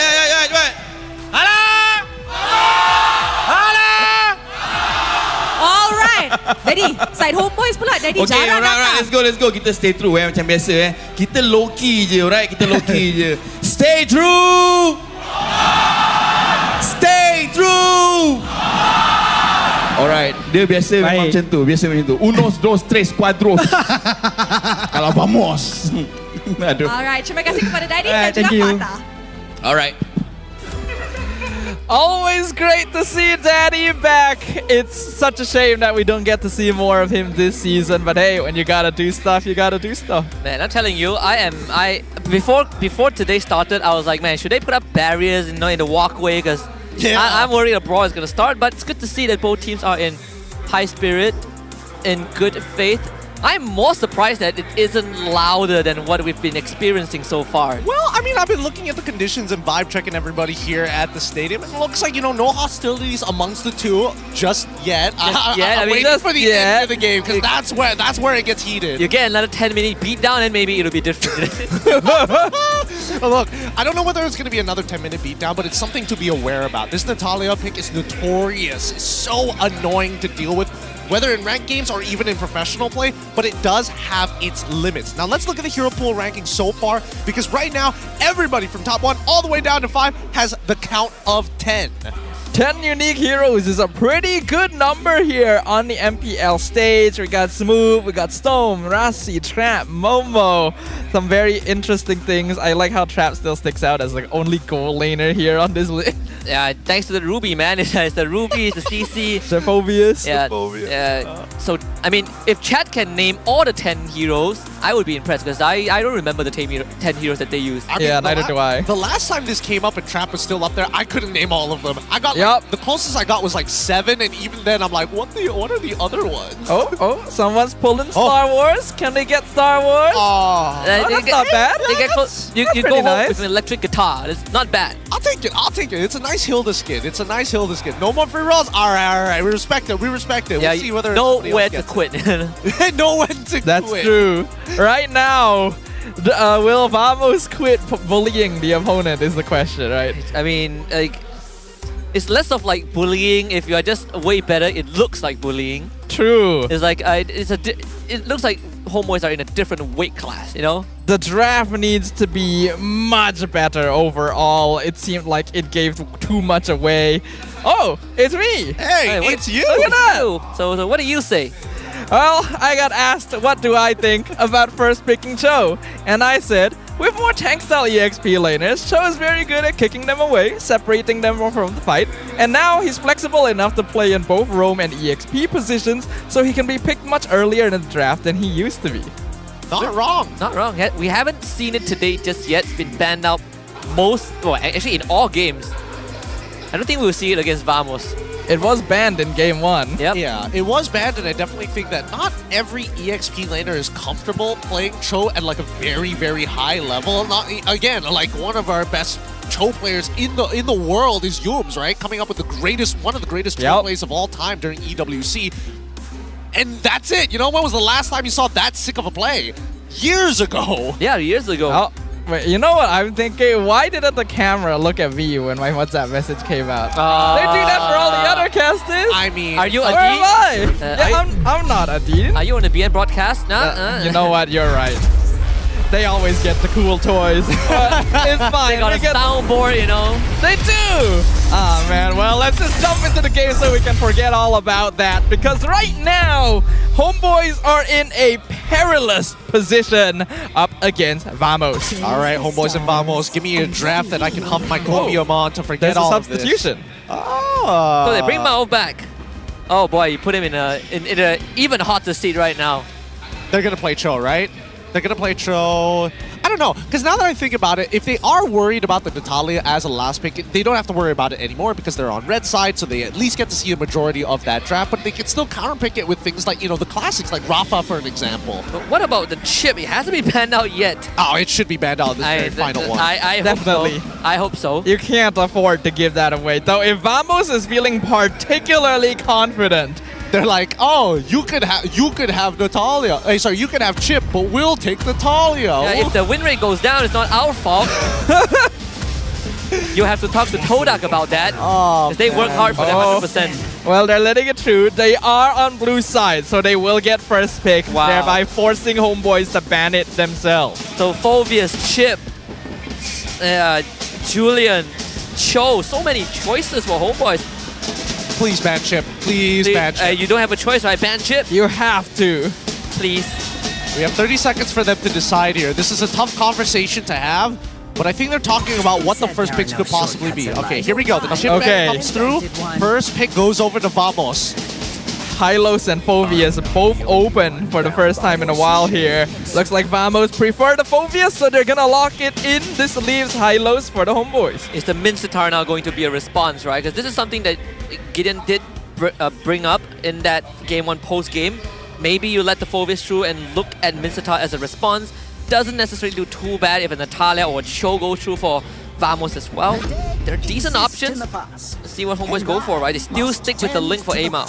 Okay, sure. That's fine. I think that, you know, Ling for Amal, he's good at the hero. He doesn't have to, well, hopefully he doesn't have to worry about the Natalia for the upcoming game, but I think this time around, they're going to need something else. They could lock in the high loss early on here to stay flexible. Yep, there we go. High loss locked in for the Homebois, and now Vamos look to reply. They need their mid laner. I don't know if they want to pick their jungle so early on. Probably going to go back into the... I want to say the Julian, but they can technically play Nolan as well. They could actually even lock in Cho on one right now. I was thinking of the Cho for sure. I mean, Hylos into Phobius also doesn't really feel the best, right? So if you are putting Hylos on Crush, you essentially are relinquishing a bit of that pressure already to Vamos. True, true. But if they go for Cho... Cho 1-1 will be very bold, but I see it happening. Cho 1-1, Cho 1-1. Cho is probably the safest if you don't want to lock into 1-1 straight away. I think it's okay to leave 1-1 here. Yeah, Valentina, they definitely need their mid laner more than they need their gold laner, because I think their gold laner is still very versatile in terms of what you can actually pick for the laning phase, but mid lane not as generous, and I think that Valentina is a very smart option just so that you can take the Glorious pathway if you want to run down your opponents, and more importantly, so that this Julian has a potential way of escape. Because let's imagine, right? Enhanced Swords, you're trying to run away, Glorious pathway, you're waiting for 7 seconds as you get run down and beaten by this horse. On top of that, if the Aurora goes through for Izanami, you can once more steal the Aurora ult, and it essentially just stops whatever Glorious pathway that Homebois want to lay down. Exactly. So either way, I think this is the best option for Vamos for now. Homeboys still need one more pick to finish off the first phase. They could try to steal the Cho in advance, but bringing up the Zeus in. This is a little bit questionable right now. Izanami already tried to play Zeus in yesterday, so was not able to come out victorious, and this hero actually currently is still at a 0% win rate. I'm telling you, it's a rough spot for Zushin to be in. Even against the first 3 picks, I'm thinking how is Izanami going to function, right? He's probably going to go for the rush for the Ice Queen's 1, but he will never be the one that is dishing out the damage. He's more of a utility hero in this case. So the bulk of the damage still lies on Amao, and you probably need Soul to supplement it. But if you want to fight early on, I think Vamos just wins in terms of numbers. Where is my target? Your team is banned. Well, wow, they actually banned there's the ban. There we go. Again, I was expecting at least Natalia to come in the second phase because the first phase is just way too important here. I think we are not giving enough credit to Jushin. I think that Jushin, as of right now, with the lineup that they have, is it can actually punish Vamos' first 2 picks really hard. Like Julian, especially in the early game, as if you are able to make him whiff or you put him on cooldown, you can run him down with Jushin and the high loss. Same goes for Phoveus, right? He needs to mark his opponents before he can actually get his ult off. It is true that putting Zeus in together with Hylos would enable her quite a bit. That Glorious pathway increasing movement speed means that it's a lot more difficult to get away from her skill too. But we'll see how many situations that actually does work out. For now, Vamos targeting the gold lane. And the Matilda gonna get banned off too. As I noticed something very interesting. The Team Heart lineup are now in Vamos jersey, including Boyka, who, by the way, is one of the main sponsors for Team Heart. This is so funny. They are right there in Vamos jersey. We know who's the winner. We know that is the second roster in Vamos. So if anyone is looking for a transfer window, that's probably it. Oh my god, that's hilarious. That is hilarious. You can see that Biko and Hesu on the side with Boyka having a good old time. And they're even signaling to the players up on stage. Wait, no. It's just the management on the bottom. That's great. That's great. Well, let's see what this final ban's gonna be. Do they still want to focus on Soul? Banning the 1-1 themselves. I actually thought they might leave it open because with a double pick, they could still lock in Cho 1-1. Probably not. Probably not. And here's why. Because mainly, now that Phoveus has changed, if he takes Flicker, there's a very good chance that he might not be able to catch up with 1-1. Most of the time when he goes for the direct impact, 1-1 is able to kind of create some distance, and that was like the previous mechanic, right? Every time 1-1 would dash, Phoveus would jump, and then she would dash again, and basically it would be an infinite loop where Phoveus could almost never catch the 1-1 unless you were able to slow him down with the Ice Queen's wand, then it's possible. The Homebois have a decision to make, right? Do they want to take the carry for themselves? Because I do see it going over to Vamos' side to deal with the high loss in particular. Homebois, I mean, they've been trying to, they've been put in a pretty hard spot, so gotta take the carry away, which does leave the Moskov now open, the Claude as well for Nets. So he has a lot more options to work with. Taking away the carry so that Vamos cannot use it to counter the high-lows themselves, while also providing them a way to DPS down the Phoveus. This is an okay pick for me, no problem with this, but I feel like Homebois is really lacking in burst damage, especially early on in the game. So the Cho comes out, right? It's been let through. That's the Xorn special. Delivers it on a silver platter. Interesting. And they also go for Claude. All right, pretty atypical for Vamos. Looks like they're going to Comfort on their second half.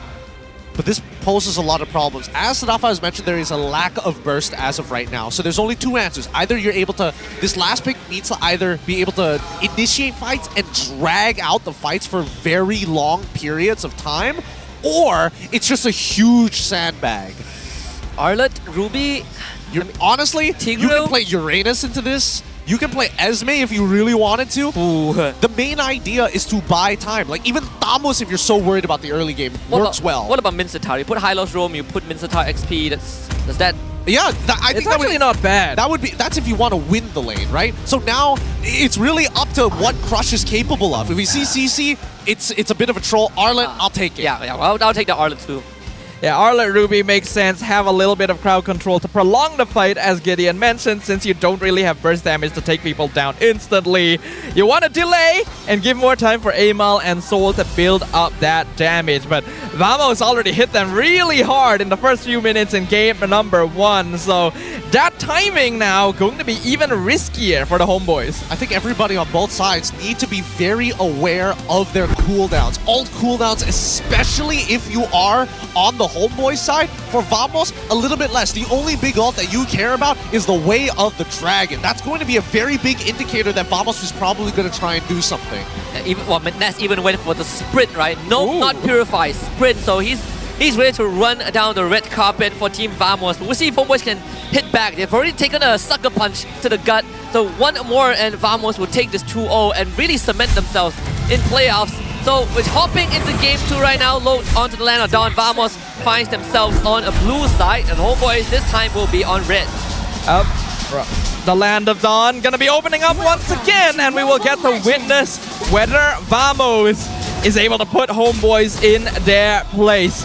Just a note, while it is not completely guaranteed that Vamos makes it into the playoffs if they 2-0 this, it is a very safe bet, because they would basically have to lose every match afterwards to be eliminated. That and also everyone else has to start winning.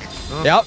I mean, it's within their control, and I think they need to do whatever they can to maintain that control. For now, though, Soul getting absolutely chunked out at level 1. Not very good for him, because he's already going to struggle in the lane.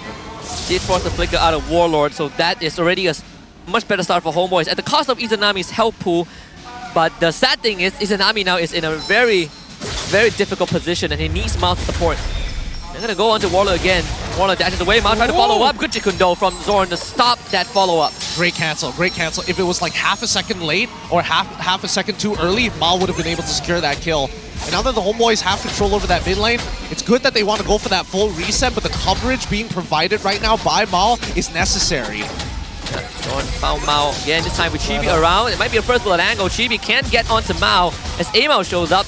Gonna hold on to the ultimate, and Chibi is just winning out the fight. Here comes the chain. Good dodge from Mao. Temper to Blaze from Amao as well. Mao with the flicker, the basic attack not enough, and Homeboys disengage. Good play, good play. That's what we want to see from the Homeboys, right? Really maximize the usage of their ultimates. Only use it when necessary and try and live out this early game. We're expecting that Team Vamos will take control as soon as possible, as with the mid trio over the first objective. But after that turtle, Homeboys should start taking control.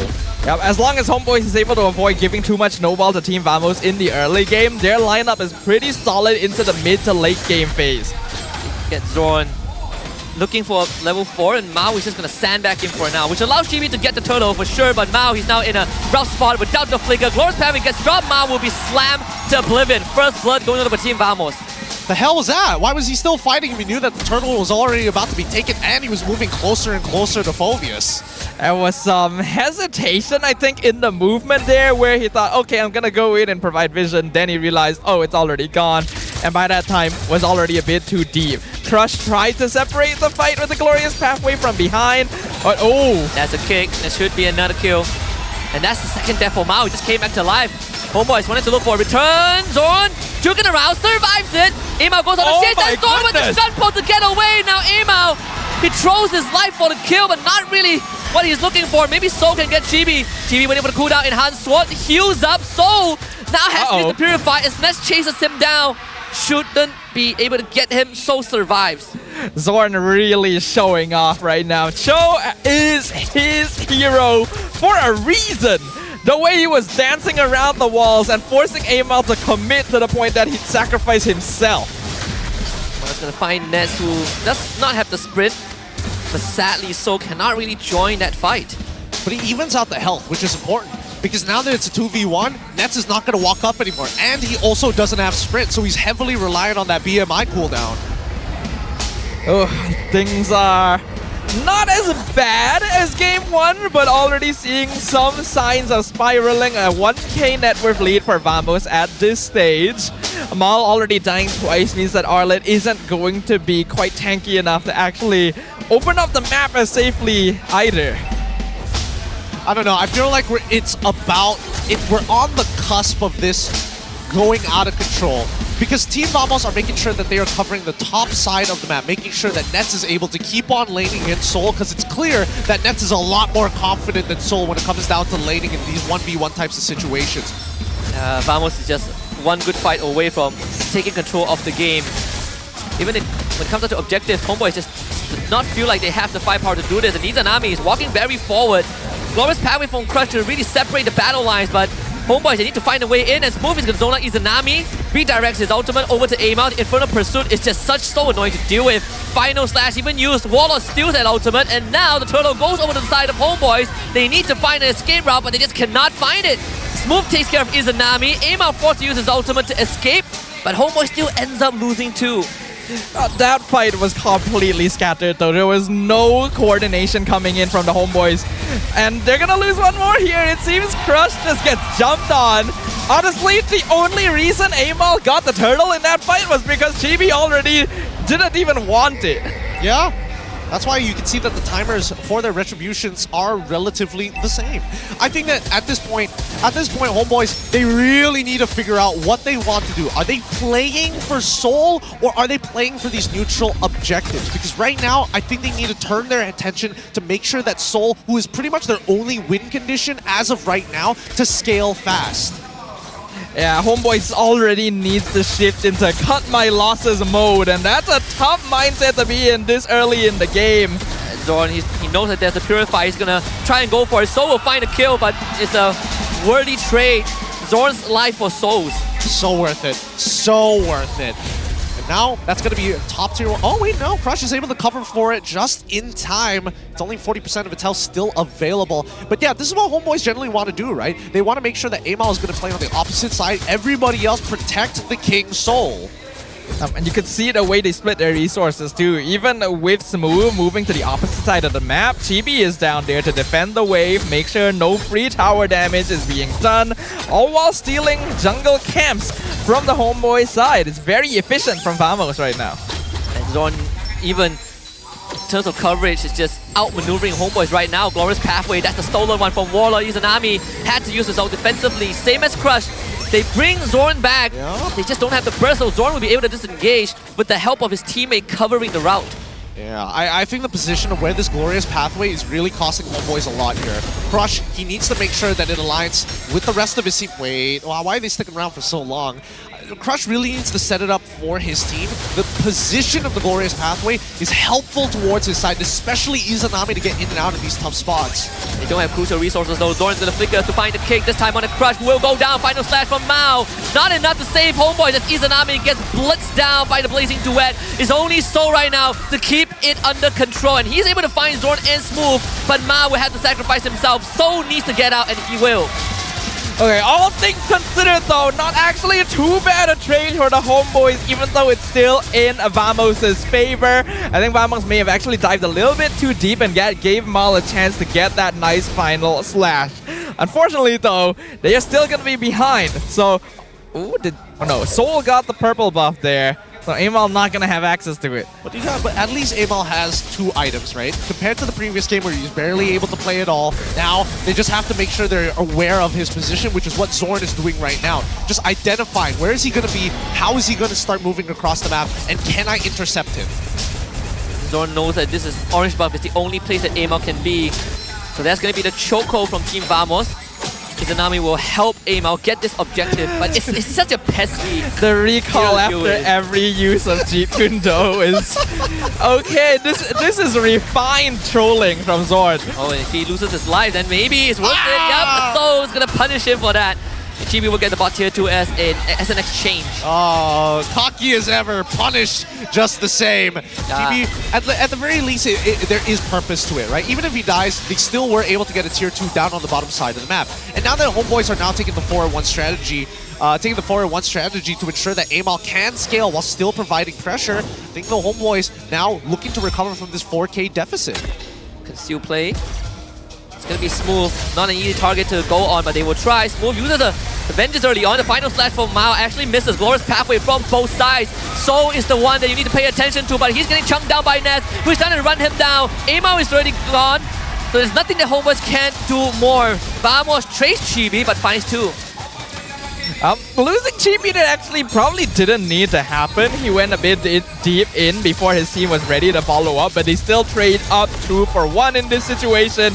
Gonna be able to get another purple buff away from Amal, and things are looking pretty solid for Vamos. I think that Homebois need to remember that even though Smooth is there to buy time and Chibi is off a cooldown and sometimes Xorn might not even have his ult, Nets has Sprint, and they have no real way of dealing with Nets if they use all of their abilities just to force out the big ults from Vamos. This is crucial. Warlord steals the Glorious pathway. It's going to cut the battle lines, forcing Homebois to fully retreat, but Crush is going to be isolated as Nets blazing duets with the Winds of Nature. They will control him and take him down. So a good trade going over to the side of Homebois. They take down Xorn in the process. It's Smooth now gonna take over the responsibility. Mao will try to flicker the safety. Smooth still alive, runs into Mao, beats him up. Homebois loses 2. I still feel like Vamos is probably losing more. Oh, hold on. Can he get so? You have to terrify from Warlord. It's more than enough. Now Amao wants to get Warlord. Smooth is gonna try and block him out, but now Smooth jumps into the air. Amao survives. Izanami saves him. Chibi will get the Lord. Yep, he's not wasting any time.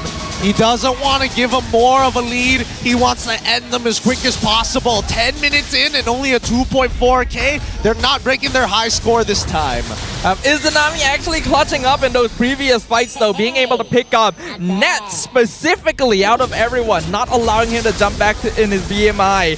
Really shifted things a little bit more in favor of the Homebois. Despite that though, Smooth, we can see that he is getting to that point where he is just a nuisance that the Homebois can't really get rid of. He's only getting thicker and thicker with the help of that Thunder Belt. So far, I'm not sure how many stacks he has. I'd love to see how many stacks he has as of right now as we move on into the 11th minute.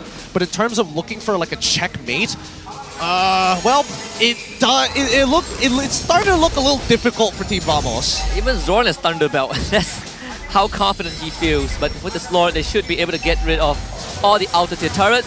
Obviously, Izanami is the one in the rough spot, uses the ultimate defensively to get away. Homebois just needs to hold inhibitors and the Holy Shield. They actually will be able to do just that. Losing only the external towers is the best case scenario that Homebois could have asked for here. And I like that they're not overextending to try and force something right now because they are aware Vamos is still ahead of them as of right now. If they're able to recreate another fight like that where Nets is caught out, then there is actually a chance for them to scale back into this. Uh-oh. Uh-oh. Are they trying to get to the flying V formation once again or no? Or have they already done it? Feels like no, they're not there yet. Yeah, they're trying to set it up. They're trying to set it up. They're trying to call their boy, but he's like, nah, wait for me, wait for me. If they die doing that setup, it would... Okay, there it is. Ness, what is that recall? Yeah, Ness, why are you a different color from everyone else? He wanted to be special. Well, this is a Vamos classic. It used to be a Homebois classic, but we all know what happened. And right now, Homebois on the back foot, but not nearly as bad a situation as compared to Game 1. Soul actually just finished his Wind of Nature as well, so he can actually duel Vamos if the conditions are right. Actually, it's one for Izanami too. So crucial items out for Homebois, and Izanami, he's starting to be quite a menace. They're gonna try and jump on him. Crush will protect him, but here comes on Flicker Kick. Izanami this time caught out. No escape route for him. And Ness will finally join the fight without any fear of interruption. So even caught out by the king, uses the Purify to get away. Smooth on the case. Wisdom Nature, only keeping Soul alive for a bit longer, but this should be the end game. Team Vamos wipes them in their base. There is a minion wave on the top side. And Homebois needs 15 seconds. It is definitely something else to nearly wipe out the enemy. Oh no, Chibi found Amal as well. He's not going home anytime soon. Might be enough time for Vamos to end the game. Amal in a 1v1. Chibi enhanced sword to delay Amal. And there's just no way back. Team Vamos full steam ahead. The rivalry is done. Vamos will be the victors 2-0. It really does send a message to immediately wipe the enemy team and clean sweep the series right after the flying V formation in the middle of the river. Vamos leaving an impact and telling Homebois that they cannot match up to their legacy. Oh, ground pounded there. Oh, it's tough. I don't have much to say with it, but let's throw it over to our host to have an interview with our winners up on stage. Berjaya untuk mendapatkan kemenangan menentang Homebois. 2-0, 3 mata penuh untuk pasukan Vamos. Alright guys. Alright, nampaknya semua sangat-sangat happy. So maybe we can start dengan Smooth dulu. Okay, Smooth. So sekarang korang dapat balik nombor 2 di regular season. Tapi tak semaksudnya korang dah guarantee playoff. Pasukan lain boleh lagi cut playoff slot korang. Tapi your last 2 matches is going up against RED dan juga RSG MY. In your opinion, Smooth, adakah Vamos dah ready untuk jumpa kedua-dua pasukan ni and hopefully mendapatkan upper bracket slot untuk playoffs? Okay. Kalau cakap pasal upper bracket ni, kita orang kena readykan kita orang punya preparation. Sebenarnya minggu ni pun kita orang punya preparation saya rasa lebih ke arah Homebois lah. Tu yang kita orang semalam rasa macam kurang sikit. Sebagai korang yang fans Vamos pun tengok kita orang semalam pun macam kecewa juga kan. Kita orang minta maaf. Lepas tu untuk match minggu depan kita orang akan prepare better lah. Alright, so are you saying that semalam bukanlah like not, it's not, I'm not trying to say that you guys tak take seriously, tapi macam more towards preparation untuk perlawanan lawan Homebois. Betul. That's what you're trying to say. Yes. I see. Okay, maybe we can ask Coach Pops regarding that. Coach Pops? Alright, Coach. Yes. Kenapa Smooth cakap that preparation korang untuk minggu ni more kepada Homebois tapi bukan more kepada Monster Vicious malam? Kau cakap macam tu ke? Dia baru je cakap. Tak adalah, kita orang prepare sama je. Tak ada pun yang... Mungkin bagi Alip, hero yang dia main semalam kan macam Chow kan. Mungkin dia rasa, lawan Monster Vicious dia kena main Chow. Hari ni main hero lain-lain.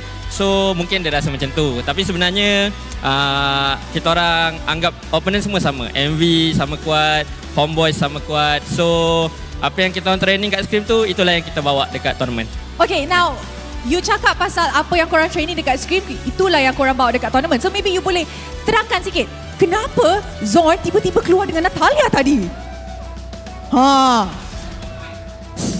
Adakah ini secret weapon yang korang simpankan, satu rahsia yang korang simpankan untuk jumpa Homebois ataupun memang plan lah?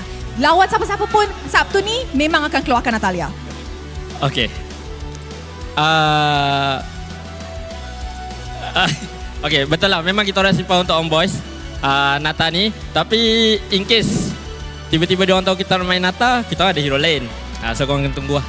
I see. So you guys came with a lot of aces prepared untuk match ni. Okay guys, kita nampak ramai yang datang tengok match ni. Tapi in your opinion, kepada semua fans yang datang, siapa yang MVP korang? Alright, mari kita tengok MVP perlawanan ini. In 3, 2, 1. MVP jatuh kepada Xorn. Mantap. Alright, Xorn. Sebelum lawan Homebois tadi, apa yang Xorn tengah rasa? Rasa nervous ke macam rasa easy game? Oh, rasa tak sabar nak lawan Homebois lah. Kenapa? Sebab ex-teammate kan, jadi... ex-team, jadi rasa macam nak kalahkan ex-team lah. Woi. So sekarang dah kalahkan ex-team Xorn, apa yang you tengah rasa sekarang ni? Oh, finally, ke nak rematch lagi lega dekat? Lah sebab dapat menang. Sebab ingatkan kita orang akan teruskan lose streak minggu ni. So, Alhamdulillah menang 2-0. Alright. Okay, so happy lah dapat menang. Happy. Alright, maybe Chibi. Sebagai ex-player daripada Homebois kan, apa yang Chibi nak cakap dekat dorang? Ataupun anything lah. Untuk Homebois, semangatlah walaupun korang rasanya tak lepas playoff. Semoga tak lepas playoff. Tak ada, guna.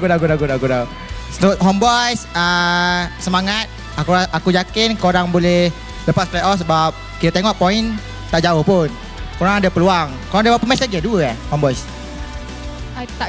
Satu je tak silap. Satu. Boleh, insyaAllah boleh.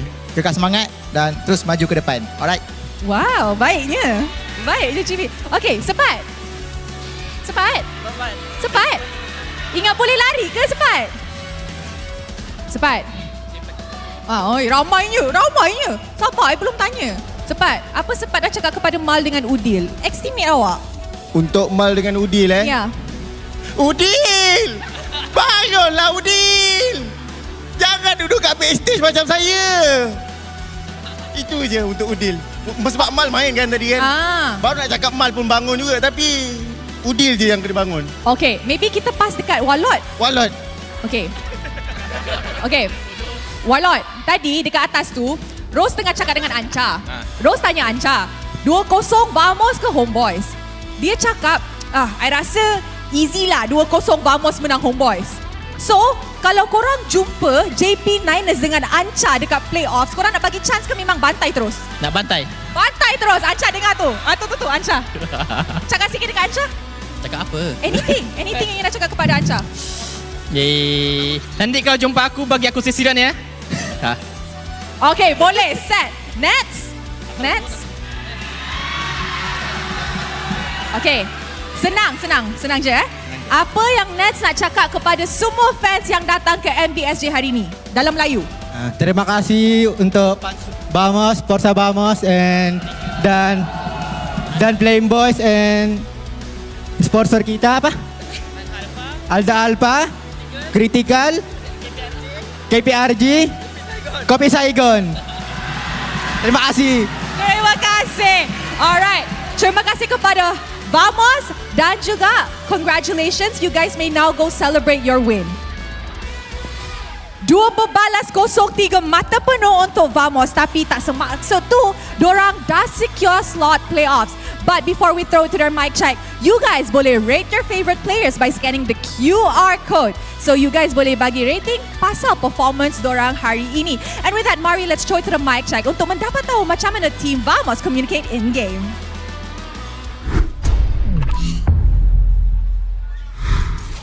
Dia tak boleh buat apa. Tapi keren. Dah. Tadi kan? Boleh. Kalau kau nak buat. Nice. Korang berdiri atas boleh? Berdiri atas. Boleh. Go, boleh. Kan saya boleh. Aku fan dua. Ling. Orang guys. Grill. Nice one. Ambil mid guys, kau tak bisa. Korang satu dah, no flick. Makanan Chibi. Tak ada flick dia. Nice one. Nice, kau ambil bawah Nes. Kau bawah Nes. Lock ke bawah. Dia tunggu. Jangan play. Nice. Dia lah. Ke atas. Masuk. Boleh kan guys? Boleh. Boleh jawab tower guys. Tahu. Tak pula jusin guys, buat kau bisa. Tak kau jusin guys. Nice one. Tak ada budiu. Boleh nice, boleh. Nice one. Dah. Aku biru guys, kalian tantar guys. Kau kuatin kau. Tak ada net wave ni. Buy one. Tahu. Cepat. Thanks guys. Aduh, thank you guys, carry aku. Alhamdulillah. Vamos certainly continues to be very interesting characters, and they're definitely having a good time now that they have been able to take down their former team. So it's a good sign, right? Yeah, I mean, the pressure has been lifted off their shoulders for sure, right? Like playoffs is 99% guaranteed unless everything goes wrong. So we can expect to see them in Johor for playoffs. I mean, what can I say, right? Xorn just had a great series. Yeah, maybe too great. I think he's having the time of his life. There's nobody who can really stop him. And even so, he's been shunpoing basically all the CC coming out from the Homebois. The one time he died, he was just overextending for the sake of it. I just feel like generally Vamos, they haven't changed too much from the last season, and it's very clear that they still have a lot of chemistry with each other, even if Smooth doesn't say too much in the mic checks, but generally he's at the right place at the right time. Yeah, Smooth is the type of player that you can expect that he will just perform solid in lane, and then he will be there when you need him, even if you don't necessarily need to communicate that. But you can tell that Homebois are still a little bit scattered. Every single time a fight starts, it feels like they're forced into it and just trying to react in time. And then they're just getting caught out over and over again by Xorn as well. Yeah, I definitely think there is a lot of moments where Nets should have been punished. Yes, he has sprint. I understand that he's getting these big setups coming in, specifically from Xorn, but man, he should have died like 2 or 3 of those times, had the final slash hit, had Law and Order just been active at the right time. So many ways to punish. Yeah, and I think even in a lot of these team fights, you can see that Homebois have been conditioned to use a lot of the ults defensively, right? Just they see Xorn on the map, Zushin has to ult away, Crush has to put its carpet, backwards. There's plenty of things that Vamos was able to really force Homebois into. It's just a very reactive condition. And they have to react because of how fast Xorn plays. He is our MVP of the match. And I think we should soak this in right now. It's not often we get to see 2 games in which all the icons are just completely different. It's just different play styles entirely.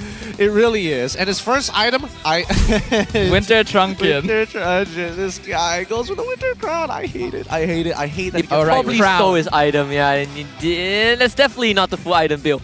But we will get to see what he actually bought in the item progression later. Yeah, we will see that. He can't escape us. You cannot do the item selling again, We got the API for it. We've got it all under wraps. But I think that this game was rather interesting, mainly because like Homebois had to deal with an interesting set of problems, right? Number one, they have to deal with the frontline Smooth, who again can just blink out of existence, come raining hell down upon you. Warlord, who makes it really difficult for both Crush and as well as Amal to get close. I would say the same for Malin as well as Soul, but they have to do completely separate things. Soul, in particular, hardly got to play this game.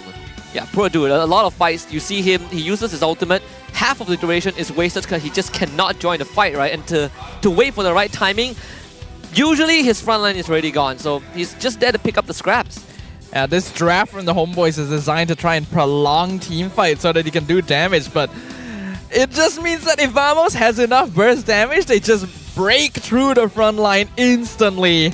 And because of that, Soul isn't able to do what he needs to. There were times when Izanami was able to catch people off guard, but that was only because Vamos overextended, because they were just having the time of their lives. Yeah, they really were. I definitely think Mal needs to understand the relationship between how Xorn wants to play across the map and when he can actually use those intervals to actually punish people like Warlord. Warlord basically should never be able to leave that lane without taking a significant damage from Izanami, and Izanami needs that space. So what Mal has to do is to force G-Kundo out of Xorn, even at the cost of 50% of his HP, and to make sure that, hey, if Xorn is in this spot, I need to watch out that whether or not Chibi is rotating towards that path, because it's a very big indicator when Xorn shows up on your side of the map. Yeah, and at the same time, actually, the job for Mao isn't really a full map coverage, right? Like, So is holding his lane pretty fine. You just need to be able to watch where Xorn goes and make sure that Izanami gets that space, like Gideon said, because Crush is not going to be that bothered by Smooth either. It's just pretty unfortunate that Mao had to divert his attention, but he just brings the rest of Vamos with him because he cannot keep up. Exactly. That's why I think that the team should have gone for the 4-and-1 strategy way earlier, because as soon as Amal died the first time, okay, this is not going to look good. He still needs item to scale to actually 1v1 Chibi, and that's already a difficult feat. He already has to worry about the Way of the Dragon, so let's minimize the things that he has to do. If we can force out some big ultimates during a team fight, that's 4v5, obviously not in our favor, and Crush disengages us with the Glorious Pathway, Amal might be able to set up a push on the opposite side. Because if we had to compare it 4v4, generally Homebois has a better lineup in terms of like single combos, but in the long term, Homebois, once they don't have cooldowns, you can start running them down. Yeah, it definitely felt like Homebois were approaching the game a little too one-dimensional. This is a team that's very based around momentum, and it doesn't seem like their gameplay has changed all that much since the start of the season, with the exception of when Crush came in. And even with that considered, they are still way too slow to be able to properly respond to Xorn. In situations like that, there needs to be a pivot. You gotta be willing to give something up, and it didn't seem like that was being considered. I think at this point, this is one of the few examples here in MPL MY where Homebois probably should learn how to feint their opponents. Meaning, as you are walking out of line of sight, out of vision, you purposefully walk in a particular direction to give a false idea of which side of the map you're going to end up on. And I think here you saw that from Vamos, especially from Xorn, the way that he's pathing, you cannot really tell which direction he's going to flicker. In the same sense, Homebois needed to apply that tactic to ensure that Vamos is always on their toes so that Nets can't just walk up into the lane and straight up one-on-one fight Soul. Yeah, not to mention, right, having Warlord just casually dropping a glorious pathway towards you. That's usually not something you see often. And speaking of Warlord, he is certainly the best wingman. And I think Vamos did their homework. Taking the Valentina away is a huge blow to Izanami as a player because that's one of his favorite picks. Izanami not really able to do too much this game outside of that one clean catch on Nets. Besides that, not a lot. And you would expect Zixin to have a bigger presence in the mid lane to, as you put it, Gideon, deny Warlord the opportunity to roam around the map, ganking alongside Xorn. So that was already a bit of a mistake. I mean, that level 1 was so... It really put Izanami pretty far behind. Mal dying twice at the start of the game meant that there was zero map control. Yeah, I think that's definitely the tipping point because the first two ways was good, right? Like Mao was able to trade and sure Izanami lost out in health pool, but you keep Warlord in the lane.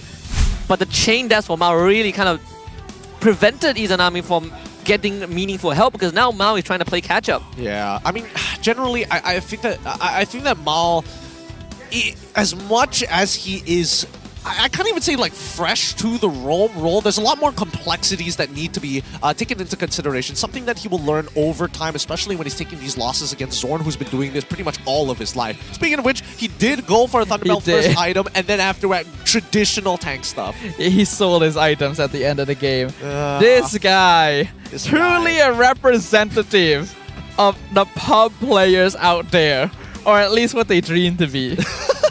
Yeah, the stocks of Natalia is going to go up in ranked game nets now. No. Thank you, Xorn. Thank you, Xorn. Truly making life hard. We appreciate you. Yeah, I'm not going to be playing jungle no more. The only thing that kind of fulfills the Clippers' wet dream is when Xorn recall and died. That is going to get clipped instantly. And Xorn had the recall in between every Jeet Kune Do proc. Then got final slashed and realized, whoops, I can't run away anymore. Yeah, that is karma right there. God, that was so funny. But now the standings, as we look as Team Vamos reclaim their second spot just underneath SRG. 14 points at the end of that game. Looking real good, but not so much for Homebois, who unable to gain even 1 point. They got one more series left, so even if they win 2-0 for the next series, you still got to contend with other teams and tiebreakers. So I gotta start praying, I guess. I think it's doable. They're just hoping that like RSG you gotta wish Toda drop their games, Team Ray drop their games, RSG MY drop their games. Look, it's okay. As long as they make it into top 8, then at least it's fine, right? Yeah. Top 6, and you're like, all right. It might not be as possible, but at least we hold the spot. It would be a massive downfall to be eliminated from MPL the season after you were second.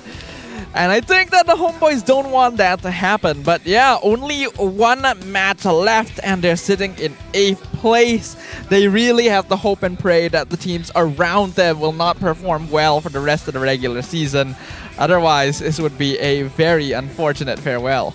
They're the only team that has played 8 out of 9 series, right? So if anything, Homebois are in the toughest position right now. They're in a very scary spot. Even the aggregate points is not helping. They got -7 with one more BO3. Oh, dude, the only other team that has -7 is Team Hawk, but they're like 5-12 compared to like the scoreboard. Oh my god, I don't know. It's stressful. I would hate to be in that type of position. It's way too much stress for my heart. I think it would be stress for anyone's heart, and hopefully the Homebois are able to find some of that mojo at least for their final game. But with that, we will have one final match for the day as well. That's going to be between RED Esports and RSG MY. Your thoughts, Husky? There's a chance if Red wins 2-0, they overtake Vamos on the leaderboard again and cement themselves not just in second place, but also lock in playoffs. Fair enough. I'm just ready to see RSG get smashed here. Okay. I didn't want to put it that way, but I mean, they've been doing terribly. I'm hoping today, like against all the other teams, Red seems like the most likely that they can maybe take away one game at the very Against least. Ube, though? They did beat MV though. That's what I'm saying. Well, we'll leave these questions for later because for now, we're going to jump into a short break. When we come back, the final match of the day, see you guys there.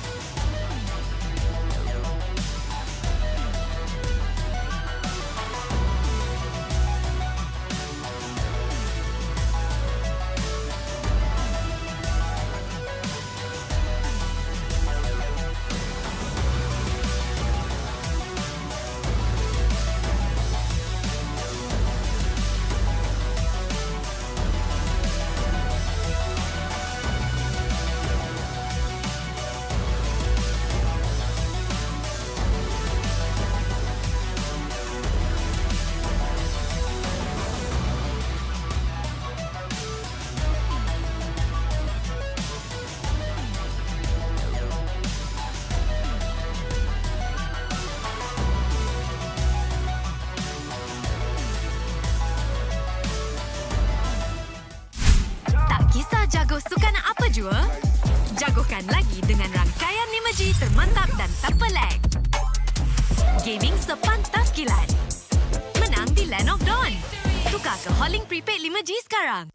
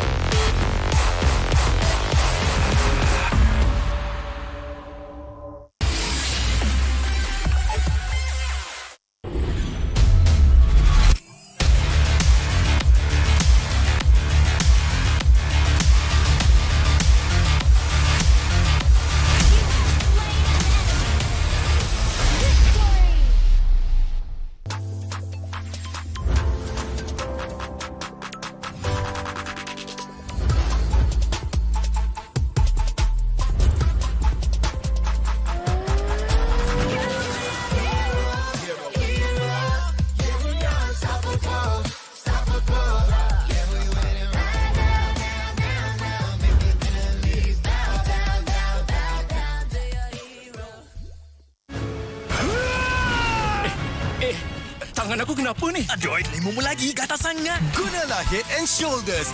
100% keyakinan, kelumamu dan kegatalan. White out. Unstoppable.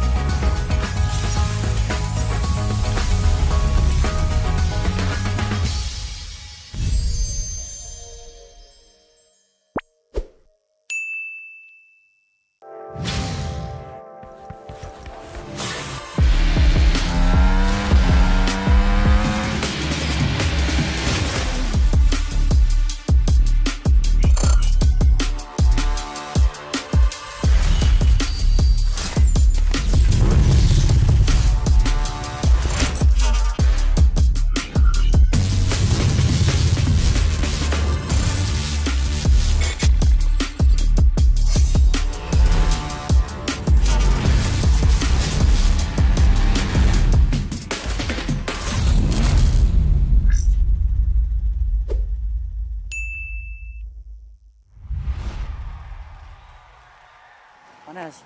Betul lah, panas gila. Kau ada payung? Ada? Kau tak dengar ke Kagura selalu cakap? Sediakan hujan sebelum payung untuk M6. Cik kau.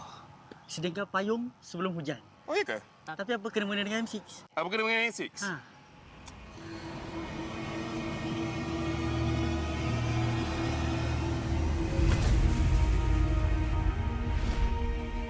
Apa itu hujan emas? Hujan emas adalah satu matlamat, satu impian terunggul untuk setiap pasukan. Setiap musim, apakah kenangan yang istimewa? Ia adalah ketika juara menjulang piala di bawah hujan emas. Ia juga menjulang dan membanggakan nama Malaysia di persada dunia. Seperti cuaca, musim baru datang dan pergi. Ia persis dengan MPL MY. Setiap pasukan dan pemain yang pernah menjejak kaki di MPL MY, mereka tidak pernah berputus asa. Setiap musim ada permulaannya. Juga permulaan baru untuk matlamat dan impian bagi pemain kita. Musim cuaca datang dan pergi, tapi ia tidak akan mengubah sejarah pemain kita. Dengan harapan musim hadapan yang cerah adalah satu pemangkin semangat bagi pasukan yang bertarung. Komposisi musim lalu tidak penting. Yang penting adalah kesetiaan kepada permainan. Tiada guna mengerti hujan emas dan berjuang demi Malaysia kalau kita tidak dapat merealisasikannya di M6.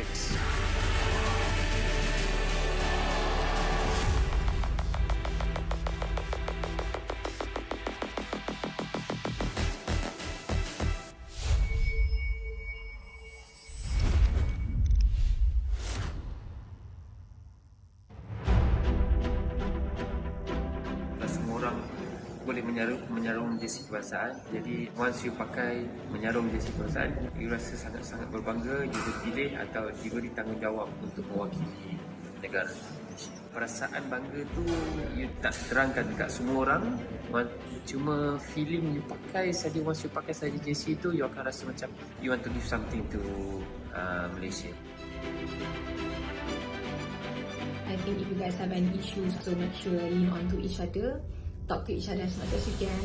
I think just be proud because tak semua orang dapat this opportunity, and also kena ada that winning mentality, tak kisah pun dekat level mana you guys pergi, and jangan rasa takut, jangan rasa macam you guys are not good enough. Apapun, just ingat bila you guys enter the arena, just do your best and all the Malaysians will be behind you and supporting you guys.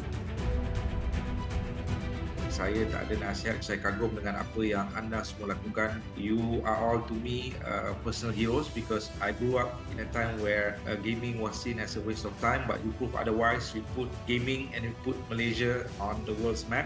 I think you are at a better place to advise me. So again, I want to say thank you for being who you are. Thank you for fighting every day. Thank you for competing for Malaysia because it's something that I can never do. And I live vicariously through you bila I tengok atlet Malaysia compete, because what you do is very, very amazing. And I wish you all the best. Deliver for Malaysia, because wherever I am on the day when you win for Malaysia, I'll be proud to raise the Malaysian flag and play the negara.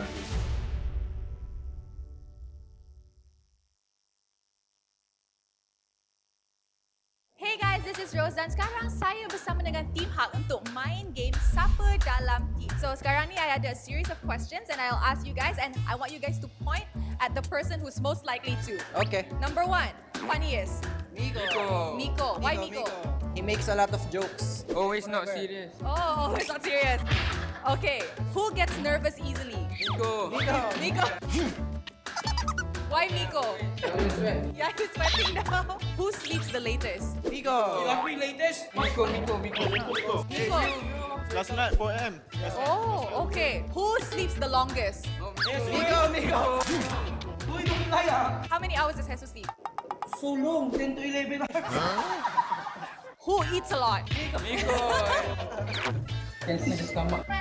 All Maggi goreng, nasi goreng ayam, all inside. Who is always late? Gigi. Midnight. I'm joking. He always the one that late. No, he's always late. Who gets angry the most? Oh, Panda gets angry the most? Yeah, but it's okay because he's eagerness to win. Who daydreams the most? Coach daydreams the most. Everybody agree? Yeah. Okay, then thank you very much to Team Hak.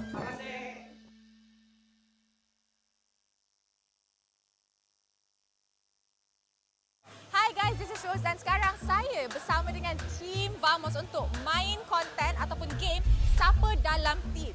Okay, so I akan list out a few questions pasal korang point dekat player tu yang paling lah dalam team. Boleh? Okay, boleh. Siapa dalam team paling kelakar? Bani.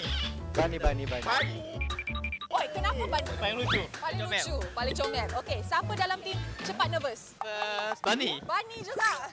Kesian member dekat belakang tu. Kenapa dia nervous? Sebab dia suka gugup dan nervous juga. Nampak dia selalu macam ni. Oh, dia selalu shake lah. Okay. Siapa dalam team paling garang? Bani. Ni macam tak betul kan? Tengoklah muka dia apa tu. Belah dulu pandang besar. Bani ke? Dia buat muka garang Bani. Pandang kamera buat muka garang. Siapa dalam team tidur paling lama? Bani. Jangan cakap. Dia betul. Ni macam I risau je. Adakah ini the reason dia tak main lagi sebab dia asyik tidur masa screen? Macam mana? Dia memang dia cakap semua betul. Okay. Siapa makan banyak? Bani tak boleh ambil. Bani. Bukan you. Bukan kau lah. Tengok ni. The most gemoy. Okay. Siapa dalam Bani. Belum. belum. Sabar Zon, sabar. Okay. Siapa dalam team paling lambat? Selalu lambat. Oh, Bani. Bani, siapa cepat marah? Korang semua. Okay, last. Siapa cakap paling banyak? Bani. Fix Bani. Betul. Kenapa betul? Bani selalu cakap betul. Bukan awak. Alright then, that's it. Thank you to Team Vamos. I got some big news, okay? So I got a leak. M6, we're gonna... What does the audience want to see? What kind of stage do we want? What about the colors? M6 is going to be held in Malaysia. We have to be greater than ever. Greater than ever. How to make M6 greater than ever.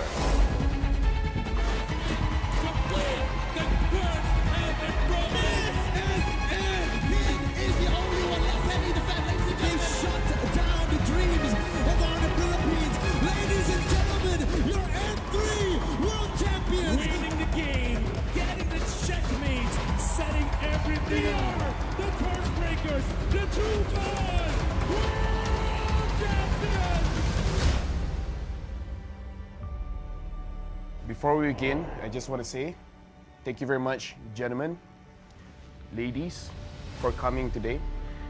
We have something very important to discuss here, right? Because right now, imagine yourselves as Moonton. We're the publishers. M6 is going to be held in Malaysia. So I need ideas to make sure that M6 gets good. This time, it's got to be better. Like, it's in Malaysia, okay? We have to be greater than ever. Greater than ever. You know what? That's gonna be the tagline. You like it? You like the tagline? That's a good tagline. That's a good tagline? We went from Join the fight. Join the fight. Join the fight to the top. To the top. Dare to be great. Dare to be great. Be better than great. And now greater than ever. You know what? You're a genius. I'm a genius. You're a genius.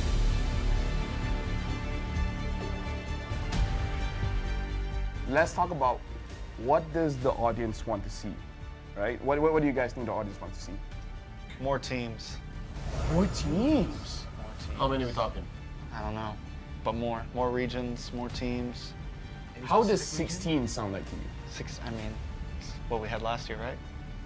That's true. I'm too dumb. Do we want more teams in the wild card or the main stage? Because there's a wild card. We had it, yeah. I'm okay with the 2 slots for the wild card. 2 slots? And then 8 in the wild card. 2 slots for wild So card. total 24. Because I'm a believer that the wild card is a legit part of the tournament. I agree. Do they actually want smart stuff? Non-PH versus PH finals, I guess. Non-PH, yeah. Non-PH, non-PH. We got that in M5 though. What specific region do you want in the finals? North America. Wow. That one is a bit. I don't know about that one.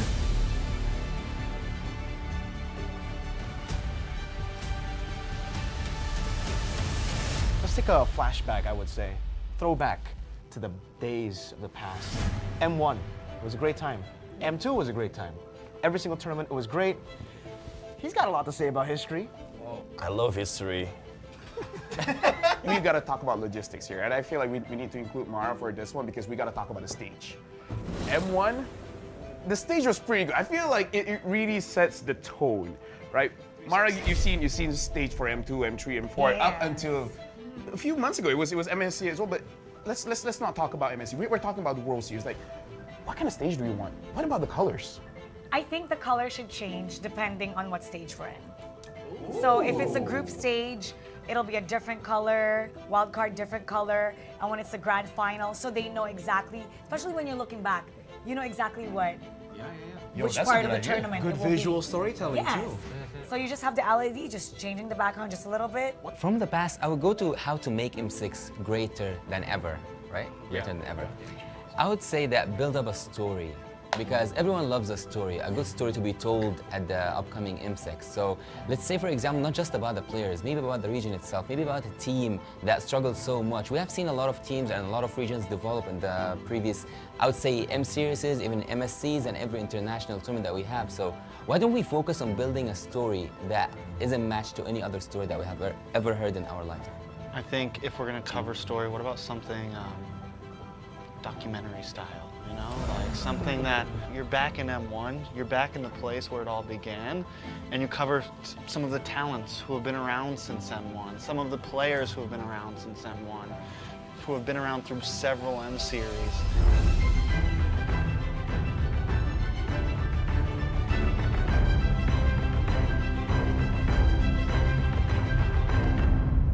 I want to talk about music video.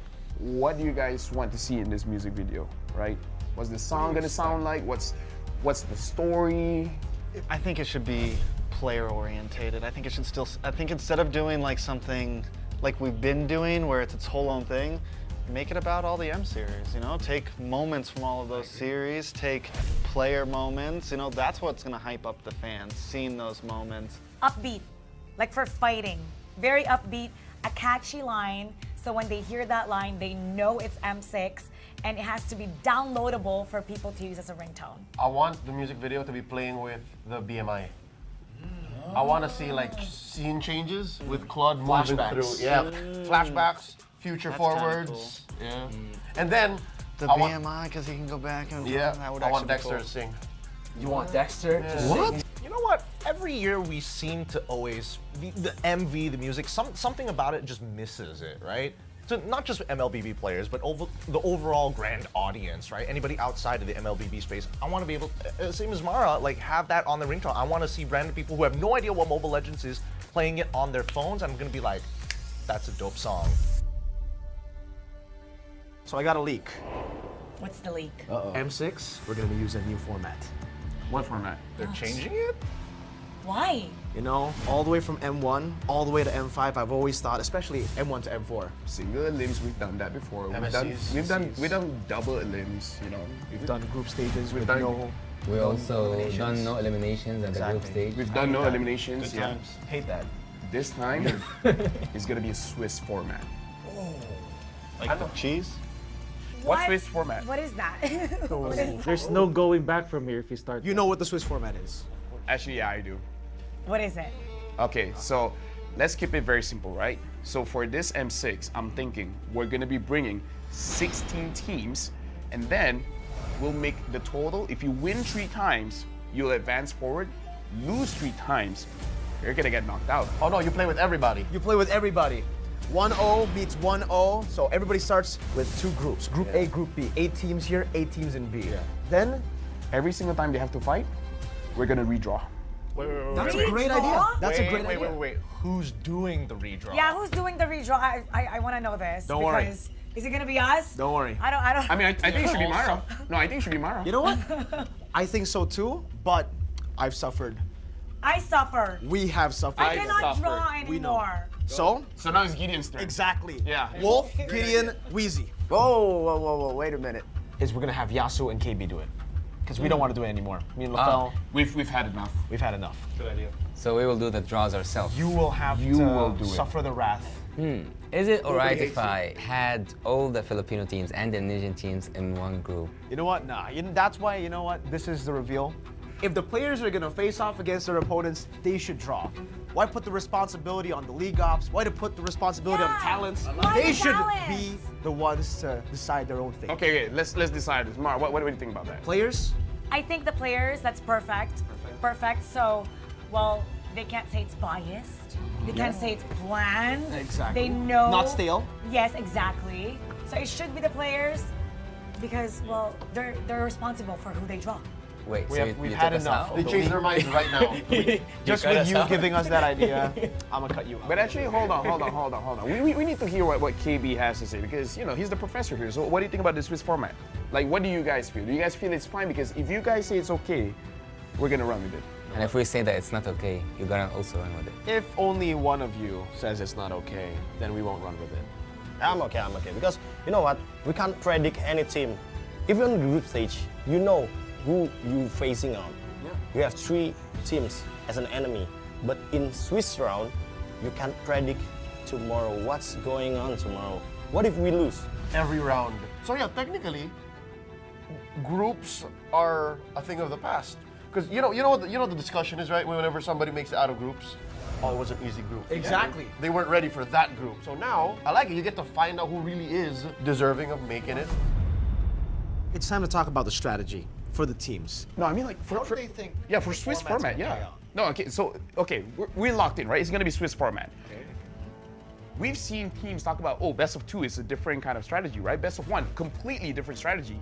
So now Swiss format, like Gideon, Steph, Weezy, like, what do you guys think is gonna be the strategy when we're going for a Swiss format for this time? Just win.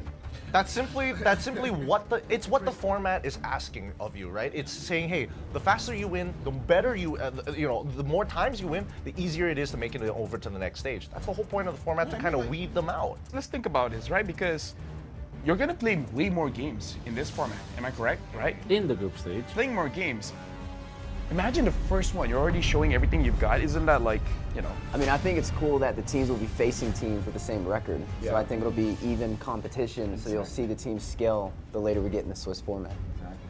I'm more curious about pre-preparation, right? I don't know about you, Wolf, but for me, at least with the format that we had before this, you kind of know who's your next opponent. You can pre-prepare for it and honestly have a working strategy. But I think with the Swiss format, it's just every single draw, you're like, I just hope I do well.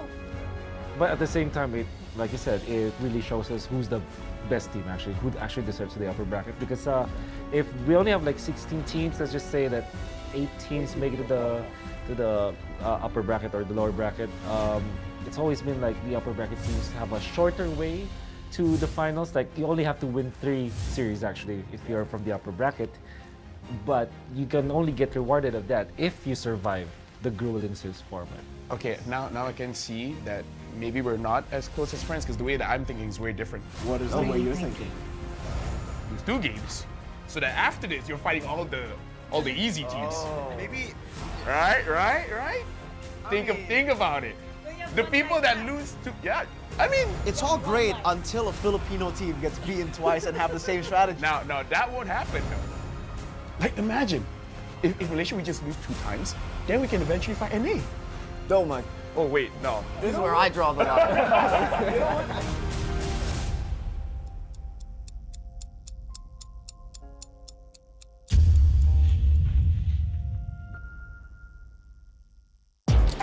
Tak kisah jago sukan apa jua, jagokan lagi dengan rangkaian 5G termantap dan tanpa lag. Gaming sepantas kilat. Menang di Land of Dawn. Tukar ke Holling Prepaid 5G sekarang.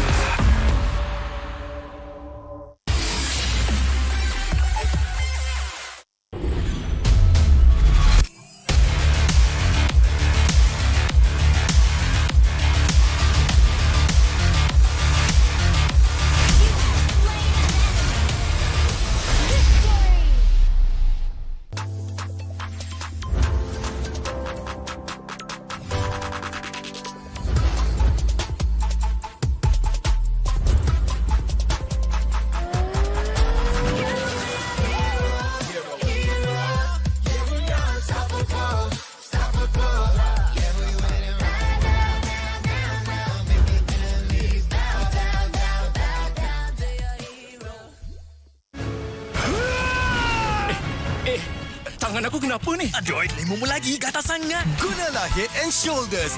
100% keyakinan, kelumamu dan kegatalan. Wiped out. Unstoppable.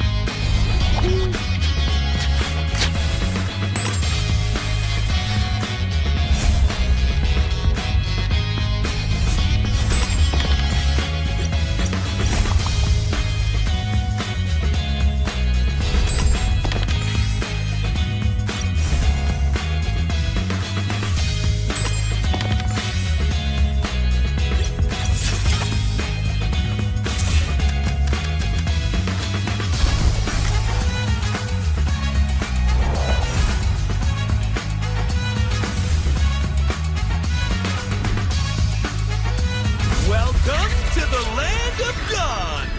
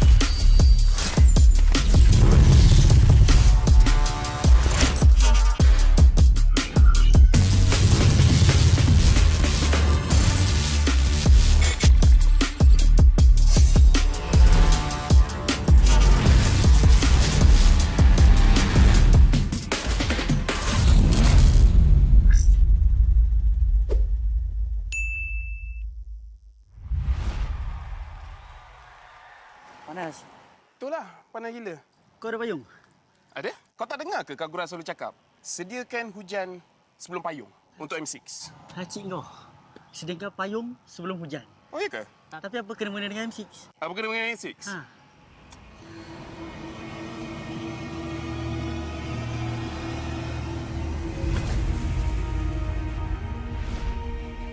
Apa itu hujan emas?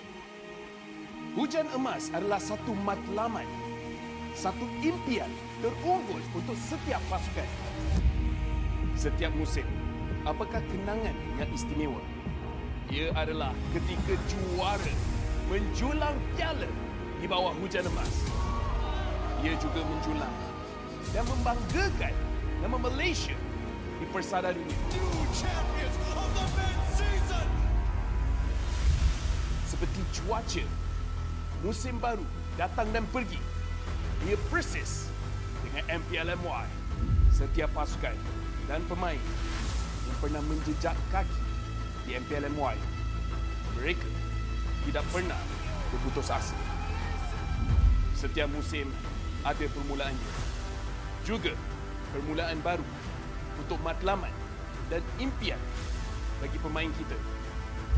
Musim cuaca datang dan pergi, tapi ia tidak akan mengubah sejarah pemain kita. Dengan harapan musim hadapan yang cerah, adalah satu pemangkin semangat bagi pasukan yang bertarung. Komposisi musim lalu tidak penting. Yang penting adalah kesetiaan kepada permainan. Tiada guna mengerti hujan emas dan berjuang demi Malaysia kalau kita tidak dapat merealisasikannya di M6.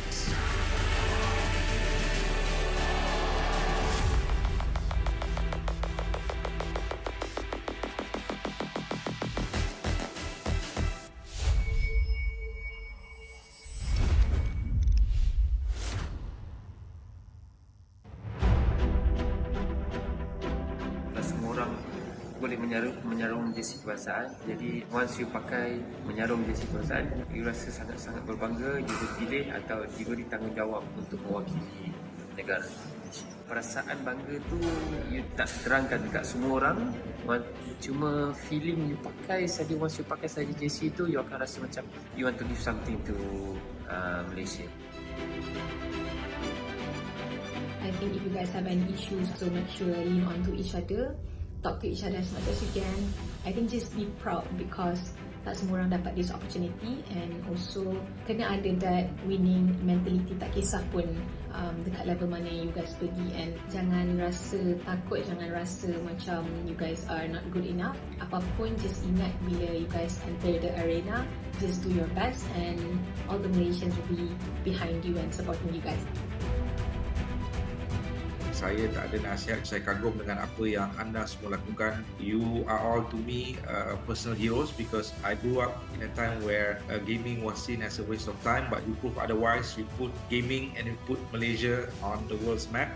I think you are at a better place to advise me. So again, I want to say thank you for being who you are. Thank you for fighting every day. Thank you for competing for Malaysia because it's something that I can never do. And I live vicariously through you bila I tengok atlet Malaysia compete because what you do is very, very amazing. And I wish you all the best. Deliver for Malaysia because wherever I am on the day when you win for Malaysia, I'll be proud to raise the Malaysian flag and play the negara.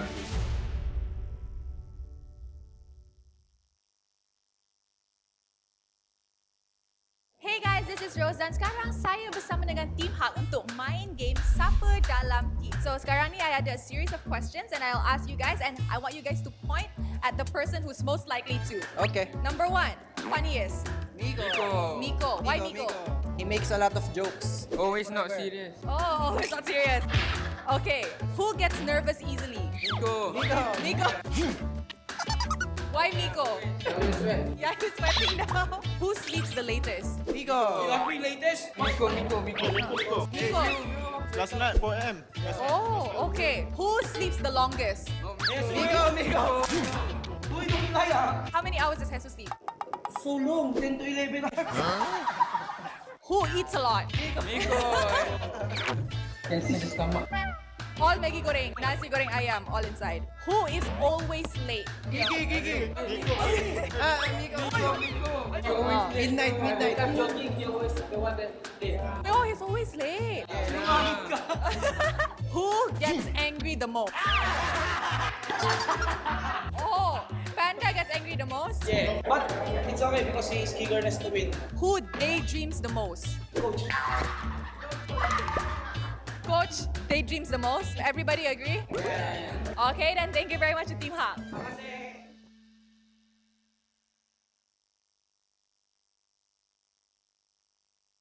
Hi guys, this is Rose dan sekarang saya bersama dengan Team Vamos untuk main konten ataupun game Siapa Dalam Team. Okay, so I akan list out a few questions pasal korang point dekat player tu yang paling lah dalam team. Boleh? Okay, boleh. Siapa dalam team paling kelakar? Bani. Oi, kenapa Bani? Paling lucu. Paling comel. Okay, siapa dalam team cepat nervous? Bani. Bani juga. Kesian member dekat belakang tu. Kenapa dia nervous? Sebab dia suka gugup nervous juga. Nampak dia selalu macam ni. Oh, dia selalu shake lah. Okay. Siapa dalam team paling garang? Bani. Ni macam tak betul tadi. Tengoklah muka dia apa tu. Belah dua, mata besar. Bani ke? Dia buat muka garang, Bani. Pandang kamera buat muka garang. siapa dalam tim tidur paling lama? Tidur paling lama. Bani. Bani dah juga. Betul. Ni macam I risau je. Adakah ini the reason dia tak main lagi sebab dia asyik tidur basuh skrin? Macam mana? Memang dia cakap semua betul. Okey. Siapa makan banyak? Bani tak ambil. Bani. Bukan you. Bukan kau lah, bukan kau. Tengok ni. The most gemoy. Okey. Siapa dalam Bani. Belum belum. Sabar Zon, sabar. Okey. Siapa dalam tim paling lambat, selalu lambat? Oh, Bani. Bani, siapa cepat marah? Diorang semua. Okey, last. Siapa cakap paling banyak? Bani. Fix Bani. Betul. Kenapa betul? Bani selalu cakap betul. Bukan awak. Alright then, that's it. Thank you to Team Vamos. I got some big news, okay? So I got a leak. M6, we're gonna What does the audience want to see? What kind of stage do we want? What about the colors? M6 is going to be held in Malaysia. We have to be greater than ever. Greater than ever. Greater than ever. How to make M6 greater than ever.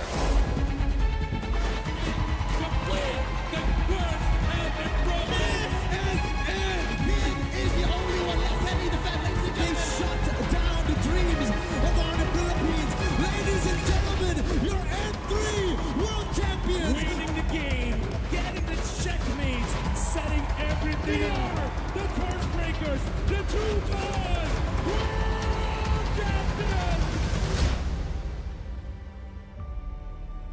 Before we begin, I just want to say thank you very much, gentlemen, ladies, for coming today.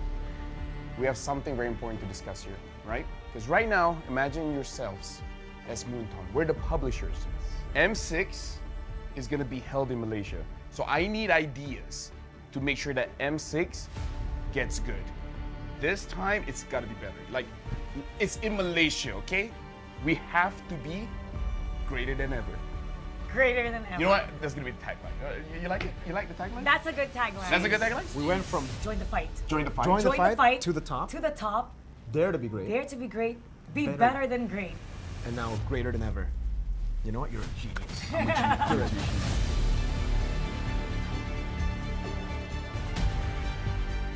Let's talk about what does the audience want to see, right? What do you guys think the audience wants to see?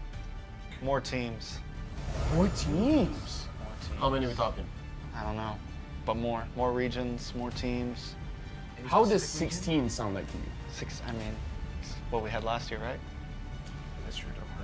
I'm kind of dumb. Do we want more teams in the wild card or the main stage? Because there's a wild card. We had it, yeah.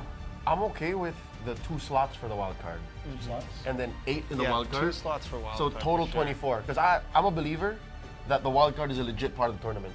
I agree. Do they actually want smart stuff? Non-PH versus PH finals, I guess. Non-PH, yeah. Non-PH, Oh, PH non-PH. We got that in M5 though. What specific region do you want in the finals? North America. Wow. That one is a bit. I don't know about that one.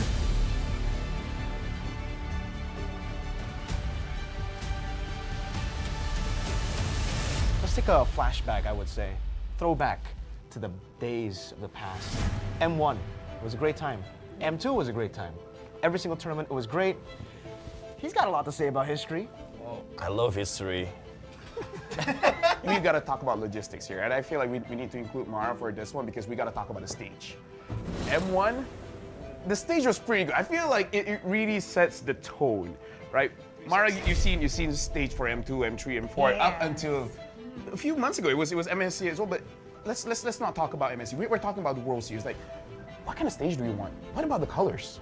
I think the color should change depending on what stage we're in. So if it's a group stage, it'll be a different color, wild card different color, and when it's the grand final, so they know exactly, especially when you're looking back, you know exactly what, which part of the tournament Good it will visual be. storytelling Yes. too. So you just have the LED just changing the background just a little bit. From the past, I would go to how to make M6 greater than ever, right? Greater than ever. I would say that build up a story, because everyone loves a story, a good story to be told at the upcoming M6. So let's say, for example, not just about the players, maybe about the region itself, maybe about a team that struggled so much. We have seen a lot of teams and a lot of regions develop in the previous, I would say, M series, even MSCs and every international tournament that we have. So Why don't we focus on building a story that isn't matched to any other story that we have ever heard in our life? I think if we're gonna cover story, what about something documentary style? You know, like something that you're back in M1, you're back in the place where it all began, and you cover some of the talents who have been around since M1, some of the players who have been around since M1, who have been around through several M series.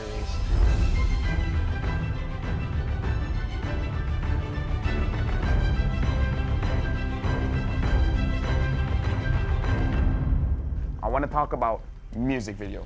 What do you guys want to see in this music video, right? What's the song gonna sound like? What's the story? I think it should be player orientated. I think it should still, I think instead of doing like something like we've been doing where it's its whole own thing, make it about all the M series, you know? Take moments from all of those series, take player moments, you know, that's what's gonna hype up the fans, seeing those moments. Upbeat, like for fighting, very upbeat, a catchy line, so when they hear that line, they know it's M6, and it has to be downloadable for people to use as a ringtone.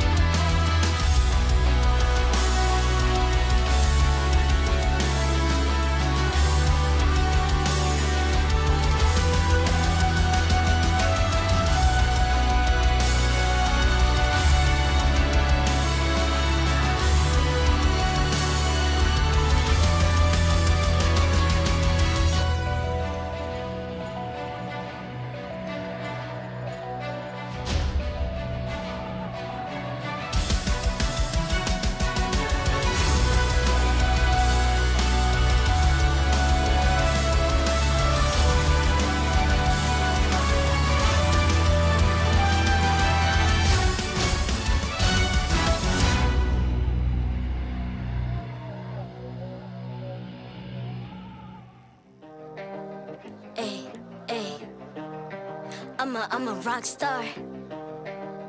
Yeah, rock star. Ay, ay, ay. I'm a rock star, baby. I'm a rock star.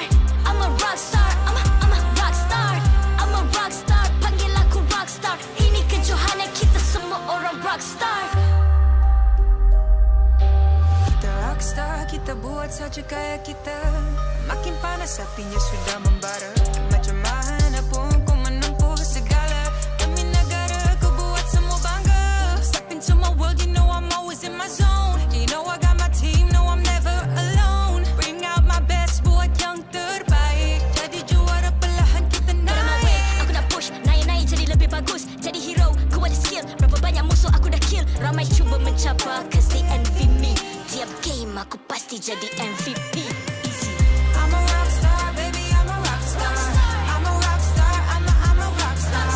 I'm a rock star, panggil aku rock star. Ini kejohanan kita semua orang rock star. I'm a rock star, baby, I'm a rock star. I'm a rock star, I'm a rock star. I'm a rock star, panggil aku rock star. Ini kejohanan kita semua orang rock star.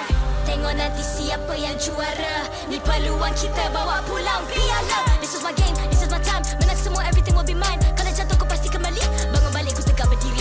Kuatkanlah tenaga, ganjaran diperoleh. Ni kejohanan kita, Malaysia memang boleh. Rise up to the top, kita buat bersama. Semangat kita kuat di bawah satu bendera. Ay. I'ma go hard for the win. Win. On the battlefield till the end. I'm trying to beat the greatest anyone has ever seen. Stand by, I'm coming in for the win. I'm a rock star, baby, I'm a rock star. I'm a rock star, I'm a rock star. I'm a rock star, panggil aku rock star. Ini kejohanan kita semua orang rock star. I'm a rock star, baby, I'm a rock star. I'm a rock star, I'm a rock star. I'm a rock star, panggil aku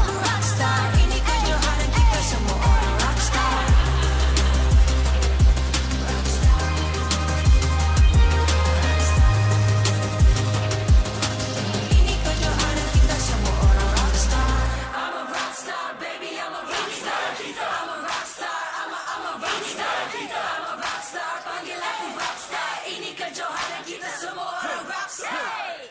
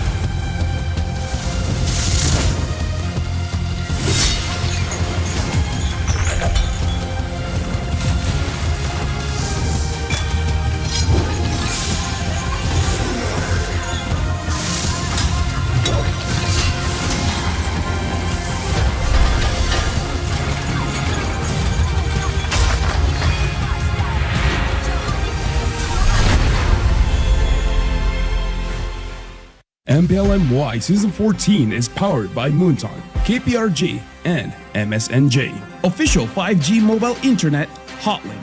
Best 5G for lightning fast MLBB gaming. Official gaming phone ROG Phone 8, king of performance for mobile gaming. Official lifestyle fashion partner, up your game with RED Esports. And thank you to all our partners in esports and strategic partners.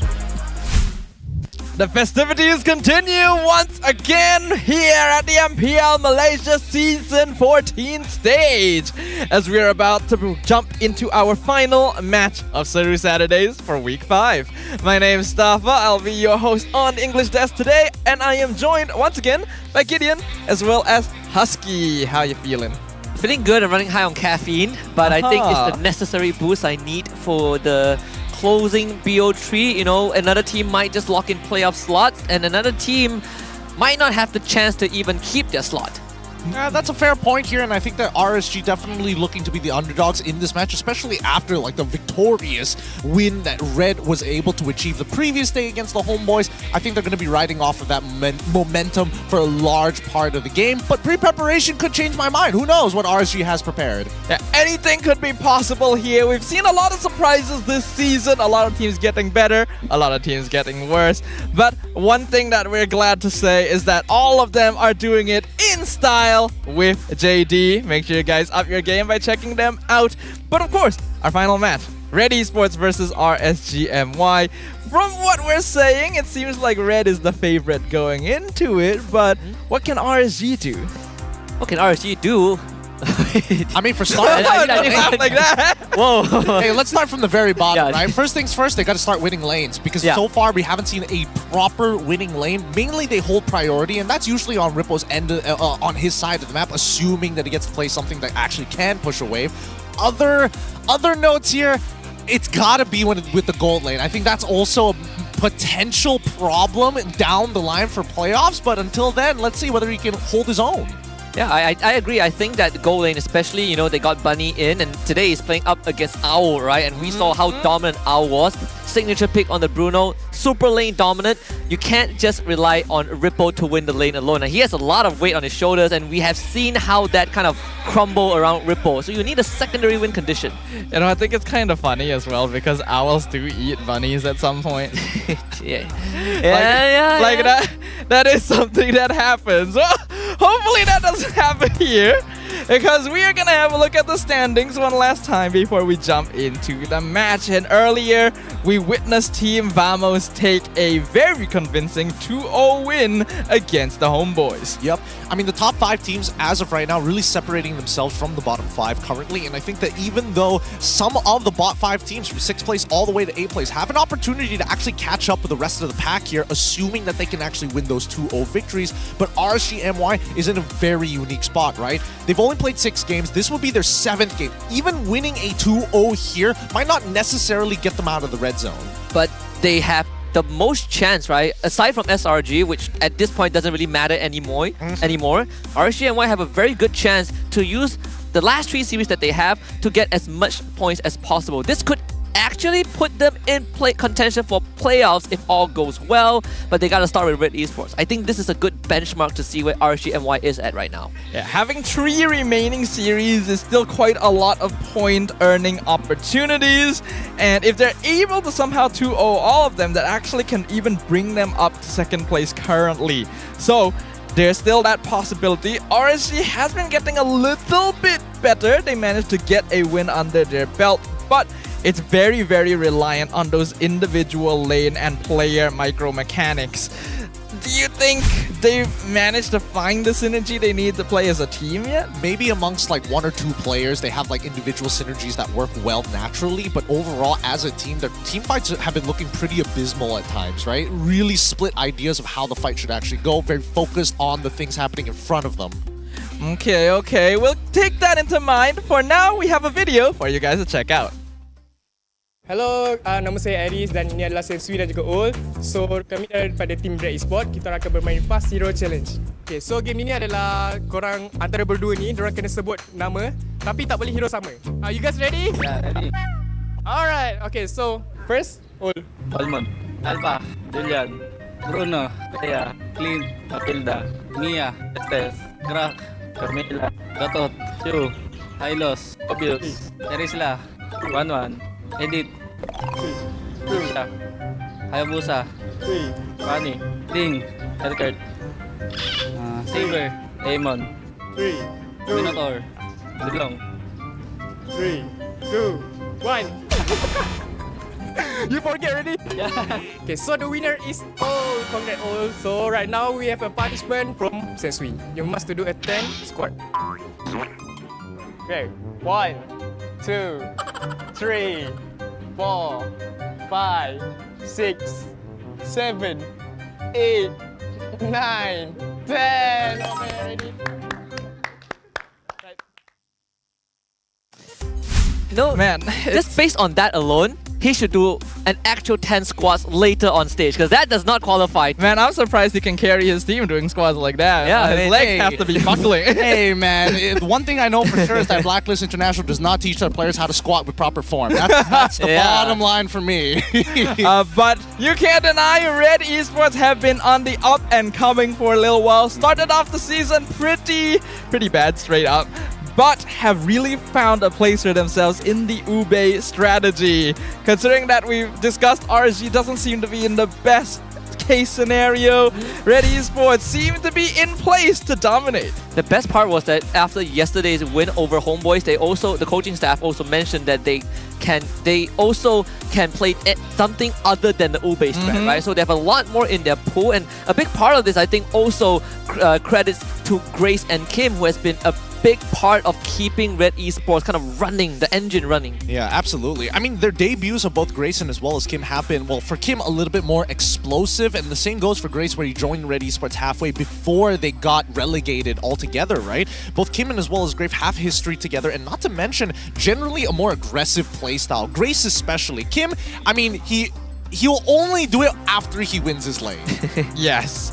But you gotta admit, they've been meshing together very well, along with Sensui and Owl. Their Ube is clean, their non-Ube is not that bad at all. And I think Owl is really the breakout player to keep an eye on here. Once he has that farm, he goes crazy. Even when he was on loan to NIP Flash, just, you know, during the off-season, he really showed up big time, right? Very independent in the lane.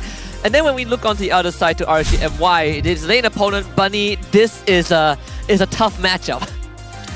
It's tough is one way of putting it. I think in general, RSG has a lot of issues, well, not only when we're talking about the fundamentals of the game, but I think, you know, in a pro player sense, how they fight as a team, right? Unless it's a very clear-cut, oh, there is only one target, there is nobody else, then sure, they can pull that off no problem. But when there is multiple targets and they need to make split-second decisions in the middle of that fight, that's when we see the team have very different and varying ideas of how the fight should be played. Yeah, we talked about adaptation earlier in the day. For RSG, the adaptation that they have elected for the season, knowing that there's a bit of scattering happening in their team fighting, is just picking up strong pocket picks. They are purely operating off of individual player achievements, and sometimes that can work, especially with Repo creating a lot of space for the team.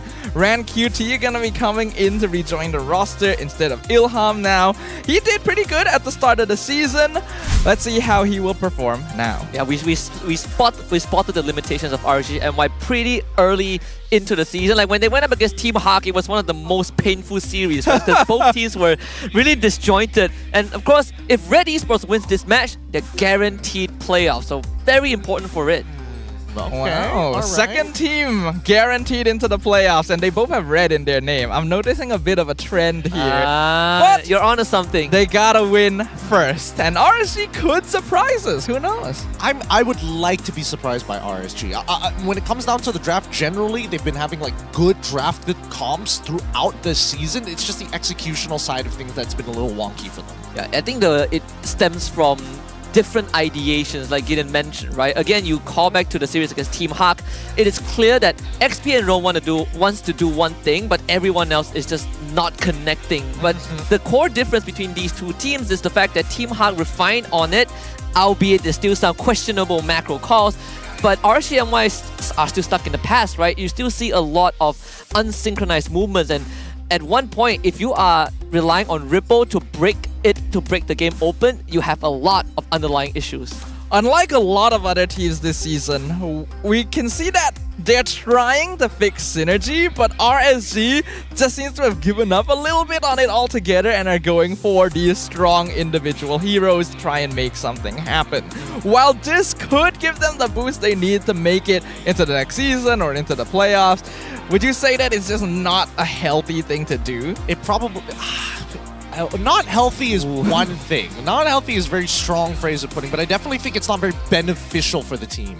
Yeah, I mean, even when they went up against Todak, they had a good chance of taking down Todak, and they lost because they overlooked the drafting phase where they had an answer that allowed them to beat Todak in the first place. Like a lot of layers to how RSG MY kind of played the regular season. Hopefully, at least for this one, they put up a decent fight against Red. Well, a decent fight is what we're hoping for and what we are expecting in our final match of the day. So without further ado, let us go ahead and welcome both of these teams up onto the stage to prepare for their matchup in the Land of Dawn.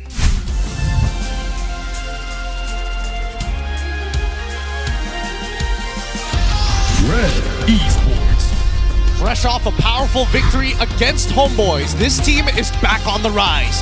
The resilience is shining through, and another win today could solidify their playoff hopes. Can they build on their momentum and climb even higher? Make some noise for RED Esports! RSG MY. It's been a tough season with only one series win so far, but today could be the day they flip the script and make their mark. Can they rediscover their form and begin their road to redemption? Let's give it up for RSG MY!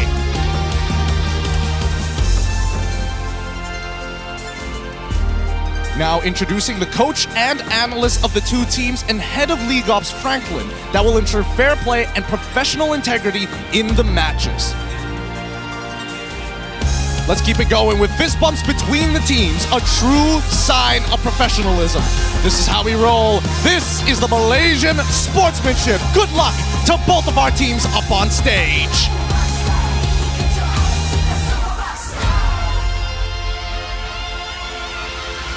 A matchup worth paying attention to here as RED Esports and RSG MY take to their respective sides of the stage.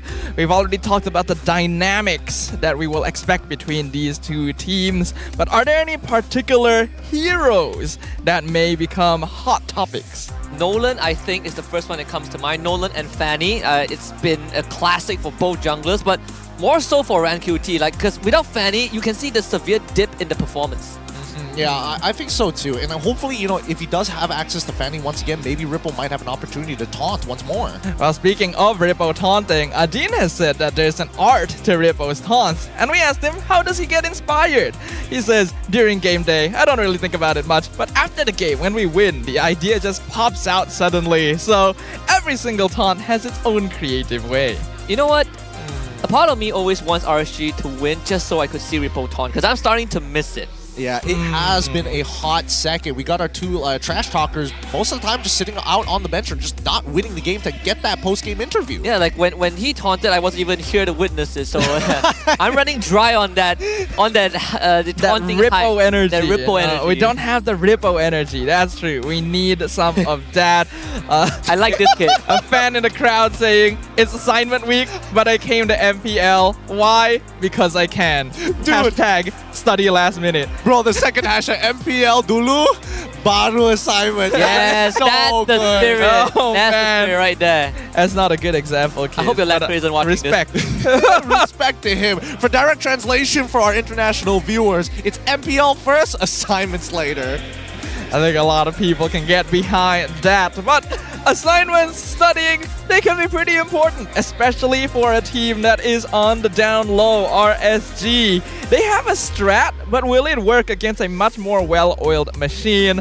Let's start by looking at the EXP laners. Now, Ripple isn't exactly the same as Iris, and let me explain why. Iris is more sacrificial. He's not as selfish as he used to be when he first debuted. Ripple hasn't changed too much, but he's very keen on making really, really big plays. He's not as hyper-aggressive and more calculated, but generally you will see that Iris will sacrifice more of his lane priority just to give his team an advantage. And I think to add on as well, the hyper-aggressiveness from Ripple isn't necessarily his fault, right? Like when you look back at the previous season when he was with RSG MY, that version of roster allows him to do that. Izanami, Lo Liao, Stolen, but and even Venogod. But this roster, Ripple feels like he needs to make something happen, and that's kind of the distinction between who he is back then and who he is now. And it makes him so much easier to punish because his team is just not there to back him up. It's also maybe an indication that RSG MY is a little bit behind the times, because this is no longer the era where the EXP laner needs to be setting up every single play. And yet it feels like it's always on Ripple's shoulders. So, as we jump into draft for game number 1, we will see if RSG can set something good up for their team on the blue side. All right, let's find out here. RSG on blue side, RED Esports on red side. Both color coordinated nicely, but I'm still seeing a lack of Phoveus and high loss bans from either side, despite Edith as well as Gatot for RSG, and Chip and Fanny for RED Esports. Yeah, so the Fanny is basically expected, right? Again, RanQT without the Fanny, you see that big difference. But I do hope that they recognize this and put RanQT on other assassins to get him up to speed. You have the Nolan as a very good replacement if you want to play fast and fight early on. The Julian and Hayabusa also not that bad of an option. If they want late game, there's always the Ling that RanQT could take a shot at. I'm gonna ban out the Julian first. So I do feel like this could lean towards a Nolan pick. Yeah, this could definitely set up for a Nolan pick. It could also set up for even a Ling or Hayabusa. Ooh, RED Esports get rid of the Hayabusa, so that just leaves Ling. Phoveus still up. Hylos as well, but looks like Matilda. Huh? Why? Gonna be the first pick for RSG. Why? Why? Phoveus is open. What? Oh man, I wanted to say maybe there's an argument that you make it harder to catch yourself, but I don't get it. No. I was expecting the alpha from Red, but getting the Phoveus on top of that, being let go by RSG, we get that Matilda is very good at enabling early game play, but I don't think it'd be contested. Wait. Unless it's purely because of Grace. Oh, wow. Yo! Whoa! That's a hot one. That was the most direct one. It's just a statement, too. It's just saying, hey, RSG, the surrender button is in the setting. If it wasn't against the rule, I'm pretty sure that it will be an actual option. But I would say that RSG MY was the first team, at least in the regular season here, to come up with a Mincetar response to the Phoveus. there is a way around it, but it's a big risk that they're taking. Personally, I think that if they're going to pick Phoveus, you need to show it early. Xborg is going to get picked up here. Eve as the follow-up. Xborg is going to be the flex pick choice for RSG.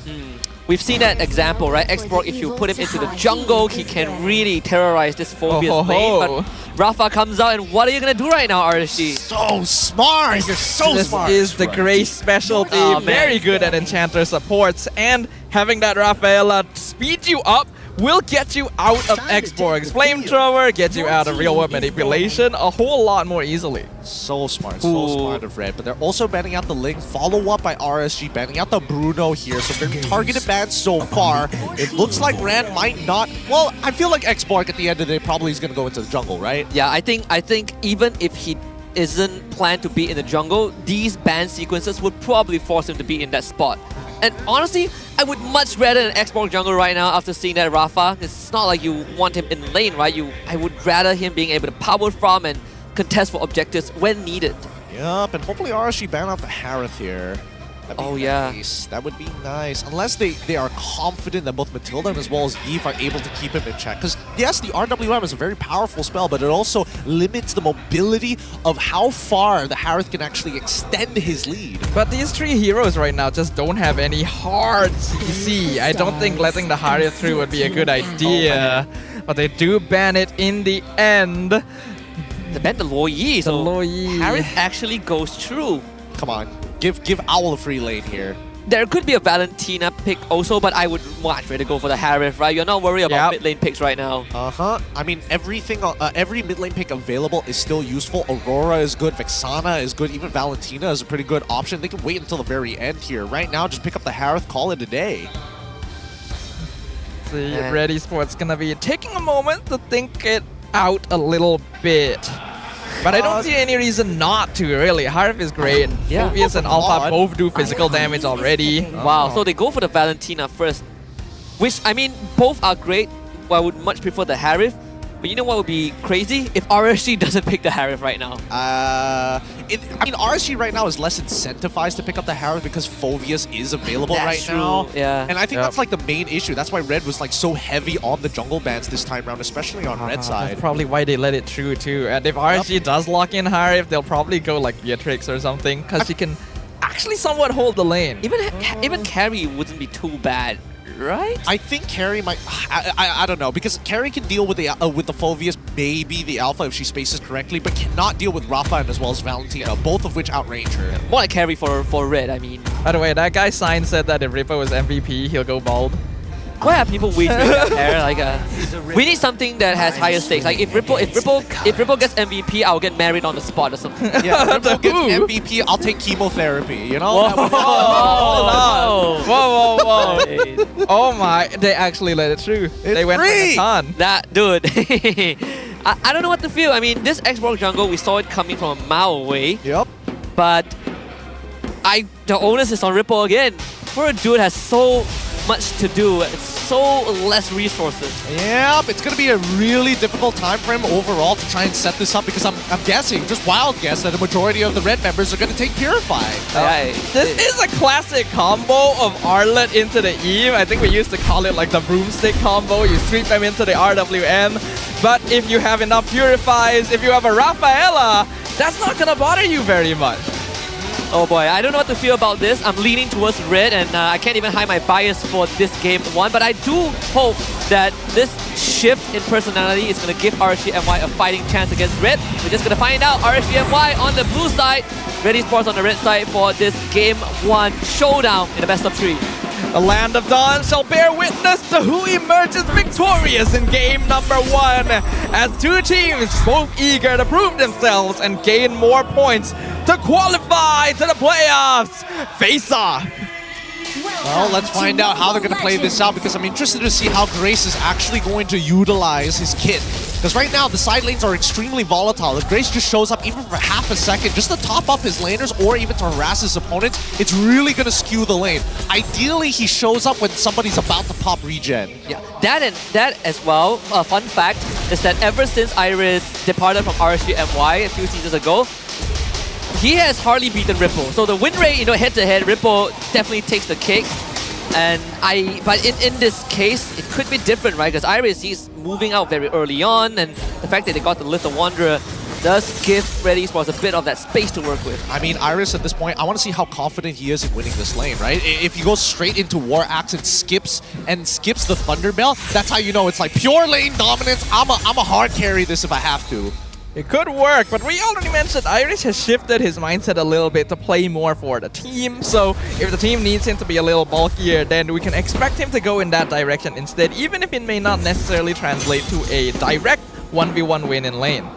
Well, I mean, let's see how it plays out, right? Because right now, a lot of priority is being put into the mid lane, which is great for Owl because he is just harassing Bunny every single time he walks up to that lane. I expect nothing less here. Calling for help from Stoem and RanQT in the vicinity. So Grace would join, but Bunny is straight up just losing that trade. Quite close there. Owl, if he didn't get knocked back by that skill from Bunny, may have actually been enough to take him out. Yeah, the worst case is that RSG MY now has to leave that lane because Turtle is coming up. So Bunny is going to be left on an island once more. Thankfully, he has the flicker if things get really bad. Now RED Esports set up the perimeter. Virus going in with that Infernal Pursuit. It's enough to force that License Sanity. Virus would just give his flicker away. RED Esports will get the turtle, but here comes Rippo. There's a chance for the counter engage. Rippo will go in to find the first level Maima. Final slash to follow up to the back line. Rescued by Stoem and RSG MY disengaged. Good stuff here. Owl coming in for a second wave from the mid lane just to speed up his farm process here, which is also great because he's level 4 and he's down to use that Zaman Force to take anybody on. But as he goes back to the top side of the map, I do feel like Owl at this point is winning so hard in lane that RED Esports honestly just need to give him a little bit of a nudge to crush down and farm the entire gold plating. You can see the difference in EXP here between Owl and Bunny, even though the waves are equal, almost a full level up. And we've seen what Harem can do if left unchecked. So the same way goes for the other side. RSG want to try and do something about this. And with Grace around, there's no chance for Stoem and Bunny to do anything that's effective against Owl. He just gets topped up every time and he's gonna try and fight Bunny right now, so that entropy will have to be used. Okay, now they can set up for a potential dive. They know that the entropy is out. They have Alpha on their side of the map. Do they want to call in Kim as well, or do they want to leave Kim in the mid lane just to keep it, you know, low key? They're gonna call in Sensui and they just spotted RanQT. So this dive still doable. If Bunny is out of position, the entropy is back up. He still has the flicker. RED Esports calling in even more reinforcement. That's the flicker from Stoem. Bunny will use that entropy. Just waiting for the perfect timing. Now takes it with the last insanity from RanQT to eliminate Sensui. It's gonna be the RWN from Maima trying to lock Owl in place. Owl will be able to chrono dash to safety, but Stoem can chase if he needs. Decides not to do it. So, explain to me, Stafa. Why would say, if you were in Sensui's position, would you Spear of Alpha into Stoem? No, I don't think so. He'd be the easiest person to get away. And I get that, like, if you're able to burst down the Matilda early enough, then the rest of the team can't have guiding wins. But you surely don't have enough damage to do that right now. Plus, you are diving against an Xborg and Eve. That's just not smart, right? Man. They didn't wait for Kim to arrive, right? Like, they could have waited a bit more and force out the final slash from Ripple. So this turtle back in RED Esports control. They have a stolen last sanity from Kim, and Iris going to re-engage with that ultimate. RanQT loses his Braga armor as Kim is going to find the backline. Maima getting gone on Iris, looking for RanQT, stuffs him back, takes him out. As Bunny late to the party, this turtle will go over the red. Good shot. I think Iris at this point with Grace should invade straight away. They've basically gotten this secured without too much of an issue right now. Currently, in terms of level lead, Owl still winning out in his lane. They're even getting a good proxy on the bottom side before they leave. This is where we see RED Esports start to take over the map a little bit. It's not quite fully Ube, but it is close enough with this Rafaela around for RED Esports to try and play for that mid-game timing. They're going to slowly choke RSG out from being able to farm their lanes. Yeah, I can hear Ripple calling for help just now. No, the help is not arriving anytime soon. Too many incidents that RSG MY needs to take care of, and Ripple on the bottom of that priority list. Yeah, I mean, it's two losing lanes right now for RSG MY. RED Esports trying to maintain control over the mid lane, and even Maima trying to make sure that he actually stands a chance when he does drop down the RWM. Looking at the goal difference right now, actually not that big of a gap yet, only about 700 in favor of RED Esports. And speaking of, circling Eagle onto Grace. Doesn't have much health pool. RWM even committed. Last sanity to follow up as Sensui finds Maima. The backline exposed. Maima will be saved. But unfortunately, the damage from Sensui is too much. Now he needs to get away with the help of Kim. Still holding on to the last sanity. Will use it onto Rank QT. The explosion, not enough. Or his Shadow Strike would be. RED Esports gets 2. Sensui is still back there, actually. He's trying to dive. What Bunny? Build Alpha flicker. And one sweep would do the job. RED Esports opens up goal side. There we go. There we go. Sensui now finding some momentum and acquiring some good targets as well. He's now becoming a lot smarter with the way that he's using that Spear of the Alpha, and that's expected from RED Esports. RSG, on the other hand, it's they're trying to live at this point, right? They've already got 2 losing lanes. It doesn't help that Maima isn't keeping up with Kim on these types of rotations as well. But until Maima hits 2 items, we're probably not going to expect the RWM to save a lot of lives. Even the last insanity is proving to be a bit of a problem for RSG MY to deal with. Like, if Maima wants to stand there and play chess, Kim is just going to fry him alive. Things are looking a little tough now. RED Esports starting to grow this gold lead, and you can see the way they control the map. Manstone doesn't even get to move. So that's his flicker out. Can't contest this turtle, right? Just try and buy space elsewhere. And Bunny will get the top tier 1. It's the least that RSG MY can give to him. Now they're going to press their advantage here. I think at this point in time, they've got a bit of a split push going down on towards the bottom side of the map, but they don't know where exactly the RSG MY members are, and nobody is walking up to actually explore that area. So they're just going to play on what they know, based on the information that they have. Just go into the side lanes, especially on that top side. We don't need to push further than their river. And we can see that right now. RED Esports are basically zoning RSG exclusively to their half of the map. At this stage, they are no longer in a position where they can really extend out and look for anything, especially with a Matilda as their roamer. RSG gonna need to try and slow this down a little bit for Bunny to get his items up before they can start team fighting again. Sensui did get the Queen's Wings, so a lot more sustain. See the Radiant Armor out for Iris. I suppose saving grace for RSG MY is if the game goes late, they have tons of damage to work with. Look at Final Slash, RWM committed onto Grace, they will find it, and Al will have to disengage by Ripple. That's the sacrifice. And now RED Esports, they're gonna try and prevent RSG MY from running away. Good guiding to save Bunny. Last sanity from Kim will go wide, but RED Esports, plenty of resources to work with. Maima gets gone on, getting dragged away by Stolen. Sensui looks for him with Spear of Alpha, will find the Mega Q streak as Rank QT takes out Al with the last insanity, but Iris will find the trade with the drag back, Dark Wave, and the Shadow Strike to confirm the kill. Losing Owl is not ideal, but still very much a positive trade for RED Esports. I think Rippo got a bit too desperate to set something up there when he saw Owl so far away from the rest of his team.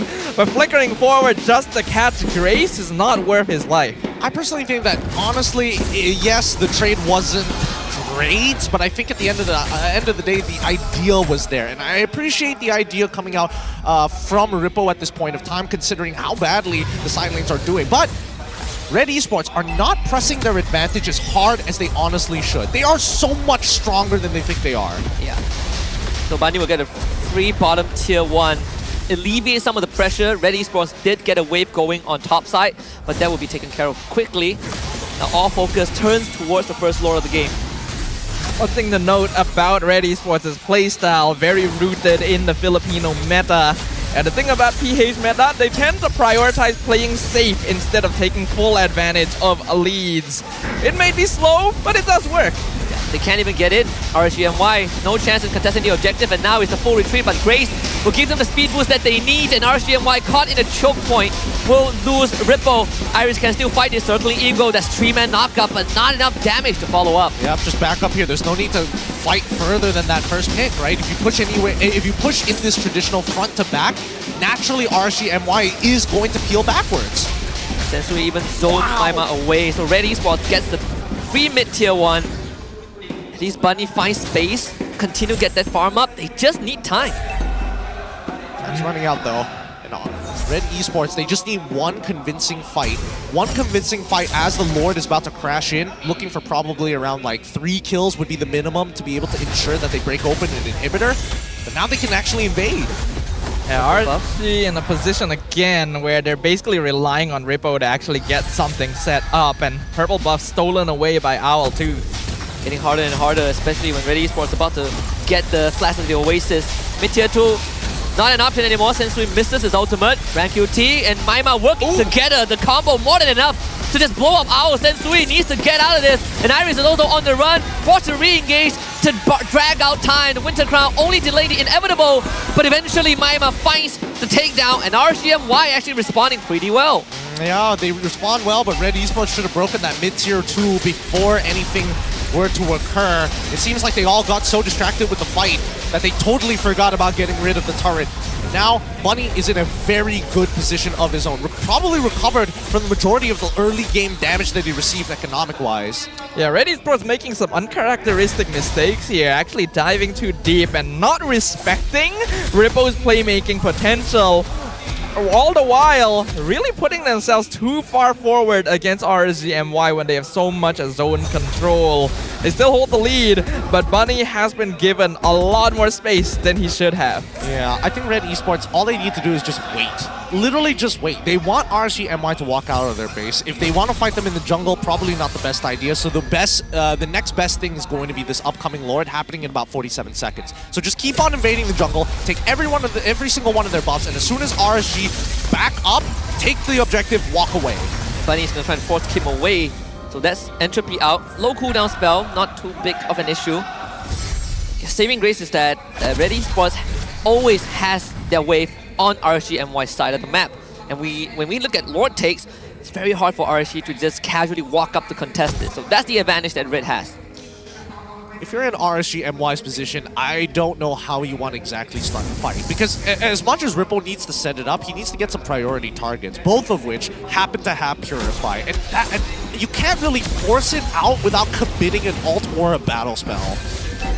I am surprised at how far out Owl was in that previous engagement too. Otherwise, there'd be no reason for him to be picked off there. So there is still the opportunity. RED Esports making mistakes here and there that RSG could potentially capitalize on, but they're gonna require a couple of those in a row to put themselves back into fighting position. Ripple, yeah, he's gonna try and take that bush, but sadly, will be forced away almost instantaneously. So RED Esports, as long as Grace is around, topping them up, they can eventually outlast RSG MY. Yeah, and I think Sensui, honestly, he shouldn't even try to be contesting. Just let RanQT do all the leashing farm. He's literally 2 levels ahead, and with Spear of Alpha, he can stun him long enough to be able to steal the Lord away with the red tree. I think you need to stop aggroing if you're RanQT. Let it reset.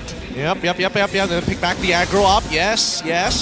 Continuous push and pull. Just stop doing it. Yep. They gotta clean their side waves though. Top side is about to start crashing into that tier 2. Even bottom side getting dealt by Sensui. So that's the opening, right? Bunny is gonna be pulled back from the entropy. So Lord gets resetted. This tangle starting to drag out a bit. Storm, he's just trying to open the map. Gets terrified. Has to flicker. Sensui goes on him. The circling eagle gets Storm to safety, but he needs to get the rest of his team out. Rippo will force the flicker himself. Kim misses his flicker. Face plants with the last sanity. So both teams now have expended crucial resources. There should be Lord for RED Esports unless RSG try to poke the bear again. Oh, Bunny almost taking out Grace, and Iris will now try to zone out RanQT. They're trying to pull it away. RanQT still goes down. They come back with the RWM. Iris will give his life away, but RED Esports still gets Lord. Yeah, I don't know if Owl probably should have like chrono dashed into Purify to get out of the RWM, but he was definitely afraid of getting jumped on by the members of RSG MY. With that being said, despite having a really good wave set up by RSG MY, this fight took way too short. They cannot outlast the raw damage that Red has. Oh, and because of that, Grace was able to come back and deal with the wave up top, though they did take a good amount of damage to their top tier 2, so that's something to keep an eye on. For now, Bunny going to be the main win condition for the side of RSG MY, as he is the most farmed out of everyone, and most of the DPS gonna rely on him. Should be able to clear this Lord out fairly quickly. Storm just got his blood wings. Look at the damage from Bunny, not to be underestimated. RanQT holding the front as well. Gotta start diversifying that resources. So get rid of the mid and top wave. Bottom wave would be a cakewalk. So RSG MY keeps the structures up. For now, we see that like RED Esports can't just walk into the inhibitors. They know that RSG MY, they've got some really good wave clear, and RanQT currently is just ultra tanky. Even Sensui with his true damage can't necessarily cut through RanQT safely, especially with the raw sustain he gets from the War Axe alone. And Precisely because of this, we see RED Esports shifting into a more macro-oriented mindset. Pretty sure they're gonna commit to only really doing structural damage every time a Lord comes up. Therefore, their goal is to prolong the game until they've gotten enough Lords to break into the crystal. If RSG is able to find an opening within this timing, they can actually still turn the game around. Which brings us back to the original question, right? How is RSG MY going to get anything going? Starting fights, finding engages onto Red without having to only rely on Ripple. By walking up. They have to walk up as 5. They gotta look really, really tantalizing so that Iris or maybe even Sensui oversteps their boundaries. Right now, we're not expecting Kim to overstep unless he has stolen an RWM. And even so, he probably still wants to be pretty far backwards. I think generally, RSG MY, like Bunny is in a very good position to outscale everybody on the side of RED Esports on condition that somebody can keep Owl in check. This could be a little dangerous actually for RED Esports if they are not too careful in the next few moments. We have to recall their lineup actually doesn't have any really reliable source of engage unless, for example, Kim steals the final slash. Besides that, there really isn't anything. They're relying on zoning, they're relying on catching. So if RSG doesn't give that away to them, their team fight is actually a little better on paper. Do you still take Last Insanity if you are Kim, or are you looking to somehow get the RWM? Because I feel like at this stage of the game, the RWM does provide a lot more value considering that there are zero purifies on RSG MY side. I totally agree with you. I think the RWM is such a valuable spell right now. Maybe even the final slash, but it's very dependent because none of them are really showing themselves. And despite Kim being in extremely aggressive angles, the only person who truly walks up is Rank QT. That's true as well. That could be the difference maker, right? Like, Kim gets the RWM. I mean, Sensui is working on the Lord, or at least he tried to, without the rest of his team there. RSG MY really keeping tabs on where RED Esports are at. Focus on the macro right now from RED Esports, but that is making them split up quite far across the map. Fight breaks out mid-side, circling Eagle on the 2. Oh boy, the Kotkin, that's the RWM. They all are in the kill box as Iris hops around with the Infernal Pursuit. Rank QT turns around with the Last Insanity to try and get out as RSG MY. They've gotten rid of the Valentina. Do they want more? Find the stun. Ripple comes in, but Sensui and Grace are just too dang tanky. Bunny ends up getting taken out. Ripple finds another final slash. The fight is starting to drag out, but RSG MY have ran out of steam, and RED Esports breaks it open. Great utilization of the mobility from RSG MY. They just continue to peel on backwards, the push and pull. So much better from RSG MY in comparison to RED Esports, who can't seem to keep them down. Yeah, Storm on this Matilda making a huge difference here because without him, RSG would have probably lost 3 or 4 people in that fight alone. It was a big turnaround by Red thanks to the double Winter Crown timing. Unfortunately with this, they should still get the Lord in the hands of Sensui. Unfortunate, didn't have Bunny to work with. That was the last piece of the puzzle for RSG MY, and to hold off against the third Lord of the game, almost 19 minutes in, Red is surely going to start breaking some structures. Yeah, but I think that RED Esports needs to also identify that right now, Bunny does not have his flicker. Maima does not have his flicker. Even Rippo does not have his flicker, right? Currently, they have to wait 46 seconds until they get that flicker back up. And I think that RED Esports right now needs to fight. As soon as that Lord starts crashing down to the inhibitors, expect to see maybe Maima even drop her RWM if it gets really, really serious. But Kim, he's already still in the Last Insanity. It holds a lot of value, I suppose, to RED Esports. Does provide slow and some good AoE damage, but I feel like teamfight setup is what RED Esports really lacks right now. RWM or Final Slash would both be good, but the Lord gonna be crashing down mid right now. It's the impetus for RED Esports to see how much damage they could deal. The Lord still fairly healthy, entropy out from Bunny as well, working on the big bad Lord as RED Esports turn their attention to the top side. They're trying to get a second inhibitor. Ripple caught out, Final Slash, circling Eagle, RWM, Iris in a rough spot, wave is cleared out. RED Esports only getting one inhibitor, but Iris is now in a very dangerous position. Uses the Winter Crown, had to commit the flicker. Rank QT, Last Insanity, not able to do much, but Iris re-engages with the Infernal Pursuit and gives his life up to Bunny. Okay. Was that the smartest choice? It feels like he was already getting touched by the edge of the Last Insanity, so you might as well go in anyways before you die to the explosion. I think it's fair. I think it's fair, but I feel like RED Esports at this point of time has already missed their checkmate angle. We've already progressed to 20 minutes into this game. They didn't push their advantage hard enough, and honestly, Owl was extremely strong. The thing is, they did try to push their advantage, but RSG was actually able to hold back and counter-engage. And we can see now they are actually starting to control the map thanks to the scaling on this Natan. If you didn't say it right, you need to start walking up, kind of posture yourself. MyMy even coming in at the RWM. They know how important this mid-tier one is. 21 minutes in, RSG MY finally gains control, or at least for a piece of the map. Yep, a key point in the map, as a matter of fact. Allows RSG MY to set up more ambushes around enemy territory and even go for some pretty crazy stuff along the lanes. Oh, Bunny loses his entry because of that. Bit sad, but it's fine, it's fine. He'll make it back in no time. Very low cooldown ultimate. RED Esports still holding the gold lead, but not gonna matter as much at this stage of the game. Ooh, even the Holy Baptism going to miss there on rank QT. He's gonna get his ult back just in time for the Lord.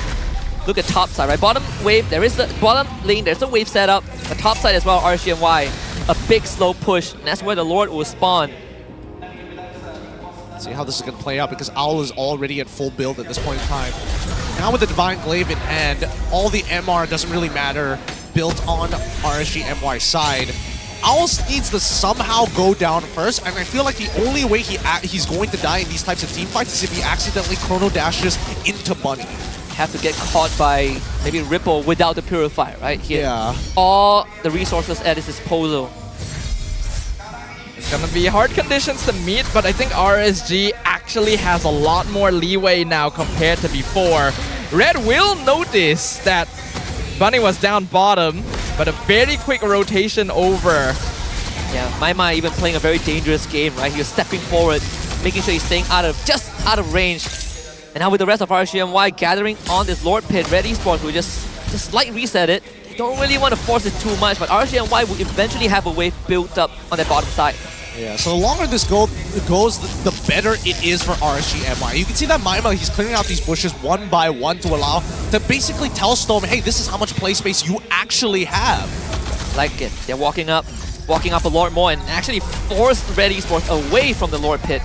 I really feel like Kim should be stealing RWM or Final Slash. Glass Insanity does good damage, but with that, you really don't have any good way of engaging. Iris can only... Oh, without the entropy, maybe this is the time for RED Esports to strike. Final Slash from Ripple. Iris just buying time with the Winter Crown. Last Insanity from Kim completely misses.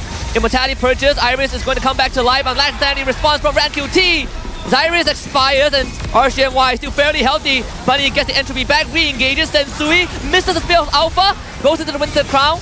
You're invulnerable. Final Slash from Ripple catches Grace, and RSG MY finding the time to strike. Ripple comes back to life as Owl starts to pound on him with the damage. Circling Ego enough to keep Owl away. Sensui re-engages again with his Spear of Alpha, but Bunny comes back to life and Owl gets blasted. Sensui stays on. Fight dragged out. MyMy onto Sensui. Kim in the back line. Sensui falls, and MyMy is now going to go onto Kim with the help of Storm, and nothing that Kim can do in this situation. A wipeout for RSG MY. Unbelievable stuff by RSG MY. They out-sustained RED Esports at their own game and finally get a recall to actually deal with the mid-wave, as we do see that Ran QT is trying to get a free inhibitor, and maybe this could be an... Honestly, this is an endgame scenario had he brought in the squad. Yeah, but thankfully it's not. Iris will come back to life just in time. I don't know. He might not have enough wave clear here. They're gonna try Rank QT. No, hit the wave! The scene, and Iris is trying his best. They just don't have the damage. RSG MY outlasting the ties against Red. Against all odds, RSG MY putting RED Esports in their place, showing that you need to have some aggression, or you will get the rug pulled out from under your feet. Oh, it's so painful for Red after a great early game. Honestly, 3 winning lanes, they just didn't press their advantage hard enough. They should have been invading the enemy jungle already. They should be forcing ultimates off of cooldown every single time from their opponents. RSG MY answering a lot of questions that people were doubting, right? What is this Matilda first pick gonna do? Power picks for RED Esports. I think a lot of us were looking at Red to get a very smooth game 1, but with RSG MY taking this game, the chances of them staying in the running is now looking a lot more appealing. Don't get me wrong, I'll give it to Storm that he was saving a lot of his team members, especially with guiding wins, but I do feel like at the end of the day, RED Esports should be pressing the matter even harder. I felt a lot of the time they were expecting maybe RED was going to engage into them a little bit harder from the side of RSG, but even so, if RED is going to be in that type of position of 3 winning lanes, they need to do something with that 2k gold lead, and as you mentioned, it eventually flopped really, really hard, especially with a Natan on their side, just power farming. And Ube-style strategy's goal is to play it safe, scale for the mid to late game, then out-sustain your opponent in full 5v5 team fights. But RED Esports didn't really respect the late game scaling capabilities of Bunny on the Natan as well as Storm on the Matilda, generating a lot of shield to actually match in terms of sustain and utility. And because of this, Storm going to be the MVP of game number 1.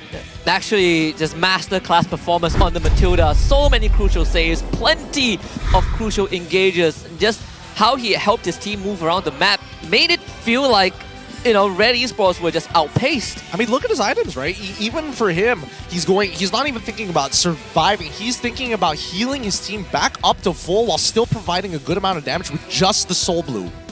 He's contributing quite a lot of DPS actually, with the Enchanted Talisman, Blood Wings, as well as that Glowing Wand on top of all of it. A little bit of DPS does go a long way here, and having 100% kill participation and 0 deaths, RED Esports' more passive gameplay style meant that Storm was never punished for his positioning. Exactly. So that's the thing. I do feel like as much as RED Esports, when it came to the banning phase, was hard targeting junglers pretty much the entirety of the time. What they failed to imagine was, hey, is Bunny ever going to get to that critical mass? And yeah, Bunny was power farming. Whenever his team had lost these fights, he opted to go take jungle, take farm from every lane. And even in these dragged out fights, right? Like you see Iris, he forces an engage, but it actually is a bit tougher than most people would think for this 4-base to function properly, right? So many roadblocks really stopping Iris from doing much, and sometimes he's just forced back into the fight. And I gotta give props not just to Storm, but also to Ripple and Maima, really drawing the lines in the sand. Yeah, Ripple and Maima are pretty solid overall, but this game we can see finally able to create the space that is needed for Bunny and RanQT to just go ham. Because again, RED Esports seems to be playing it way too safe. Once you got into those late game stages, you really needed Kim to be setting things up by stealing away a proper team fight starting ult, instead of just relying on Iris to headbutt them to start. Even the last fight, right? His last insanity was basically an air ball, hit no one. Yep. And that is a big chunk of your utility. That could have been the final slash to cut them off. I mean, if the export all landed, they probably would have won the game, right? But it's so much harder to land compared to if I just create a kill box or I have a final slash. Exactly. The execution level of the RWM is a lot simpler compared to a Last Insanity or Final Slash overall. I think that Sensui played the best amongst them. He definitely made a mistake at the beginning, but then he adjusted pretty fast to what he needed to do. The main issue here, unfortunately, is that for Grace, I haven't seen a Holy Baptism that was relevant in this fight. Most of the time, it's like, oh, let's get Bunny quickly entropies away, or it lands on RanQT while he's mid-animation getting out of the armor. Even for Ao, it's pretty tough, right? He drops the Zaman Force, he wants to dash in for damage, and Stone just pulls everyone out. So you kind of just wait out the cooldowns of RED. We questioned RSG for letting the Harriet through, and it seemed like they actually were prepared to deal with it. There's a good amount of disengage on their side of the board with the RWM and the guiding winds. And while their early game was still a little bit messy, they were doing a good job of stifling the bleeding and making sure that their losses never snowballed out of control. They kept the gold difference at, I think, 3k max the entire game, right? Like, we never really saw RED balloon it, and every time they tried to, they got like, what, 2-3 Lords? But RSG never really gave them the space to get more. Yeah, they really had to consider what angles that they wanted to fight. They kept on trying to play front to back, but honestly, even if they looked for flank angles for some of their members like Kim, Iris, or even Sensui, that would have been fine. The main anchors should have been Owlin as well as Grace. Expecting that front line to keep on moving around and generate that space for RED Esports is pretty much the only way you can force RSG out of formation. But, I mean, it's a 24-minute game. It honestly shouldn't have gone this long. If RED Esports were to win, then sure, but for RSG, the fact that they were able to scale to this point, and I will have to admit that Rank QT as the frontliner, I gotta give it to him. He held his ground for way too long. Like, he was manhandling a good amount of them. Yeah, him and Ripple, right? And then I think the communication was on point, right? Who takes the guiding win? Because you got multiple front lines, and Stolen was just going ham, trying to pull everyone to safety. And there's sometimes that Stolen himself moves up to do damage. He is. And I mean, his build also reflects the fact that, like, if he is just using Circling Eagle around Owl and Grace doesn't happen to be nearby, there's a very good chance he might just one-shot him. The use of Circling Eagle was very good this game. It was generally more used as a disengage tool rather than trying to force a fight, which I think is great because they are leaving that to Rippo. They're trusting him with the job. Even if it's not necessarily something the EXP lane needs to do all the time, Rippo does seem to be quite good at it and knows RED Esports is going to group up quite heavily once a fight has begun. So that final slash landed multiple times. This does change the dynamics of the series, right? Because it puts Matilda in the spotlight. Like, now she is a very important part of RSG MY. Sure, Red shut down the assassin jungler pick, but now they got a bigger problem. Well, I don't think it's the biggest of problems, right? Because again, this is a 20-minute game that they did win out in the early stages. I think it's pretty clear-cut for RED Esports to press their advantages even more, but on condition that when they get that 2K gold lead, it's not about that 5v5 anymore. They should really lean into the people who are making the difference. If they wanted Iris's lane unlocked, they could have done it pretty much at any time because Rippo was losing that hard. Same goes for Owl, right? The dive setup initially was way too slow. Yeah, not enough respect coming in here from RED Esports. And while their draft does work on paper, I feel like it did disable them a little bit as well. Because it's very good at zoning RSG out when they want to take objectives. That's why RED Esports were able to take down structures so quickly.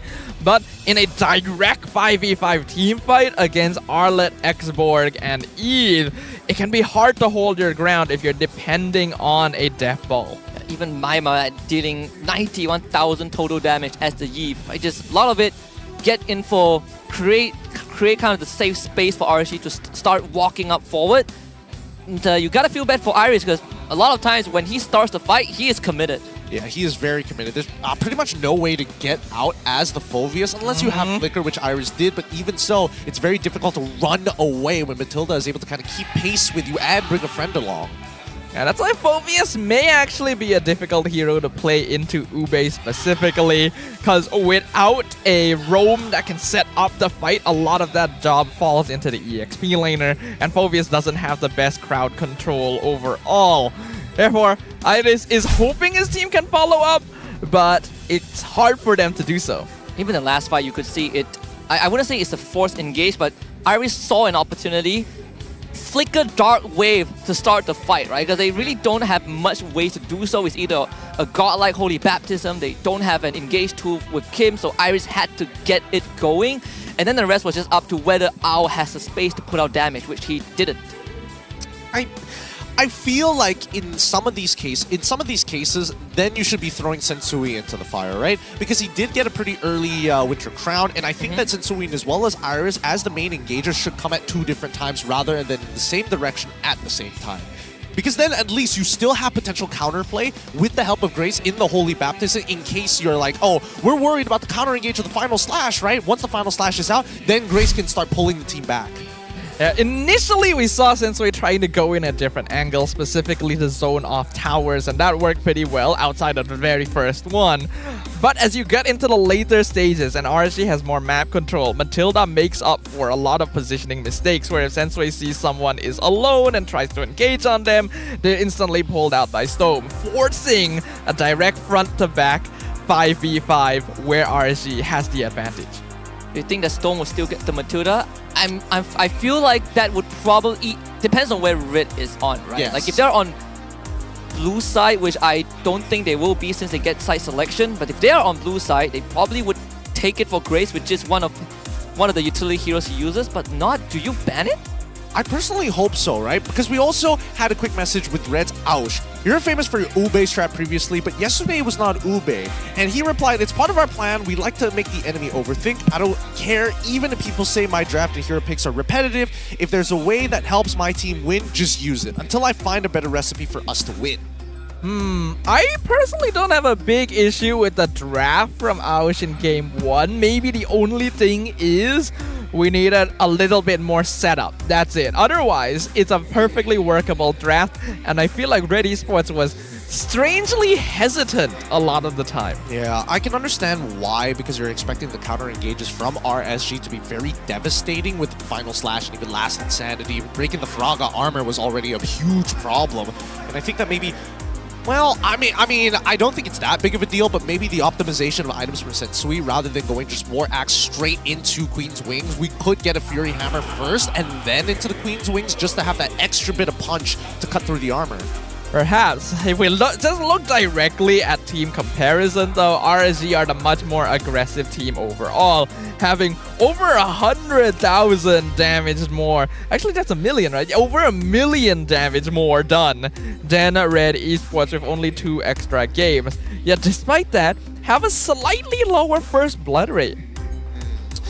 To be fair, I want to say, despite having a slightly less first blood rate, it feels kind of weird to see that they're able to actually achieve it for both RED as well as RSG, right? Both of them previously, in the beginning of the weeks, were not able to find first bloods that easy. But then towards the mid, that's when we're seeing that even RSG has somewhat of an early game plan. Yeah, that's... it's weird to see, right? Because RED Esports is usually a lot cleaner than this. We questioned the first pick Matilda, but I think that may have actually made a pretty big impact in not only enabling RSG to be punished a little less for their mistakes, but also stealing it away from Grace. I'm not like 100% on board with that.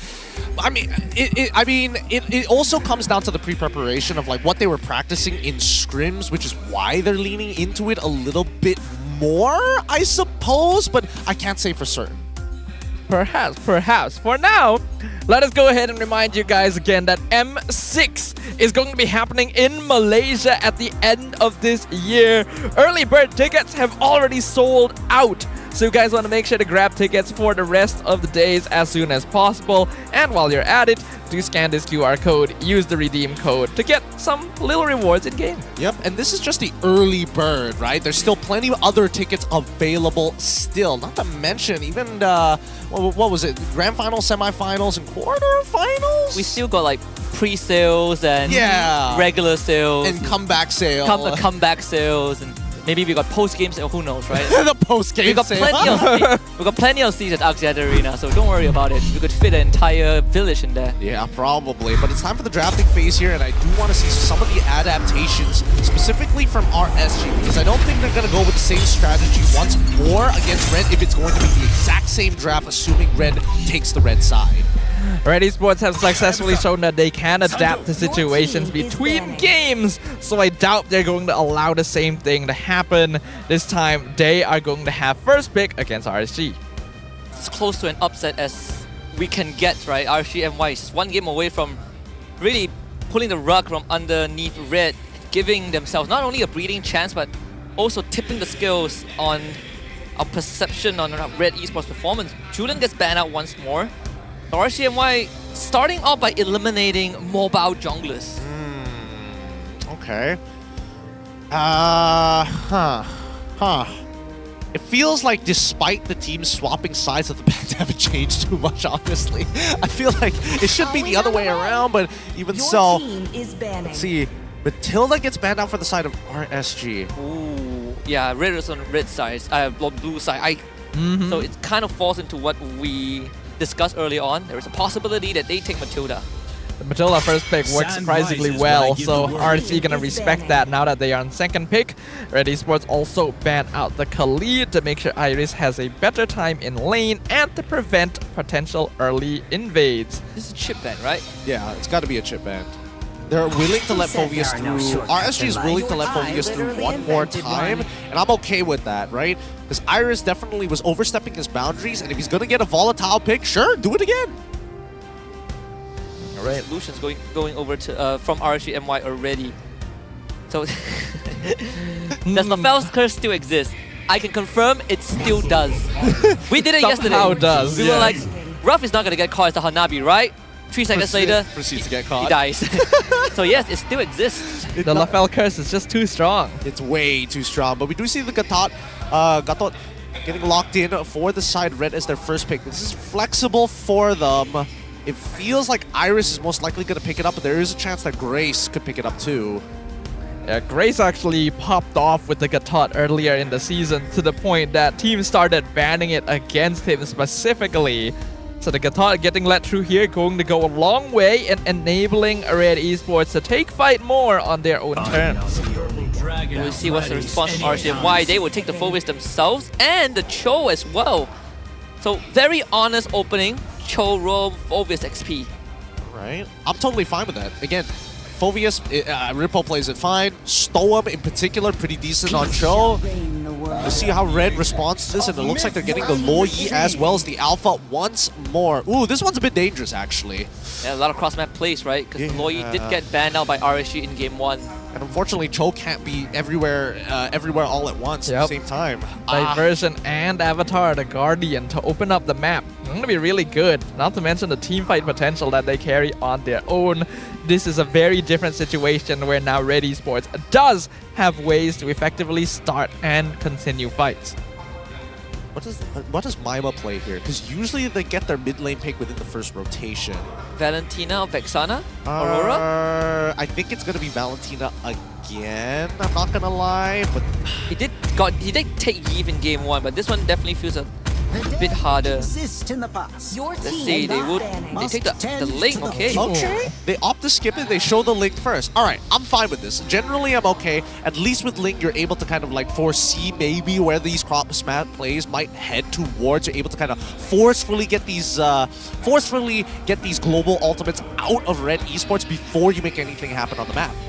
So far, the drafting from RSG actually pretty smart. Now that we are 3 picks in, they've realized that RED Esports will not have quite as strong an early game compared to game number 1, which gives a bit more leeway for a scaling jungler like the Link. How long though?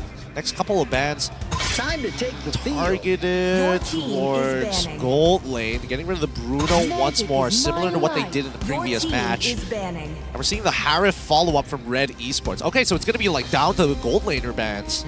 It's slightly different this time from Red, right? They don't want to take that risk. We did have the, and now to think about it, it's only one gold laner ban out in Game 1.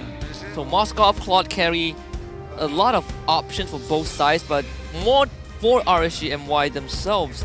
They did show the Natando, so that could be one of the pocket picks that, you know, they can select again. I mean, if they're missing magic damage, then sure. But I think right now, based on what we're seeing so far, I think that it doesn't really matter what mid laner that RSG picks up.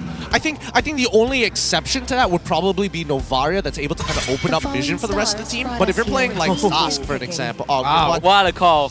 That's the call, all right. Wow. It's so smart. Dude, this is how Wolf must feel like sometimes. Right, right. This is why you're the analyst. Man, I hate my job. Nothing can come true for free. Now, RSG, first pick on the second phase. At this point, showing... do you want a last pick or gold or mid lane? Either or. I feel like gold lane most likely, unless they're picking Yves or something crazy like that. Then you probably want to pick Claude first. Yeah, I agree. If you're going for a more typical mid lane pick like Vexana, you can just show it right now and save your gold lane for later. But if you want Eve or that stuff... Team is picking. Okay, I do like the Aurora actually. RED Esports has a dive comp. Yeah, it's not the worst, right? If the Lo Yi wants to bring her whole team there, the Aurora could just... freeze your whole team. Yeah. Keep them in place. Don't let them move. Oh, see this big circle. Oh, what's this? Imagine if he mistimes it. I mean, imagine we're foreshadowing a mistimed, like, point-blank freeze. He has 2 chances, though. He has his ult. Yep. And what if he misses both? That's just on you, bro. He just deserves to die in that fight, right? Like, there's no getting out of that. He just accepts it. He doesn't even bother flickering. He's like, oh no, my passive got broken. Proceeds to stand still. Well, final picks for Red going to be the Arlet stolen away from Rippo, as well as the Moskov in the hands of Owl. RSG gonna finish with the carry. Ooh, that's not gonna be easy for Bunny to maneuver around all these big AoEs with her short hands. I don't know. know. I feel like even Owl's gonna have a bit of a rough time, I'm not gonna lie. Yep. Like, how does he get in? How does he keep up with the rest of his team? I guess it's like the whole team engages, then you Spear of Destruction, wait 3 seconds, wait for the ability ults to come out, and then take the Shadow.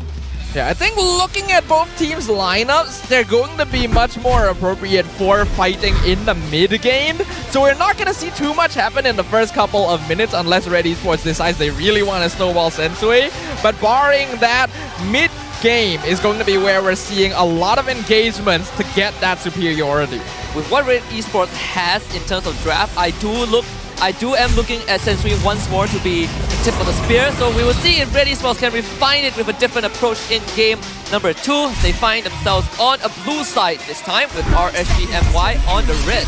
All right, let's jump right into it. Let's see where the jungles are going to start so we know at least which direction they want to actually path towards when they hit roughly level 4, maybe even level 3. Looks like it's going to be Sensui starting on his purple buff. Same goes for Rank QT. All right, now, interestingly enough, with Rank QT on this link, there's so many things that's possible, right? That opens up a lot of doors for his team and his side, right? As much as he's afraid of Cho kicking him in the face, he's scared of the final slash or even getting caught up by Owl pushing him away. At the very least, being able to kind of control these side lanes and take advantage of anything that happens. Like if Owl loses this trade and gets even lower, that's when you're expecting to see Ling happen to pass by. Rank QT already impressed us with his assassin gameplay in the first couple of weeks, so going back on Ling, going to be a return to form compared to something like Xborg, but also comes with its own risks, especially since he's not going to be able to do too much until he gets a couple of items under his belt. It looks like Rank QT might want to gank the mid lane here. He's pathed in an interesting way, taking Beetle first and then straight into the Bear Bug camp. Even when you look at the late game potential of RSG MY, it is incredibly scary, right? Ling carry, plenty of damage to work with, and topside Iris is taking plenty of punishment, forced to make that early recall. So now Ripple gets to set up the wave. Looks like they want to potentially gank Owl here. I think Storm might have to commit Flicker. Wow, they even going to preempt that Finch Poise. Rank QT gets an easy first blood, just gonna hop on the wall and get out. Good stuff, good stuff. But the coverage is mainly towards the top side of the map. That's where you're seeing Loyin as well as Gatot here on that top side as well. Just taking away the turtle while they can, or at the very least trying to set up for it. Even so, Rippo is not going to fall for this. Good information being relayed to him. So far, so good. Coming in from RSG. Getting an early lead for Bunny is going to be great at this stage. Diversion also going to be... Oh, not for scouting. They teleport in. Dude, if only my man was level 4. If only he was level 4. He was so close to that. Oh, man, that would have been great. Oh! Wow, actually, Flicker engaged. Meanwhile, Grace is interrupting Rank QT, who still got the purple, so Grace will get out. Turtle for RED Esports. I'm not sure if that's the camera switch we wanted. I feel like one died, it's fine. I guess so. They played it for suspense. They played it for suspense. Storm, no way he's gonna kill Grace without that ult. Until then, honestly, pretty good for Bunny, right? At least he can play the game. He is doing more than playing the game. Having a 1 assist advantage up on Owl is going to help accelerate that goal lead a little bit. Both Carey and Moskov ideally want Trinity complete before they can really start joining team fights. So the earlier Bunny completes his compared to Owl, the better it'll be for RSG. I'm curious onto what the heck is the plan for RED Esports here, right? Because the way that they're moving across the map feels similar to the previous game, but at the same time, I want them to be aggressive. I want them to be pushing up these lanes and instantly invading, even for information. As far as we know, RED Esports should have less practice on a more default composition compared to Ube, and this is not going to be an Ube strategy. So, not too sure if they're too used to this just yet. They were able to win with it previously, but RSG showing new signs of life here. Even RED Esports actually putting members on the bottom side, but just could not find a route to make something happen. Until now, Bunny will flicker to safety. That's a kick from Stowem. Grace underneath the turret, but Kim, he's gonna take the aggro. Rank QT jumps on top of him. Kim will run away. Oh man, Grace must be thanking him for tanking those first 3 shots before they both walk away. And even so, Grace might have been able to save Kim in case he got jumped on by Ling with the Revitalize. Even so, as these lanes are getting pushed out right now, honestly, RSG MY is having the time of their life. They get free farm, they've been stealing camps away, their lanes are doing perfectly fine. This is a complete opposite of the previous game. Yeah, this is great actually for them. With Carry and Ling, as long as they are even with RED Esports, they are actually leading. And that's exactly what's happening right now. RED Esports with heroes like Alpha and Loyi ideally want to start making things happen a little earlier on, but we're not really seeing that. Getting pretty dangerous for Red. I think you can feel a bit of desperation because Maima is straight up creating a no-go zone. The RED Esports will start working on the second turtle. With Ripple around, it's not going to be easy. Storm gets jumped on and Ripple just re-engages. Here comes Avatar the Guardian, and Sensui will secure the turtle for himself, but here comes Tempest of Blaze. RanQT goes in, gets a double kill, jumps around. Jit Kundo on a Kim. RanQT still escapes at the very end. Spear of Destruction even connects. There's not going to be any follow-up from Red. Alright, so they take their time with this. Pretty good fight from both sides. Good engagement coming in from Rip. Oh, he should be alright here. Yeah, even used to conceal. He outplayed his Spear of Alpha. Wow! Misses. Storm just absolutely jukes him out. And now RanQT is here, boy. RanQT. Yeah, don't continue. He wants Kim so bad. You can see how badly they're positioning for him every single time. So Maima flickers. Here's the kick. Stolen rejoins the fight, and this could be the death of Iris. He will escape. Spirit of Alpha onto Bunny. Stolen falls. Bunny now in the front, overextended. It cannot catch up to him. Alive. And Bunny gets out. RanQT rejoins the fight, and Maima finds Sensui. That's the light wheel diff coming in from Bunny. Manages to get it down at basically 1 HP. And unfortunately for Grace and Sensui, they sat there and ate it. Oh, besides that as well, where has this Storm been all season? I'm starting to see a little bit of that same microplay from the peak of RSG. This is great. Aggressive rotation from RSG, keeping them in the lead, maintaining pressure, all while feeding assists and kills to RanQT and Bunny. RED Esports actually in trouble here. Well, this is going to be a pretty tough game for them. It's not going to be as early dominating, lane dominating for RED Esports, but in terms of raw items, I'm looking at Iris right now, and it looks like he hasn't really completed anything, right? He's got a Fury Hammer, but I think he's also opting to pick up the Thunderbelt. There we go, the Thunderbelt as quick as possible. All things considered, RSG MY isn't too far ahead, right? Just they peaked at 1,000 gold advantage, so RED Esports, they still have time to work with, but it's gonna start running out pretty soon if they don't find some meaningful takedowns. They should see that RanQT is in bottom lane right now. If they notice him with Owl, that could be go for RED Esports around the turtle. Owl actually trying to man fight him. That's a 1v1. RanQT just got the Heart's Claw. Owl misses his ultimate. That could be his death. He pushes RanQT away. There's an opportunity. RanQT able to jump onto the wall and retreat. Meanwhile, turtle fight breaks out. Storm kicking Grace, kicking Iris. Grace shows up with his ult, and now Storm on the run. Iris could not catch it. Turtle for it.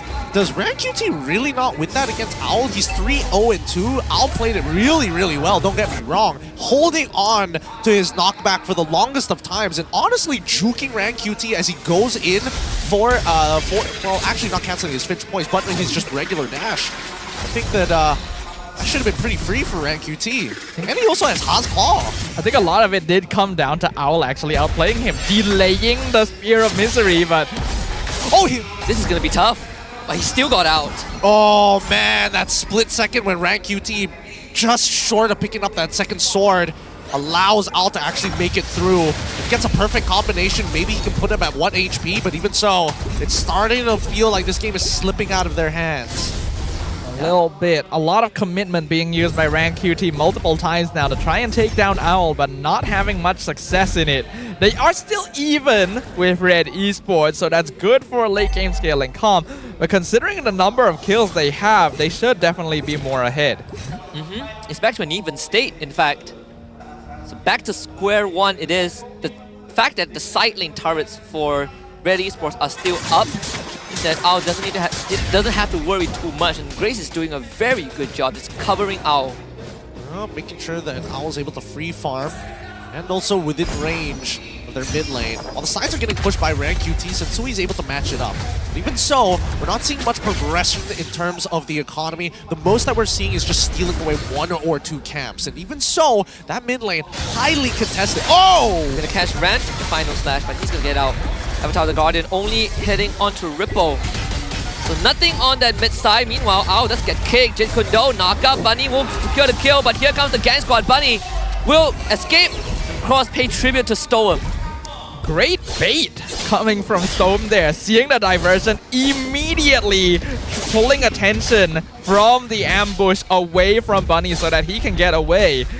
This is really good gameplay from RSG. I like the responses as well. Instead of going straight for the Lord because they know, hey, Rank QT doesn't have his ult, let's actually head towards the top side of the map and actually back up Ao, who currently is getting away with the Dragon. So overall, I think that from both sides, currently in terms of macro decision-making, pretty even. And surprising to see that, considering the state RSG were in up until now, this whole season. Really have been working on things to keep themselves in the competition. As of right now, though, both teams going to be meeting in the river once again. We are 10 minutes in. Still only a 500 goal lead for RSG. Which is the most shocking part, honestly. I think this entire series, the biggest goal advantage the team has gotten is probably just 3,000, right? Like shy of 4,000 for sure. But right now, this is dead even. And RED Esports get control of the Lord. They know that Rank QT is top side. They want to blitz it. Storm poking around in the bush, the Lord dropping low but gets resetted. I think they want Bunny here. They either want Bunny or Maima, either or. More ideally Bunny because he, wait, hold on. He got taunted and Iris finds the cash. Stoem still gets out, somehow finds the kick to buy time as he will finally go down, but it buys enough space for Bunny to take out Grace. Maima also gets caught. He's gonna fall as well. Ao finds the kill. Meanwhile, Kim's getting gone up by Rank QT. They got the Tempest of Blaze. Rank QT with the dancers could not get the damage in. The Lord knockup almost taking down Kim. And RSG MY will not win the fight. RED Esports gets Lord. Man, Kim has been surviving against the Link for so long. It's got to be so frustrating for Rank QT, unable to finish him off in such crucial circumstances. But with that being said, Red now take the goal lead back, and with the Lord on their side, they're looking to plow through and get all the outer turrets. That's why it's always so scary to be this close in net worth with your opponent. A single mistake shifts the entire momentum of the game. RSG's positioning, not really respecting the aggression, though up until now, RED Esports hadn't shown that kind of aggression, so it's kind of understandable they'd be caught out. Maybe Rank QT will finally have enough damage, right? He did just get the BOD, the kick. Not really in the intended angle. Spear of Destruction does connect. Out, just straight out joins the fight. Looks for Maima. Grace immediately pummels him with the ultimate. And Ripple gets gone on. Doesn't go down, but loses majority of his health. And Stolen will be forced to back off as well. RED Esports starting to really step on the gas. Well, they've traded mid laner for now, but the Lord hasn't stopped the push just yet. The final outer tier turret on the top side should eventually collapse. No Tempest of Blaze means that RSG MY cannot stay in the fight for long. Storm gets the knockout. The turret Grace survive for longer than he should have. He will go down, trading his life for Storm. Ripple now flickers away as RED Esports will settle for the bottom inhibitor. Huge Spear of Alpha to try and cancel out Storm. Very effective as well, keeping him in check. Now that they've already cracked open an inhibitor, this is going to mean so much for RED Esports. They're looking to set up checkmate angle, but even so, they haven't developed enough of a gold lead, and we haven't seen it balloon further, or at least just make it touch 5k to give us some hope. Yeah, it's reaching the point where Owl is becoming a pretty big problem, but Bunny is still going to be able to duel him since the carry hasn't actually died yet this game. Just finished his Wind of Nature as well, so it's up to RSG to see if they can set up the circumstances. And unfortunately, a lot of that pressure going to fall onto Storm specifically, and RED Esports is starting to adjust to his initiation. I mean, single target from RSG MY all falls on whether Storm can get a pick off and whether Rank QT can effectively just deny that backline. It's definitely slipping out of RSG MY's hands. Storm will still be fishing, but with Grace in the front, it's just not a viable target. Honestly, it feels like both teams are fishing at this point, right? It's clear that, RSG has some marked targets for specific players. Everybody else is just trying to play as fluidly as possible around them. Storm, nope, you can't do the same trick twice, not like that. Not over yet. I think that RSG, they just need to give this purple buff away, and that's real sad for Rank QT, but what can you really do about it?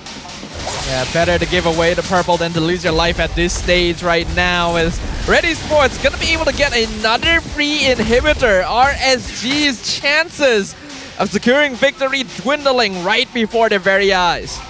They're nervous. They're nervous to walk up. They don't want to fall in range of Iris as well as Setsui. They just know as soon as they get caught by Spear of Alpha or even the Final Slash, Grace is going to come skyrocketing to join the fight.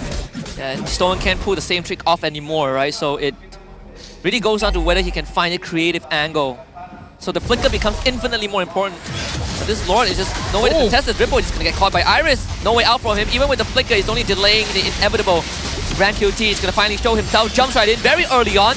So Red Esports will pull up the Lord. Grand QT just to completely control an attempt that shouldn't feel like it works, but right now they're in a horrible spot. Bunny, Stoa, Maima, all Delta Sling, and Kim finding the good reaction, the yin-yang on a Bunny. Takes them out, so RSG MY left with just 2 members. God damn, Kim is nasty on this Loi. Waits, puts down the rotation. Oh! Storm actually botching the flicker. So he's gonna go down, but at least Maima cleared the top wave. Now 3 more seconds for Ripple to come back. Iris buying time. Maima will use his body as a shield, trying to clear out the wave. Here he comes, passive pop. Ripple wants to join back the fight. RED Esports will just focus on the objective. They will not go down. It's game 3 that we get.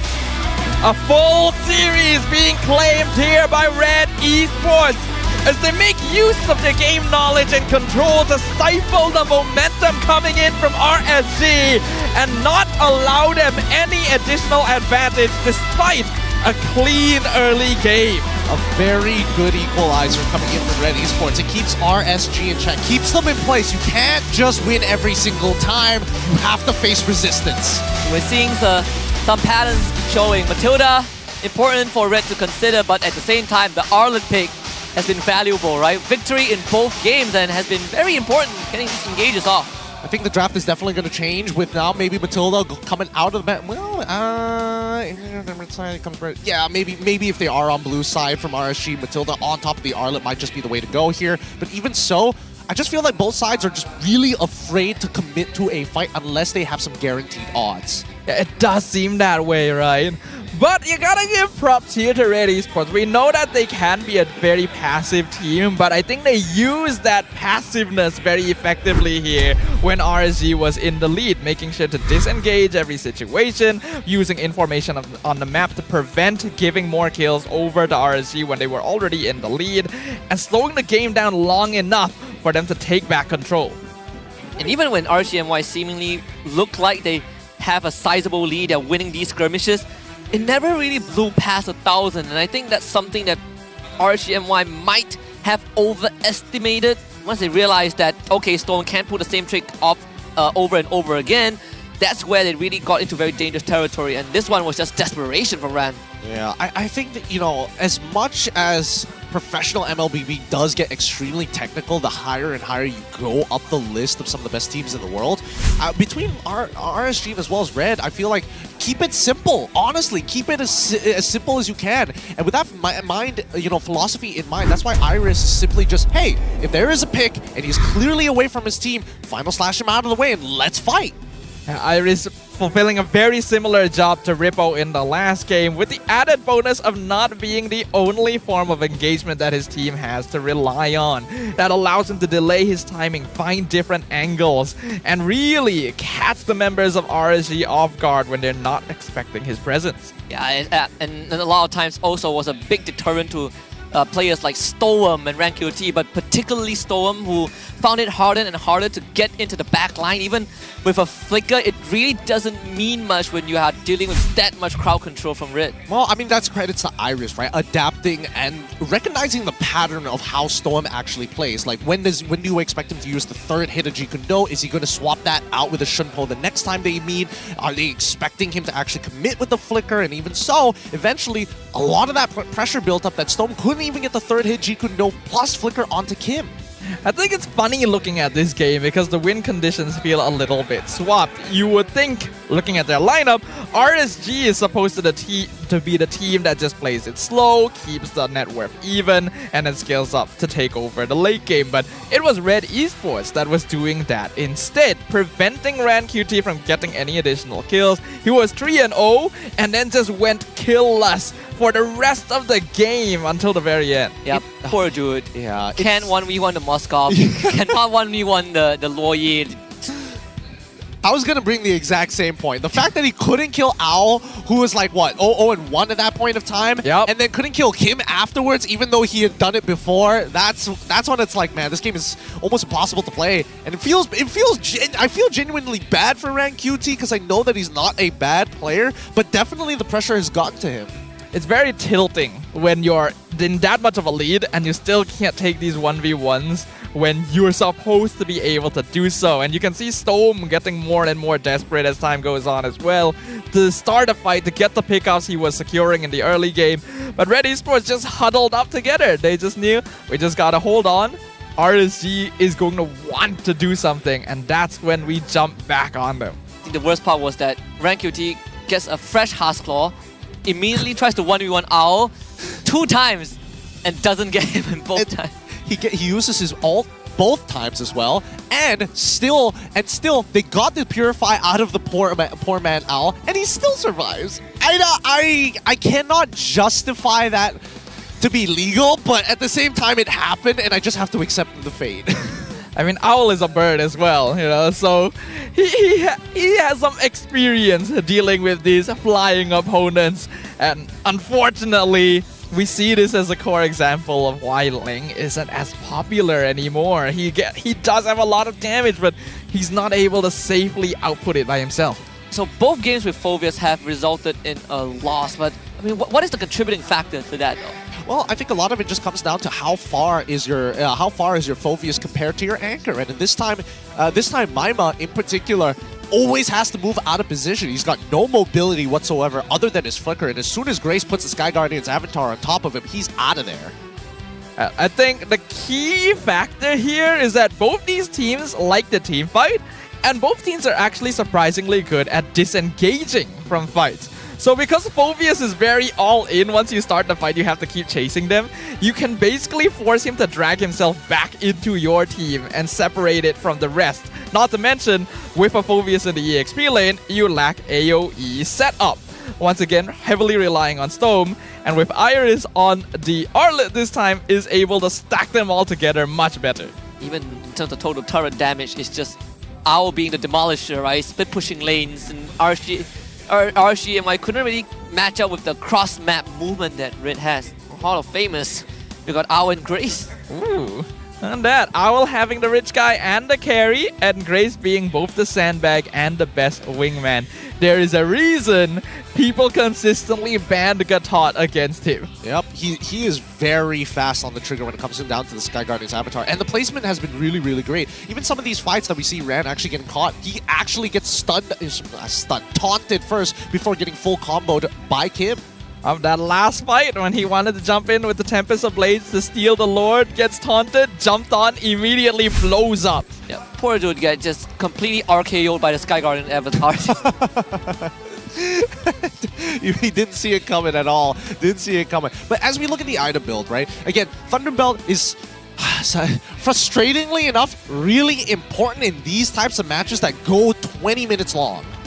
They're basically fully stacked at a certain point, right? But the crazy part about all of this is how much sacrifice that Iris had to put on the table. 14 minutes is when he got his Dominance Ice. Yeah, he's just buying components, right? Buying very cost-efficient scraps. But all he needed was to get those engages off, and I think in this game it's a lot easier for Iris to pull it off. Didn't really have to worry about it too much, knowing that you have Grace to basically split the battle lines.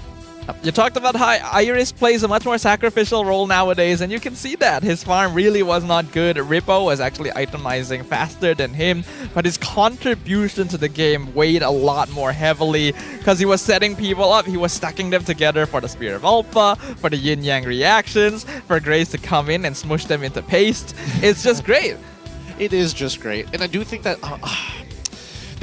I feel like both RSG and RED had opportunities to actually exploit the other. RED being that if you're worried about the Sky Guardian's avatar, just take Grace out of the equation. Force him to use that ult. It is a very long cooldown. And on the opposite side, right, as much as Rippo was getting shoved further and further deeper into the enemy lines, I still think that Sensui could have made a couple of early game plays of his own. I think the hardest part was actually walking up to RED Esports when there's so many area denial abilities, right? Like you walk up, there's Iris, there's Kim, But we also need to look at RED Esports kind of hero picks, the draft statistics. We have here Coach Bam, as well as his most picked, most bans, and most banned against heroes overall. Gatot gonna be very high up there because Grace is very solid on it. The Vexana, a very good option for delaying team fights, and the Edith just being a very flexible pick. Well, let's not forget about their most banned against. We're seeing the Harith, we're seeing both Ling and as well as Fanny being very, very common bans. And not to mention the opponent bans as well, also including Harith. Even on top of that, when you look at RED Esports in general, they definitely put a lot of focus in making sure that the enemies start overthinking about the draft, and I think that's something that Coach Ausch talked about, right? Oh, people remember us as the Ube strat team. Now we're gonna let them overthink. Are they gonna play Ube strat? And we show them a different side. I think Game 2 was a very good example. They don't necessarily have to run a Rafaela or utility support, but they have heroes that can do almost the same thing but play a more significant role in the front line. I mean, at the end of the day, it feels like RED Esports wants to play as a full 5, right? And the same goes for RSG. I feel like in terms of the decisions that are being made, they're pretty even, but even when it comes down to the team fight, the tools that they have access to break down coherency is a lot more valuable than just having raw team fight power in general. I agree. That is always going to be the case here. So, curious to see what will happen once we're in game number 3. RED Esports has already forced RSG to put a lot of stocks into Matilda specifically and then pulled out the Gatot. You really can't afford to waste bans on both of them. So, will there be a different variation to end the series? I think the craziest thing was that RSG MY was the team who banned out the Matilda in game 2, right? I honestly thought that they would let it through, but then again, with Grace on the other side, it's kind of a pick your poison scenario. But now we've got Tot in the equation, like you said, Sadafa. RSG MY, you gotta pick your poison. I think you probably ban the Gatot, right? I feel like it's a more valuable ban. I don't want to... It's hard to second it because I need to know which side of the map that they're on. If they're on red side, you're heavily limited with what you're able to actually go for. If you're on blue side, maybe you're a lot more flexible. But for the most part of it, we have been seeing Phovius let through a large majority of this draft. Oh. Now, what did he get? Star Wars? 10 more, do it. 10 more, come on. You can do more. Just one more time. If you think about it, he's thinking about it. If you quit now, you're never gonna get it. Do it. Too bad. Well, maybe we'll get an update later down the line to see whether or not he actually finds Star Wars skin. Because I feel like in this game, at this point of time, I think they're dead even. They're dead even with the way that they play. I'm surprised that is actually a legitimate statement, and I cannot deny it, right? Like right? They look a lot more similar than I thought they would be. I was expecting a bigger gap. I don't know whether it's just like the RSG aura that's making the like, we gotta find some common ground between our opponents. We're all keeping it local, you know what I'm saying? To be honest, I feel like it could be something like that. There is this energy radiating from RSG MY where there's this desperation, but at the same time, just I don't know what the word is. It brings out the worst of teams. Maybe. Isn't that more on like RED Esports not performing up to par than RSG MY? Hey man, there's a slight pro tag energy. very slight. It's not enough to secure wins all the time, but enemy teams will look at them and be like, what is this I'm feeling right now, you know? Like, what is this hidden power? It's the mojo. Yeah. They got the aura. They got the aura? Must be Ripple. The Rizlord himself. Like right before Goku discovers Super Saiyan, yeah? I mean, if we're really gonna deep dive into this, that means Krillin has to die. So who died on RSG side to make him go Super Saiyan? I mean, I'll go a different way. That's the Bankai, right? Yeah, I'll take that one. That one makes sense. Well, just a Bleach reference, that's probably the Shinji Bankai, right? Like, okay, that's too deep for me.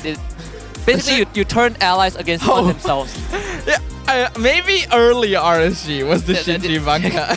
He gets it, right? He gets it. This RSG is a little better. Because you're forbidden to use it around teammates, because then you turn teammates on themselves. Oh, okay. I'm definitely honestly, not the arm. Shinji was done dirty. I mean, he talks too much. He deserves better. He yaps too much, you know. So we gotta get him out of the way. The man is drip. He deserves to yap. Hey man, drip is one thing, but the draft phase is another. Let's jump right into it and see which side these teams have opted to take. With RSG on blue side, while Red back on the red side. Let's see what the adjustments are, because I hope to God that somebody takes this Matilda. Well, I think we might have gotten our wish. This is a Matilda first pick. Yep. There's a potential for RSG. And then they lock in Cho. Oh boy, I was thinking the same thing, man. Please, yeah. Oh, Matilda. I was thinking the same thing. I'm like, if they lock in Cho now, Phew! Okay, that's one thing done. Now we expect Phoveus, unless they're like, hey, Phoveus is a bad curse. Sensui is just the alpha one trick for now, but Lo Yi gonna be locked in again for Kim was very good at cutting people off. And if people are pulled out with guiding winds, then you can catch them somewhere. Okay, now RSG, they lock in Ling and then Cho. Ah, that'll spice things up. yeah, you know what? Rippo Cho. Honestly, Rippo has done it before. Yeah. And he built full damage the last time I saw him do it. The Khalid is still up, right? They could take Khalid if they want. True. Rippo has had a pretty good success rate on the Khalid. Arlet has also been on the winning draft both games so far. That's true. Come on, give it to him. Give it to him. Show it early in first rotation. They have 10 seconds to decide. Oh wait, I do realize that as well, that they do like to hold off on the mid lane pick on the red side. I don't know about blue. Okay, Whoa, yeah. that's power picks, right? Phoveus and Harith. We say that now when they lose. I mean, Phoveus has lost both games so far. Yeah, Harith also lost a game. That's the thing. That's what makes me really nervous about this game, right? You don't know what you're going to get. Finally, somebody gets the high loss. Thank God. The thing about being a protagonist is you don't care about the numbers. You believe in the soul. You fight against the odds. Yeah, you fight. You got that plot armor going. Believe it. Yuki didn't win against Kaiba by looking at how low the Exodia win rate is. Hey, Naruto became Hokage just because he believed, you know? Dude, that's so real. Now that is very real. Yo, I'm thinking at this point that Yuki is like meta decking as well. He's going online. It's like, man, there's only a 16% chance for me to actually achieve Exodia. Deep cuts, deep anime cuts here. But now we go into the second phase. Once again, Novaria is going to get eliminated here. Go into RSG side. What are you boys thinking? You know what? Heath doesn't sound too bad for Maima again. For Maima. Either that or Aurora, right? I feel like both would do well against what Red has currently. I think Vex is not bad. Against Hylos and Alpha. That too, yeah. Wow, so they banned an Xorn this time. You know what? Just play Valentina. I think that Glorious Pathway is already funny enough to steal as an ultimate, and it really just negates the opposing Glorious Pathway, because it's like, oh, you get movement speed, but then you also get slowed, but at the same time you get the heal, so it's like, kind of, you go nowhere. You could even steal Diversion and just both be teleporting all over the place. No, I mean, that's another way of playing it too, but I think that it's a little bit more Lo Yi favored in lane if you do pick up the Valentina. It'll be pretty funny, right? Because if he comes out to diversion plays. They diverge into a bush, they walk out of the bush, and then now it's my turn to hide in that bush. Or they divergent on top of each other, right? Who shows up first? They're both looking at each other, standing on top of their own portals, menacingly staring at each other. This circle ain't big enough for the two of us. Oh, that'll be so funny. Okay, alright, now I have legitimate problems. Why Beatrix? Why? That's Claude, right? Because Owl is just busted. Yeah, Beatrix actually does hold lane against Harry, like, pretty well. Like, to an okay degree. That's like Harith saying like, oh, I level 1 take Chrono Dash and expect to win against Beatrix with just her autos and her tactical role. It's not happening. I personally don't think that Bunny is going to make that type of mistake, but I do think that Red need to have more combo starters, and I think this final pick is going to be Arlet, right? Because what else? I'm thinking the same thing. Stone was one of the first to play Arlet roam a few seasons ago. Should still be pretty solid. Let's see what it is. Valentina and Roger. Oh, very different approach. It's very safe of him. Very, very safe. Okay, so again, they're expecting the Harith to do a decent amount of damage, including Phoveus as well, so that Roger can maybe finish it up. Generally, in terms of disengaging, they've only got Matilda to do it, so I guess the extra mobility from both Valentina and Roger is going to compensate, so only Harith needs to worry, or maybe even Fulvius needs to worry about picking up and tapping the Guiding Winds. Arlet, I mean, the Arlet pick does worry me if I'm looking at RSG's draft, right? Because there's really not much way to get away once you get Final Slash. Gotta really play around the timings of that ability. I better take some Purifies, even if you're a jungler. Who needs Retribution? Just take Purifies at this point. That one's going a bit too far. I don't need farm, I just need to survive. Yeah, that just could be the case here because I feel like outlasting the fight is more important than actually winning the fight. I think RED Esports, their composition is a lot harder to pull off here. Yes, they do have Grace on that high loss to maybe single target lock down somebody, but it's still up to Iris and Sensui to kind of gather people up so that Owl can find the big ult. Well, they've done it before. We'll see if they can achieve it again because the Land of Dawn opens up for the final time today. Will it be RED Esports or RSG MY who takes home the win? The RSG MY still have one more chance to stay in the running. It's hanging on by a thread, but for RED Esports, they might not be able to guarantee plays for now, but it could still put them a foot forward through the door if they win this one. The junglers are going to be starting on opposite sides of the, same sides of the map. Right? That means they're going to end up, no vertical jungling, no instant invades as well. We do see that the Matilda does actually scout out for information, so they do know where Sensui started. Right, pure rage, nothing out of the ordinary. Actually, wait a minute. Bunny decided to take tenacity this time around. I think that is fair. There's a lot of potential damage coming out of RED Esports, so having that extra bit of HP is going to help a lot, especially against that Beatrix, to make the fights in lane a little more difficult for Owl Predict. I don't know. If not, why did Bunny decide to opt to go for Flicker then, right? Yeah. If you're going for Flicker, you might as well like try to win the lane as hard as possible, unless you're genuinely with. Hold on. Tough spot for RanQT. He's gonna jump into the Lycan Pounce.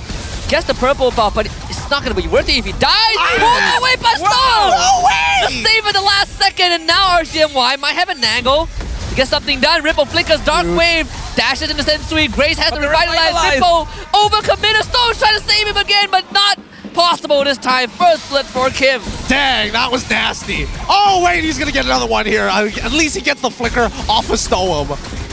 RanQT coming back. He can fight it. He definitely can. He's going to try. No spell buff on Stoem. Why? Oh my god, no! Why would you go back in? No! It's all going wrong. It's all going wrong. Why? Well, that was a mistake. That went poorly. What did he think was gonna happen? Did he think that Ripple was just gonna bail him out? Like he wasn't gonna get marked within the first 6 seconds of him showing up? He just dashed in the wrong direction. RanQT clearly didn't want to fight that. Oh my goodness. Okay, pretty big blunder here, and as you can tell, it's a very large 1K lead for RED Esports 2 minutes into the game. Let's see how this plays out, because Red has dropped bigger leads before. 1K is pretty sizable, 2.5 minutes in, but not enough to say that it is completely in their favor just yet. It's just a nice boost. For now, we can see the next turtle going to be coming up in another 90 seconds, and Grace going to be very annoying here. It'll be a lot more different. No, Sensui is 2 levels ahead of RanQT. Ripple will see Iris. Glorious Pathway drop. Maima steals the spell of Alpha. So that purple buff is practically gone. So free for RED Esports. They don't even, honestly, even if they didn't get the first turtle, they would have done this anyways, right? Their entire purpose as of right now is to make sure that RanQT does not scale, because Ripple is not leaving that lane anytime soon. Bunny, on the other hand, can't clear as quickly as Owl unless he truly commits everything to that wave, and Owl's just like, Nibiru's Passion, Bennett's Rage, what are you gonna do about it? Yeah, and that's why Beatrix is just a pretty safe pick in.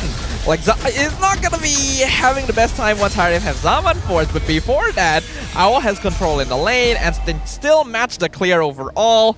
Diversion even being used to focus on the gold lane here. They want this Beatrix to be fed. Yeah, Bunny, you better stay still. Don't even attempt to breathe. Don't move, just start recalling. Just go home, Bunny. Bunny shows himself. They're gonna try and fight it. The Circle Eagle is good on a tree. Maima will get them out in the air, but Nibiru's Passion almost takes out Maima. Well, I mean, at the end of the day, it's not too bad, right? Actually, not too bad. It was a good defense. That's a full squad of RED Esports. Ready for round 2. Storm doesn't have his Flicker. Maimon doesn't have his Purify. Not that big of a deal. Kim, they do trade equally with Grayson as well as Kim. Both battle spells are down as well. Man, what a... Oh, almost a horror movie about to play out. Interesting scenarios that they're putting themselves in, but still, I think that RED Esports, they're making all the correct ones. Ripple, he is too far forward. His team isn't there with him, so he has to buy time. Even forced to flicker. Here comes Xorn, bringing Bunny into the back line. Kim gonna get gone on Spear of Alpha, not enough to keep Bunny in place, and now he's gonna dash around into Zam and Force. As RanQT also shows up for the kill on a Grace. RSG MY strikes, gets the turtle. God, that's so funny. It's so funny seeing 2 glorious pathways being dropped down. The worst part about it is that Grace wasn't directly behind his team. He was actually way up in front. So nobody really got the movement speed bonus off of it. Oh, and actually Iris somehow catches Bunny. They won't be able to get him, but they will get Storm in return. It's still worthwhile here. They will be able to break top tier 1 really, really quick despite the awkward lane swap that has happened. I don't think you want to walk up, Bunny. What? What? I didn't know the circus was in town, guys. What? We are watching a clown show right now, and we're having a great time. We're the most entertaining region for a reason. We're seeing multiple members just dive into impossible odds. Would it look cool if you made it work, though? Maybe with Purify, I guess, but like the fact that he dashed forward with plus the Diamond Force with the Flicker, I guess he was trying to like clear the way fast. I have no real explanation. You guys remember how you mentioned Krillin needed to dive? Dude, Bunny was a One Punch Man antagonist. You're never beating Saitama like that, you know? Not with that attitude. not that. But by golly, he's gonna try. Oh. Hey, it's the thought that counts. Oh man, my head hurts. This is so painful. It's painful on multiple different levels here because I feel like Sensui is now comfortable knowing that they're going to try and disrespect. Oh wait. They're not gonna try and fight this, right? Ripple needs to get his team out of this. I don't know which one hurts my head more, the caffeine crash or the gameplay, but I'm starting to feel like it's not the caffeine. Yeah, I'm getting the same idea as well. I do feel that Red likes... It feels like they're over-responding to a lot of these situations. Like they're getting the correct response out of RSG MY. They're sending 5 people down to the bottom side of the map, and Owl genuinely does not care. He can clear that wave and make sure that he doesn't get dove anyway. Plus, he has Flicker, so I think that RED Esports need to distribute their resources more efficiently. That's the response I expect when I play a game and I press please gather, right? I want the whole team to show up. Yeah, the team shows up all right. Tensui gonna get the turtle for now. Bunny instantly pulled out with the guiding winds, and RSG will successfully disengage. RED Esports is starting to build up goal lead again. They're gonna try to fight against Sensui out of position. Circling Eagle from Storm hits on the 2 of them, so Sensui falls. Ripple still just jumping into the air, finally drops. But RSG MY now have a lead to work with. RanQT sees Grace, jumps to the back, Lycan pounds, rolls away, out flicks to the top of it, finds the kill. RanQT overextends, so both teams trade 2. Quick question. Yeah? Why is Owl using Renner? sorry, Wesker. Why does he so happen to have Wesker in his back pocket? My only assumption is that he was working with Kim on his TP to maybe catch somebody in the brush. Now he was setting up for an ambush. He was going for the ambush play, so he had Wesker set up for when someone ran into him, and it didn't work out. I don't think he expects to use that regularly. It's just that the situation suited it. I mean, maybe his thought process was, if RSG MY will die me anyways, I might as well man up. Proceeds to a wide stance, stand his ground. Who one-shots who first? Can Bunny do it faster than me? We'll find out. Find out on the next episode. Here, at least we see the first items start to come through. Whoa! They're not gonna get Grace. At least not for now. Let's see how long he can hold on. Damage is actually more than enough. Ripple will find a kill. Sensui completely whiffing that off. Not really sure what the thought process was, so he falls. RanQT does drop, but Ao is now compromised. They're gonna jump onto him. And it's a double kill for Bunny. Everything falling apart for the side of RED Esports. Iris misses the stun, jumps to the Bunny. Bunny pulled away, but the guiding win once more as Iris will fall. As 4 for RSG MY at the cost of 1. I don't know how badly either one of these teams wants to win at this point. I feel like as much as this is a struggle for a RED Esports, and yes, good plays coming in from RSG MY, but if we got a compilation of how many ults have been whiffed in this game alone, it probably would top the entire season. Yeah, but why? They're making so many mistakes. You know what? I feel like RED Esports should ban Matilda. I think they're not calculating the extra shielding coming in.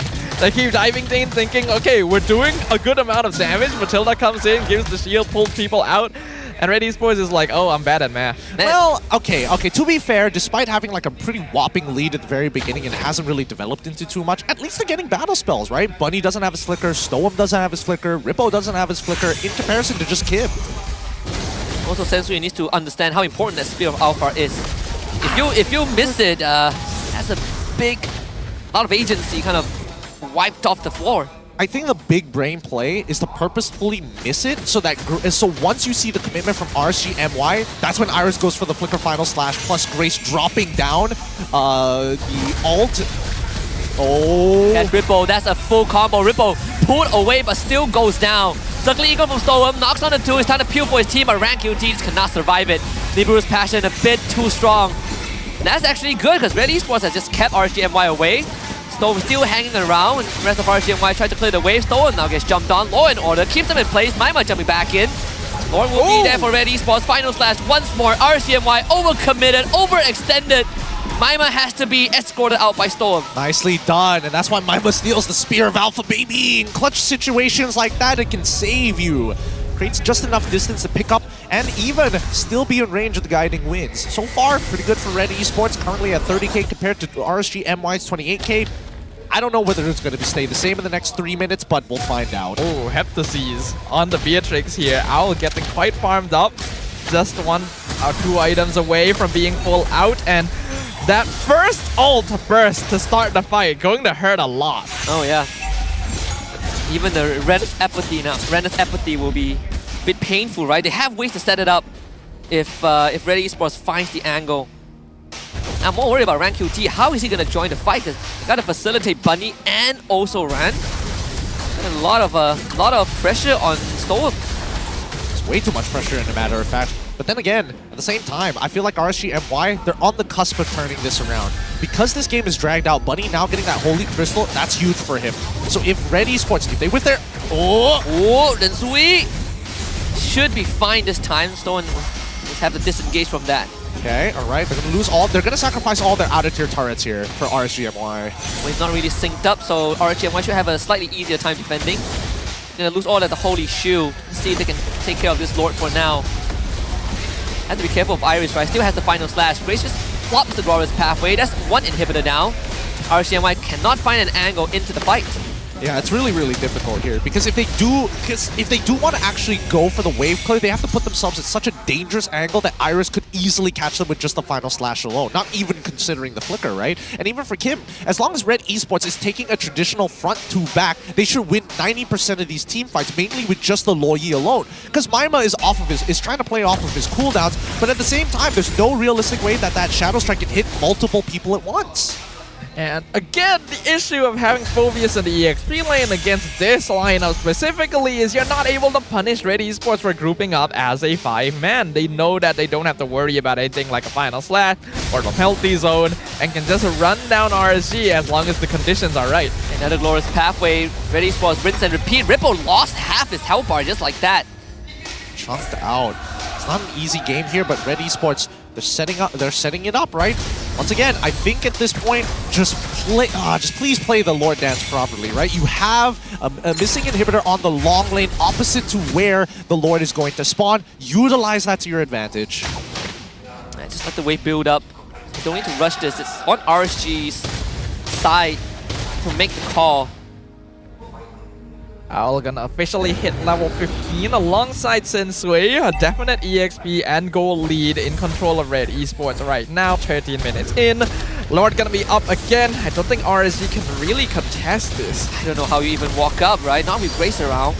They will try. Rippo actually flickers for the engage, but they're not in range to get the Lord. At least they get Kim with the help of Stoem. Now Bunny, full reign of the fight with the Zaman Force. Rank QT found Owl. They're gonna jump on top of him and Stoem follow up. Owl was the target and Owl goes down. Rippo's sacrifice so far has been worth it. Iris next on the chopping block and Sensui will escort him out. Grace turns around.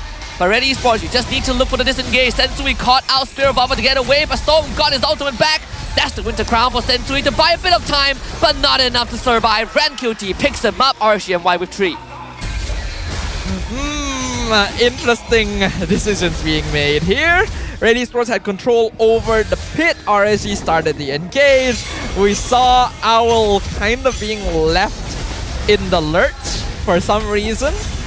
Storm just brings the team to him, right? Yes.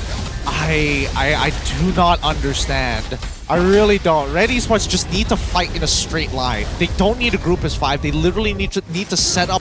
They need to stand in a straight line like they're lining up for school. That's what they need to do. It's really not that hard. It's a 5k goal swing for RSG. God. Off of that one fight. Good God. I really don't get it. Grace's ultimate is in a straight line. Kim likes straight lines. And Sui likes straight lines. The only person who doesn't like straight lines is Iris because he goes horizontal.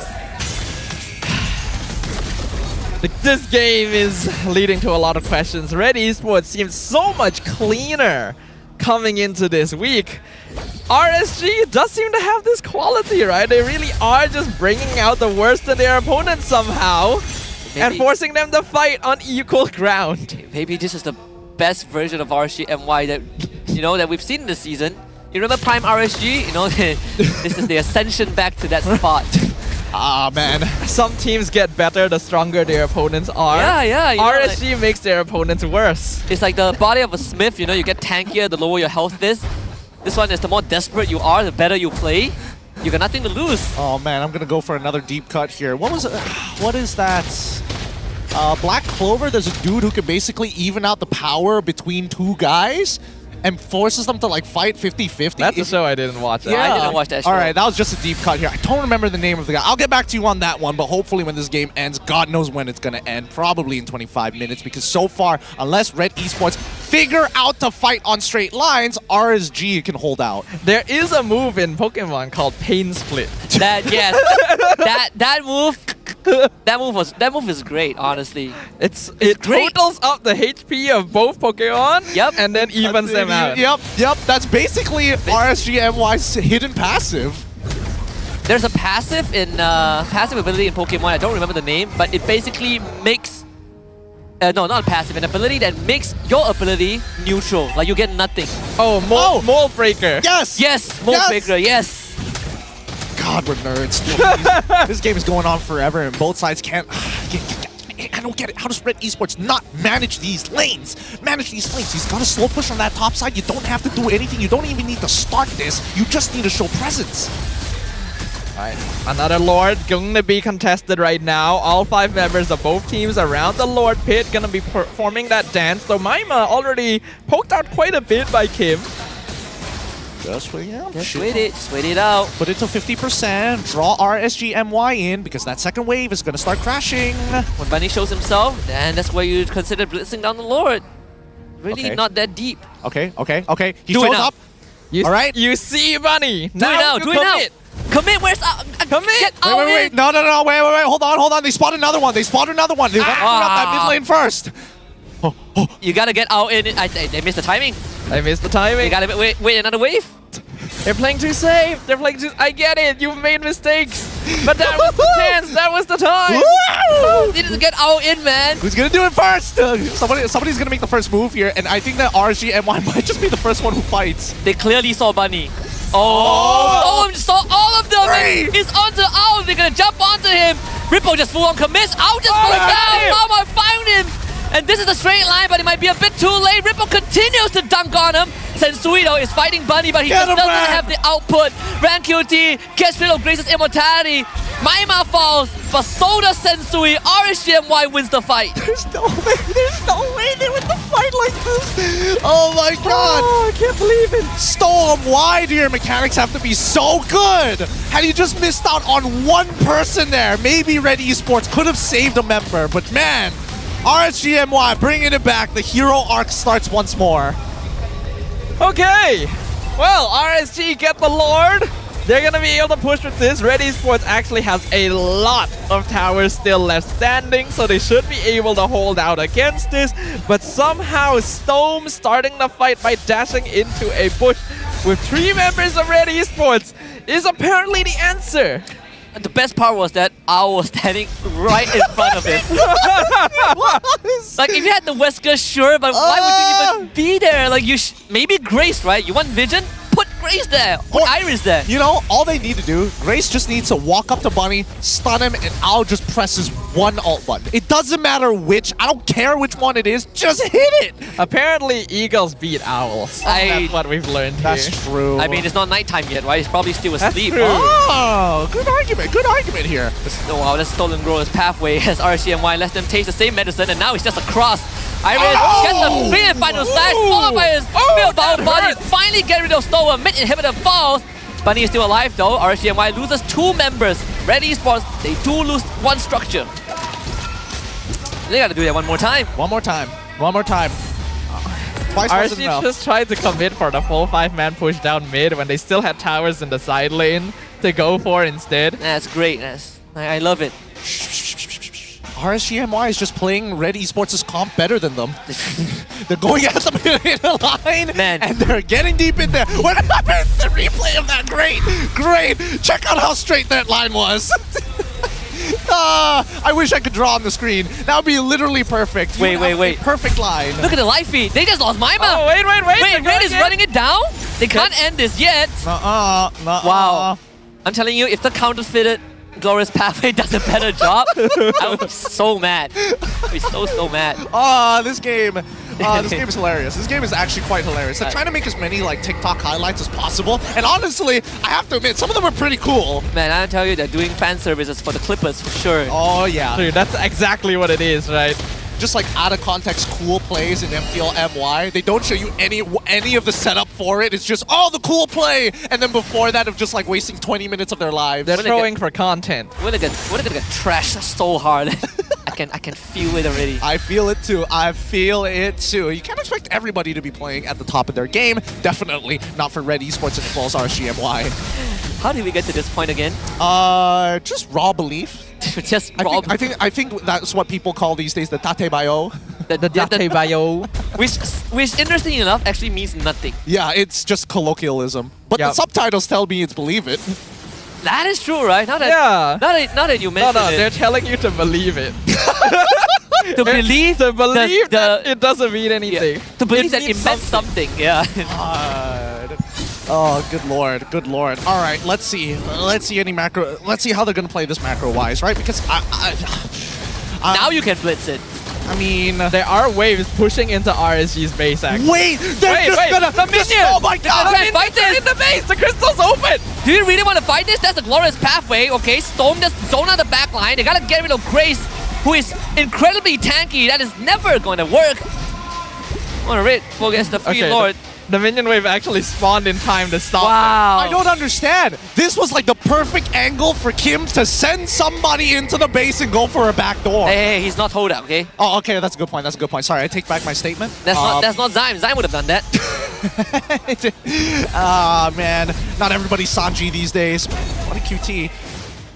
Once again, new purchase of items, and now we have a Luminous Lord. This one should be impossible to kill, right? Does this end the game? I think it should. I mean, I had to ask that question because right? Like the Lord, like 20-minute Lord is strong enough. 22-minute Lord is already like viciously strong. Okay, let's find out. Let's find out. You know what to do, Grace. Keep it in one straight line. Just everybody, line drop up. the carpet and run it down. Here we go. Here we go. Run it down. That's final slash. Okay, drop the carpet. Just tap the crystal, right? Tap the crystal. The Lord is dead. They help you out. RED Esports. There's nothing that's simpler than this. They're done it. Bodies at the crystal. Finally. Oh God! Finally. Oh. The sweet release of pain. Yes. Let's go. Oh man. Yeah. Tell it to him, Kim. Yeah. Tell it to him. Yeah. Wasn't the best showing, but you won anyway. This is where you type in chat. Easy game. Well done to RED Esports here. This is an important match at the end of the day. 2-1 victory. Not ideal in terms of points, but still 2 points in the bag to work for their aggregate. Man, they have a talent of making the simplest execution the most complicated one. Hey man, they're geniuses of their time. And that's Daxter's laboratory. Yeah, I mean a genius is someone other people don't understand. So let's give it to Rose to do it for us.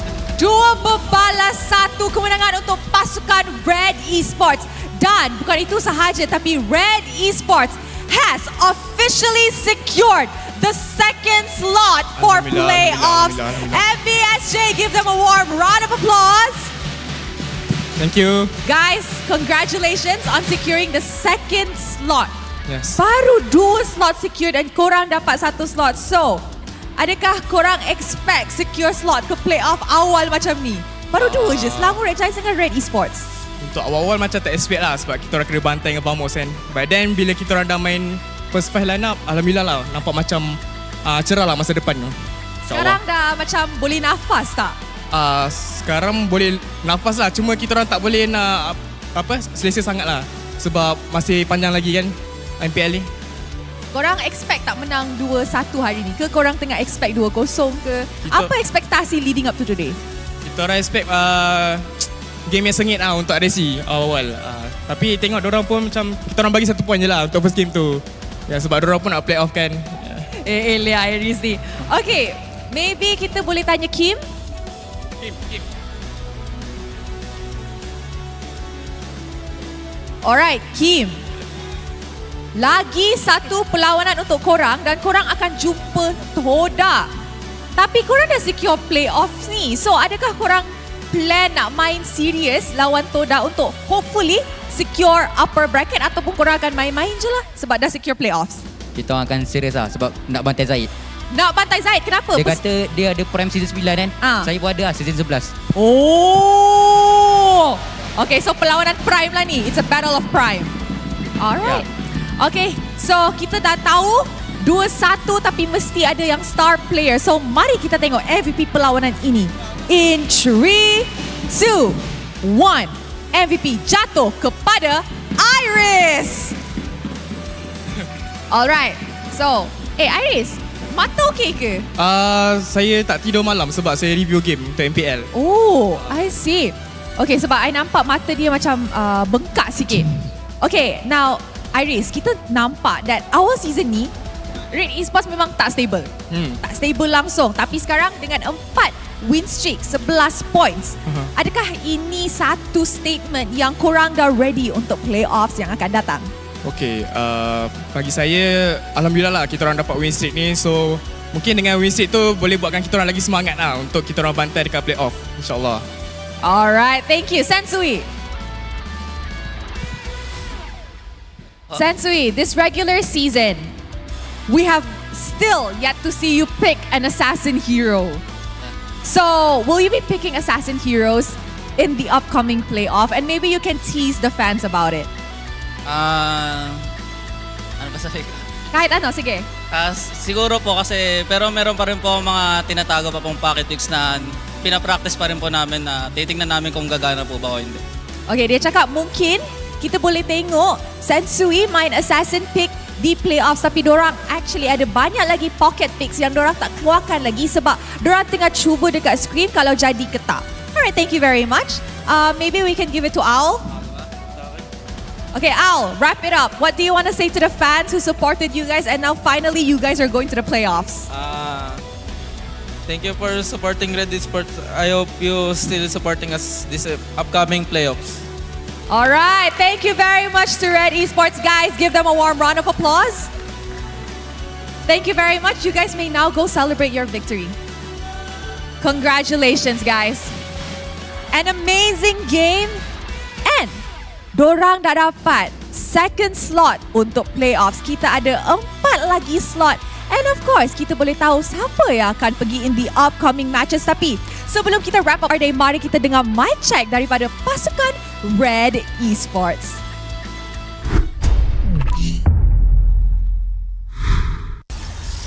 Nathan low. Badan figure. Still can. You can engage bro.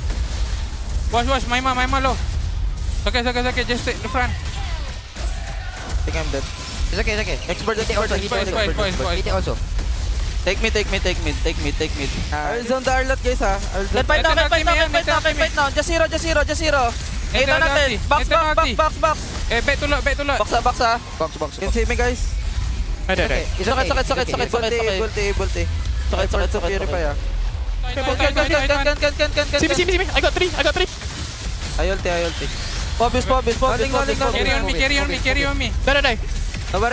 Ay, lingaling guys ha. Box. Ganyan go to box. Ling. Fight. Ling. I will got this Lord. Astang. Guys, simi. Can. Slow. Aro. Carry low. Nice one, game. Go to just zero. Hero. I tower. Can you tower lock now? Tower lock agad. Nice one, guys. 3. Okay na. Fight na. Just like. Hey, rotate here. Out. Don't fight, guys. Don't fight. Run to us. Our bot is good. Nice. I just Ati. I got Maida ni. No puri. Tower lock. Sama tower lock.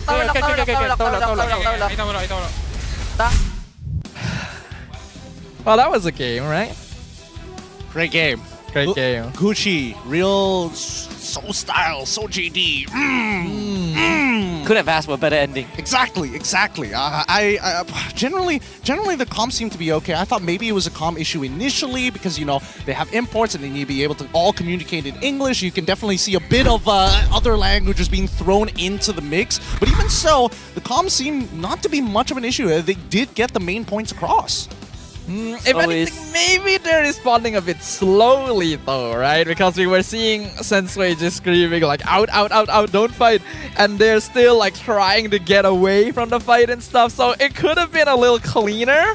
I'm really trying to figure out what caused the RED Esports to kind of devolve in this game against RSG. I think they just overthought the situation, right? Yeah. There's just too many times where, like, just look at the cross courts of the glorious pathways, right? Even that alone slows them down before you see the big play by Iris. And I think at the end of it, they need to follow one major call. And our MVP of the match going over to Iris for good reason, setting it up really nicely on the Arlet in both of these games. But when he catches somebody, even in the mic check, you can hear him how many people he's caught. Sometimes he calls it before the spell comes out, right? Like he already knows. The Arlet working out very well. It has actually been on every winning lineup this game. RSG picked it in game number 1, so turns out Phobia's not that good against Arlet here, just based on statistics. Maybe not in lane. Oh, wait, no, sorry. Maybe Arla isn't that going to be doing great in lane against the Phobius, but generally speaking, does so much better in these team fights. And I think that, unfortunately, for teams that want to go so head first, headstrong in these types of engagements, having the final slash as a counter engage is superiorly better, and not to mention the yin-yang reaction coming in from Kim. It's so tough for RSG to kind of fight into a funnel compared to RED Esports, right? You get one crowd control off, the follow-up is just very simple, especially with the Glorious Pathway. Yeah, I like the dynamic as well between Grace and Iris, where Grace very much plays more of the support tank damage sponge role, and Iris is more of the initiator rather than the other way around. It does seem to be more comfortable for them, and Kim on this Loyi was really a nightmare for RSG. Gotta give props, Storm was saving people left and right, but the diversion was making up for a little bit of that. Just to make sure that he keeps in pace with the rest of his team to maintain that formation, right? I feel like, unfortunately for RanQT, he had a couple of moments to maybe make some huge plays for himself, but he never can be the first person to jump in these fights. And I think that if RSG were to try and change anything different, or maybe at the very least, try to compensate and look at VOD reviews, I would only imagine that they needed to figure out where Iris was, and not to mention have Storm, when he face checks, to be a little more careful, especially to utilize the Soul Bloom first rather than going straight with the Guiding Winds. That, and also I'm not really sure if they figure out that one of the keys to get to Red is if Storm can pull someone straight onto Owl's face, there's really nothing that Owl could do, right? Like the dive potential of this comp is actually more menacing than it initially seems to be. The problem is, like you said, if Iris gets that counter engage, that's where it all falls apart.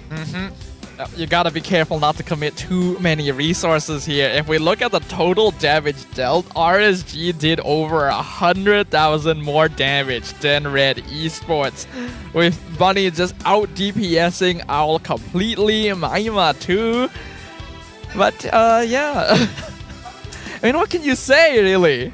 honestly, there's not much to say about it, right? As close as this game was, definitely RSG was trying their hardest to try and keep Red in check, but at the same time, RED Esports just overthought too many situations. Especially when RSG got a 5k goal swing from a Lord fight, and somehow we still ended up in this spot. But props to Red, they did readjust. They figured out that, okay, all we need to do is to line them up, and then we win fights.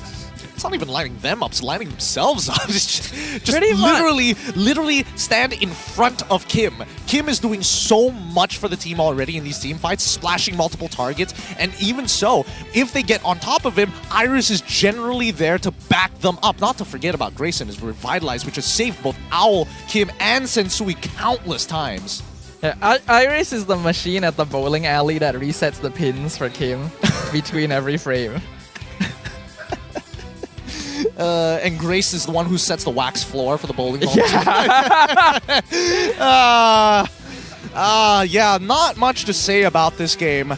Not much to say about it. Let's give it up to our Hall of Famers here. Rich Guy going over to Owl, no surprises there. Ooh, Damage Delta Heroes, 103k coming in from Bunny. Sandbag going over to Grace, and Best Wingman going over to Maima. Yeah, Grace really taking a beating with that on that high loss, but that's kind of what has been keeping Red in a lot of these fights, right? Like, as long as Grace stands in front, RSG can't really hit the back line. Yep. Grace understands the meaning of the saying to beat a dead horse, so he stays alive instead so that it means something. Poor dude. He did so much more in that game to deserve that. He did so much more. He did a disservice to Grace. Yeah, poor guy. Oh, man.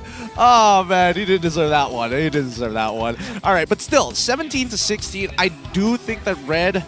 They gotta calm down. At least, at the very least, now that they've qualified for playoffs mathematic-wise, the next couple of games, I think they really need to work on their consistency to get them in that good balance of, oh, I want to think ahead, but just enough to outplay my opponents, and that's it.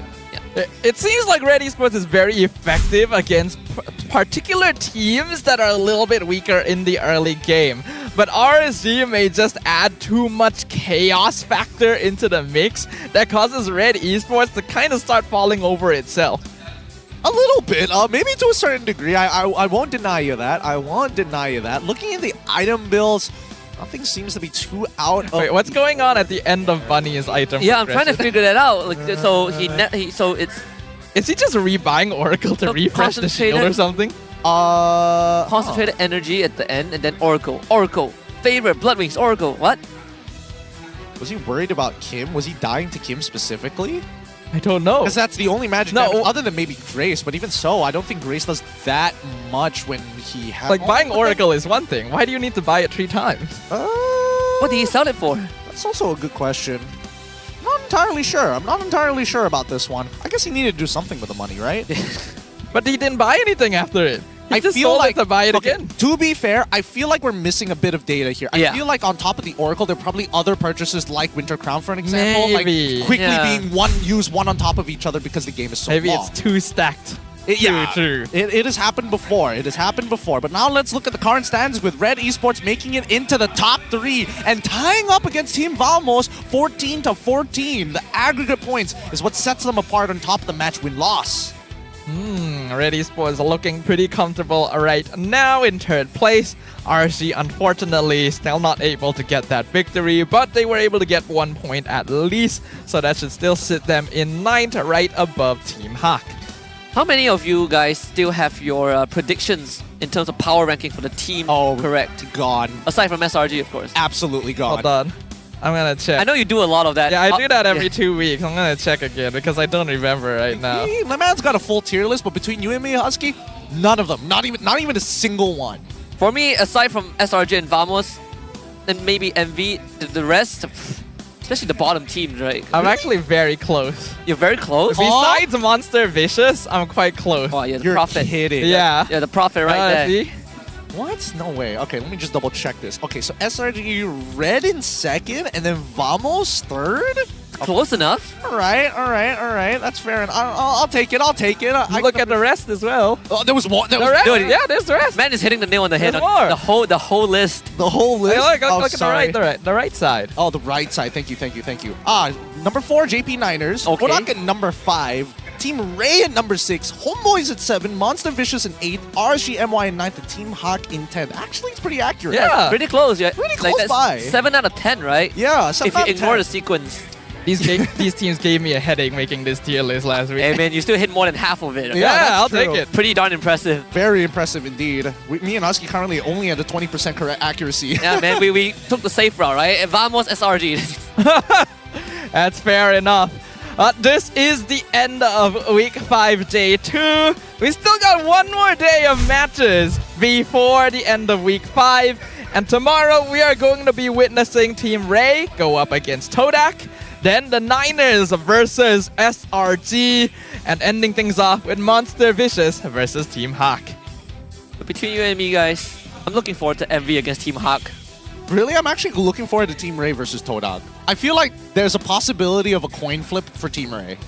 I agree, but I want to see if like how close or how one-sided the game between MV and Team Hawk is gonna get. Because to be very fair, I'm not sure which MV we're gonna get. I mean, we might get the for starters. You've already got the appetizers of JP Niners versus SRG. Yeah, well, I mean that one is straight up dessert. Wow.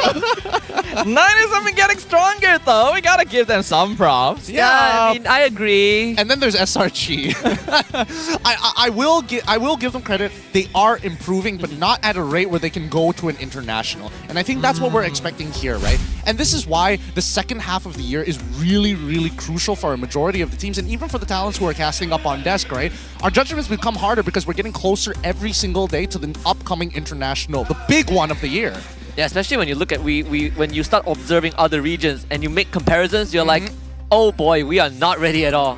Yeah, a lot of people online have been saying that besides SRG, Malaysia is still the easy server.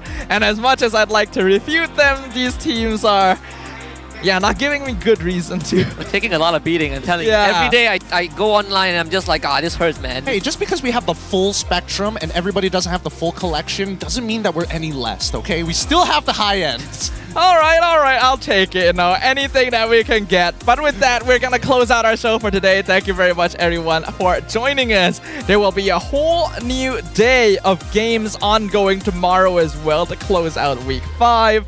So if you guys wanna keep an eye out for which teams will be able to claim the rest of the playoff slots, make sure you guys show up. All right, so with that, I believe we are about to close out. Thank you again, everyone, for joining us. Make sure to join us tomorrow. We will see you guys then. Bye-bye.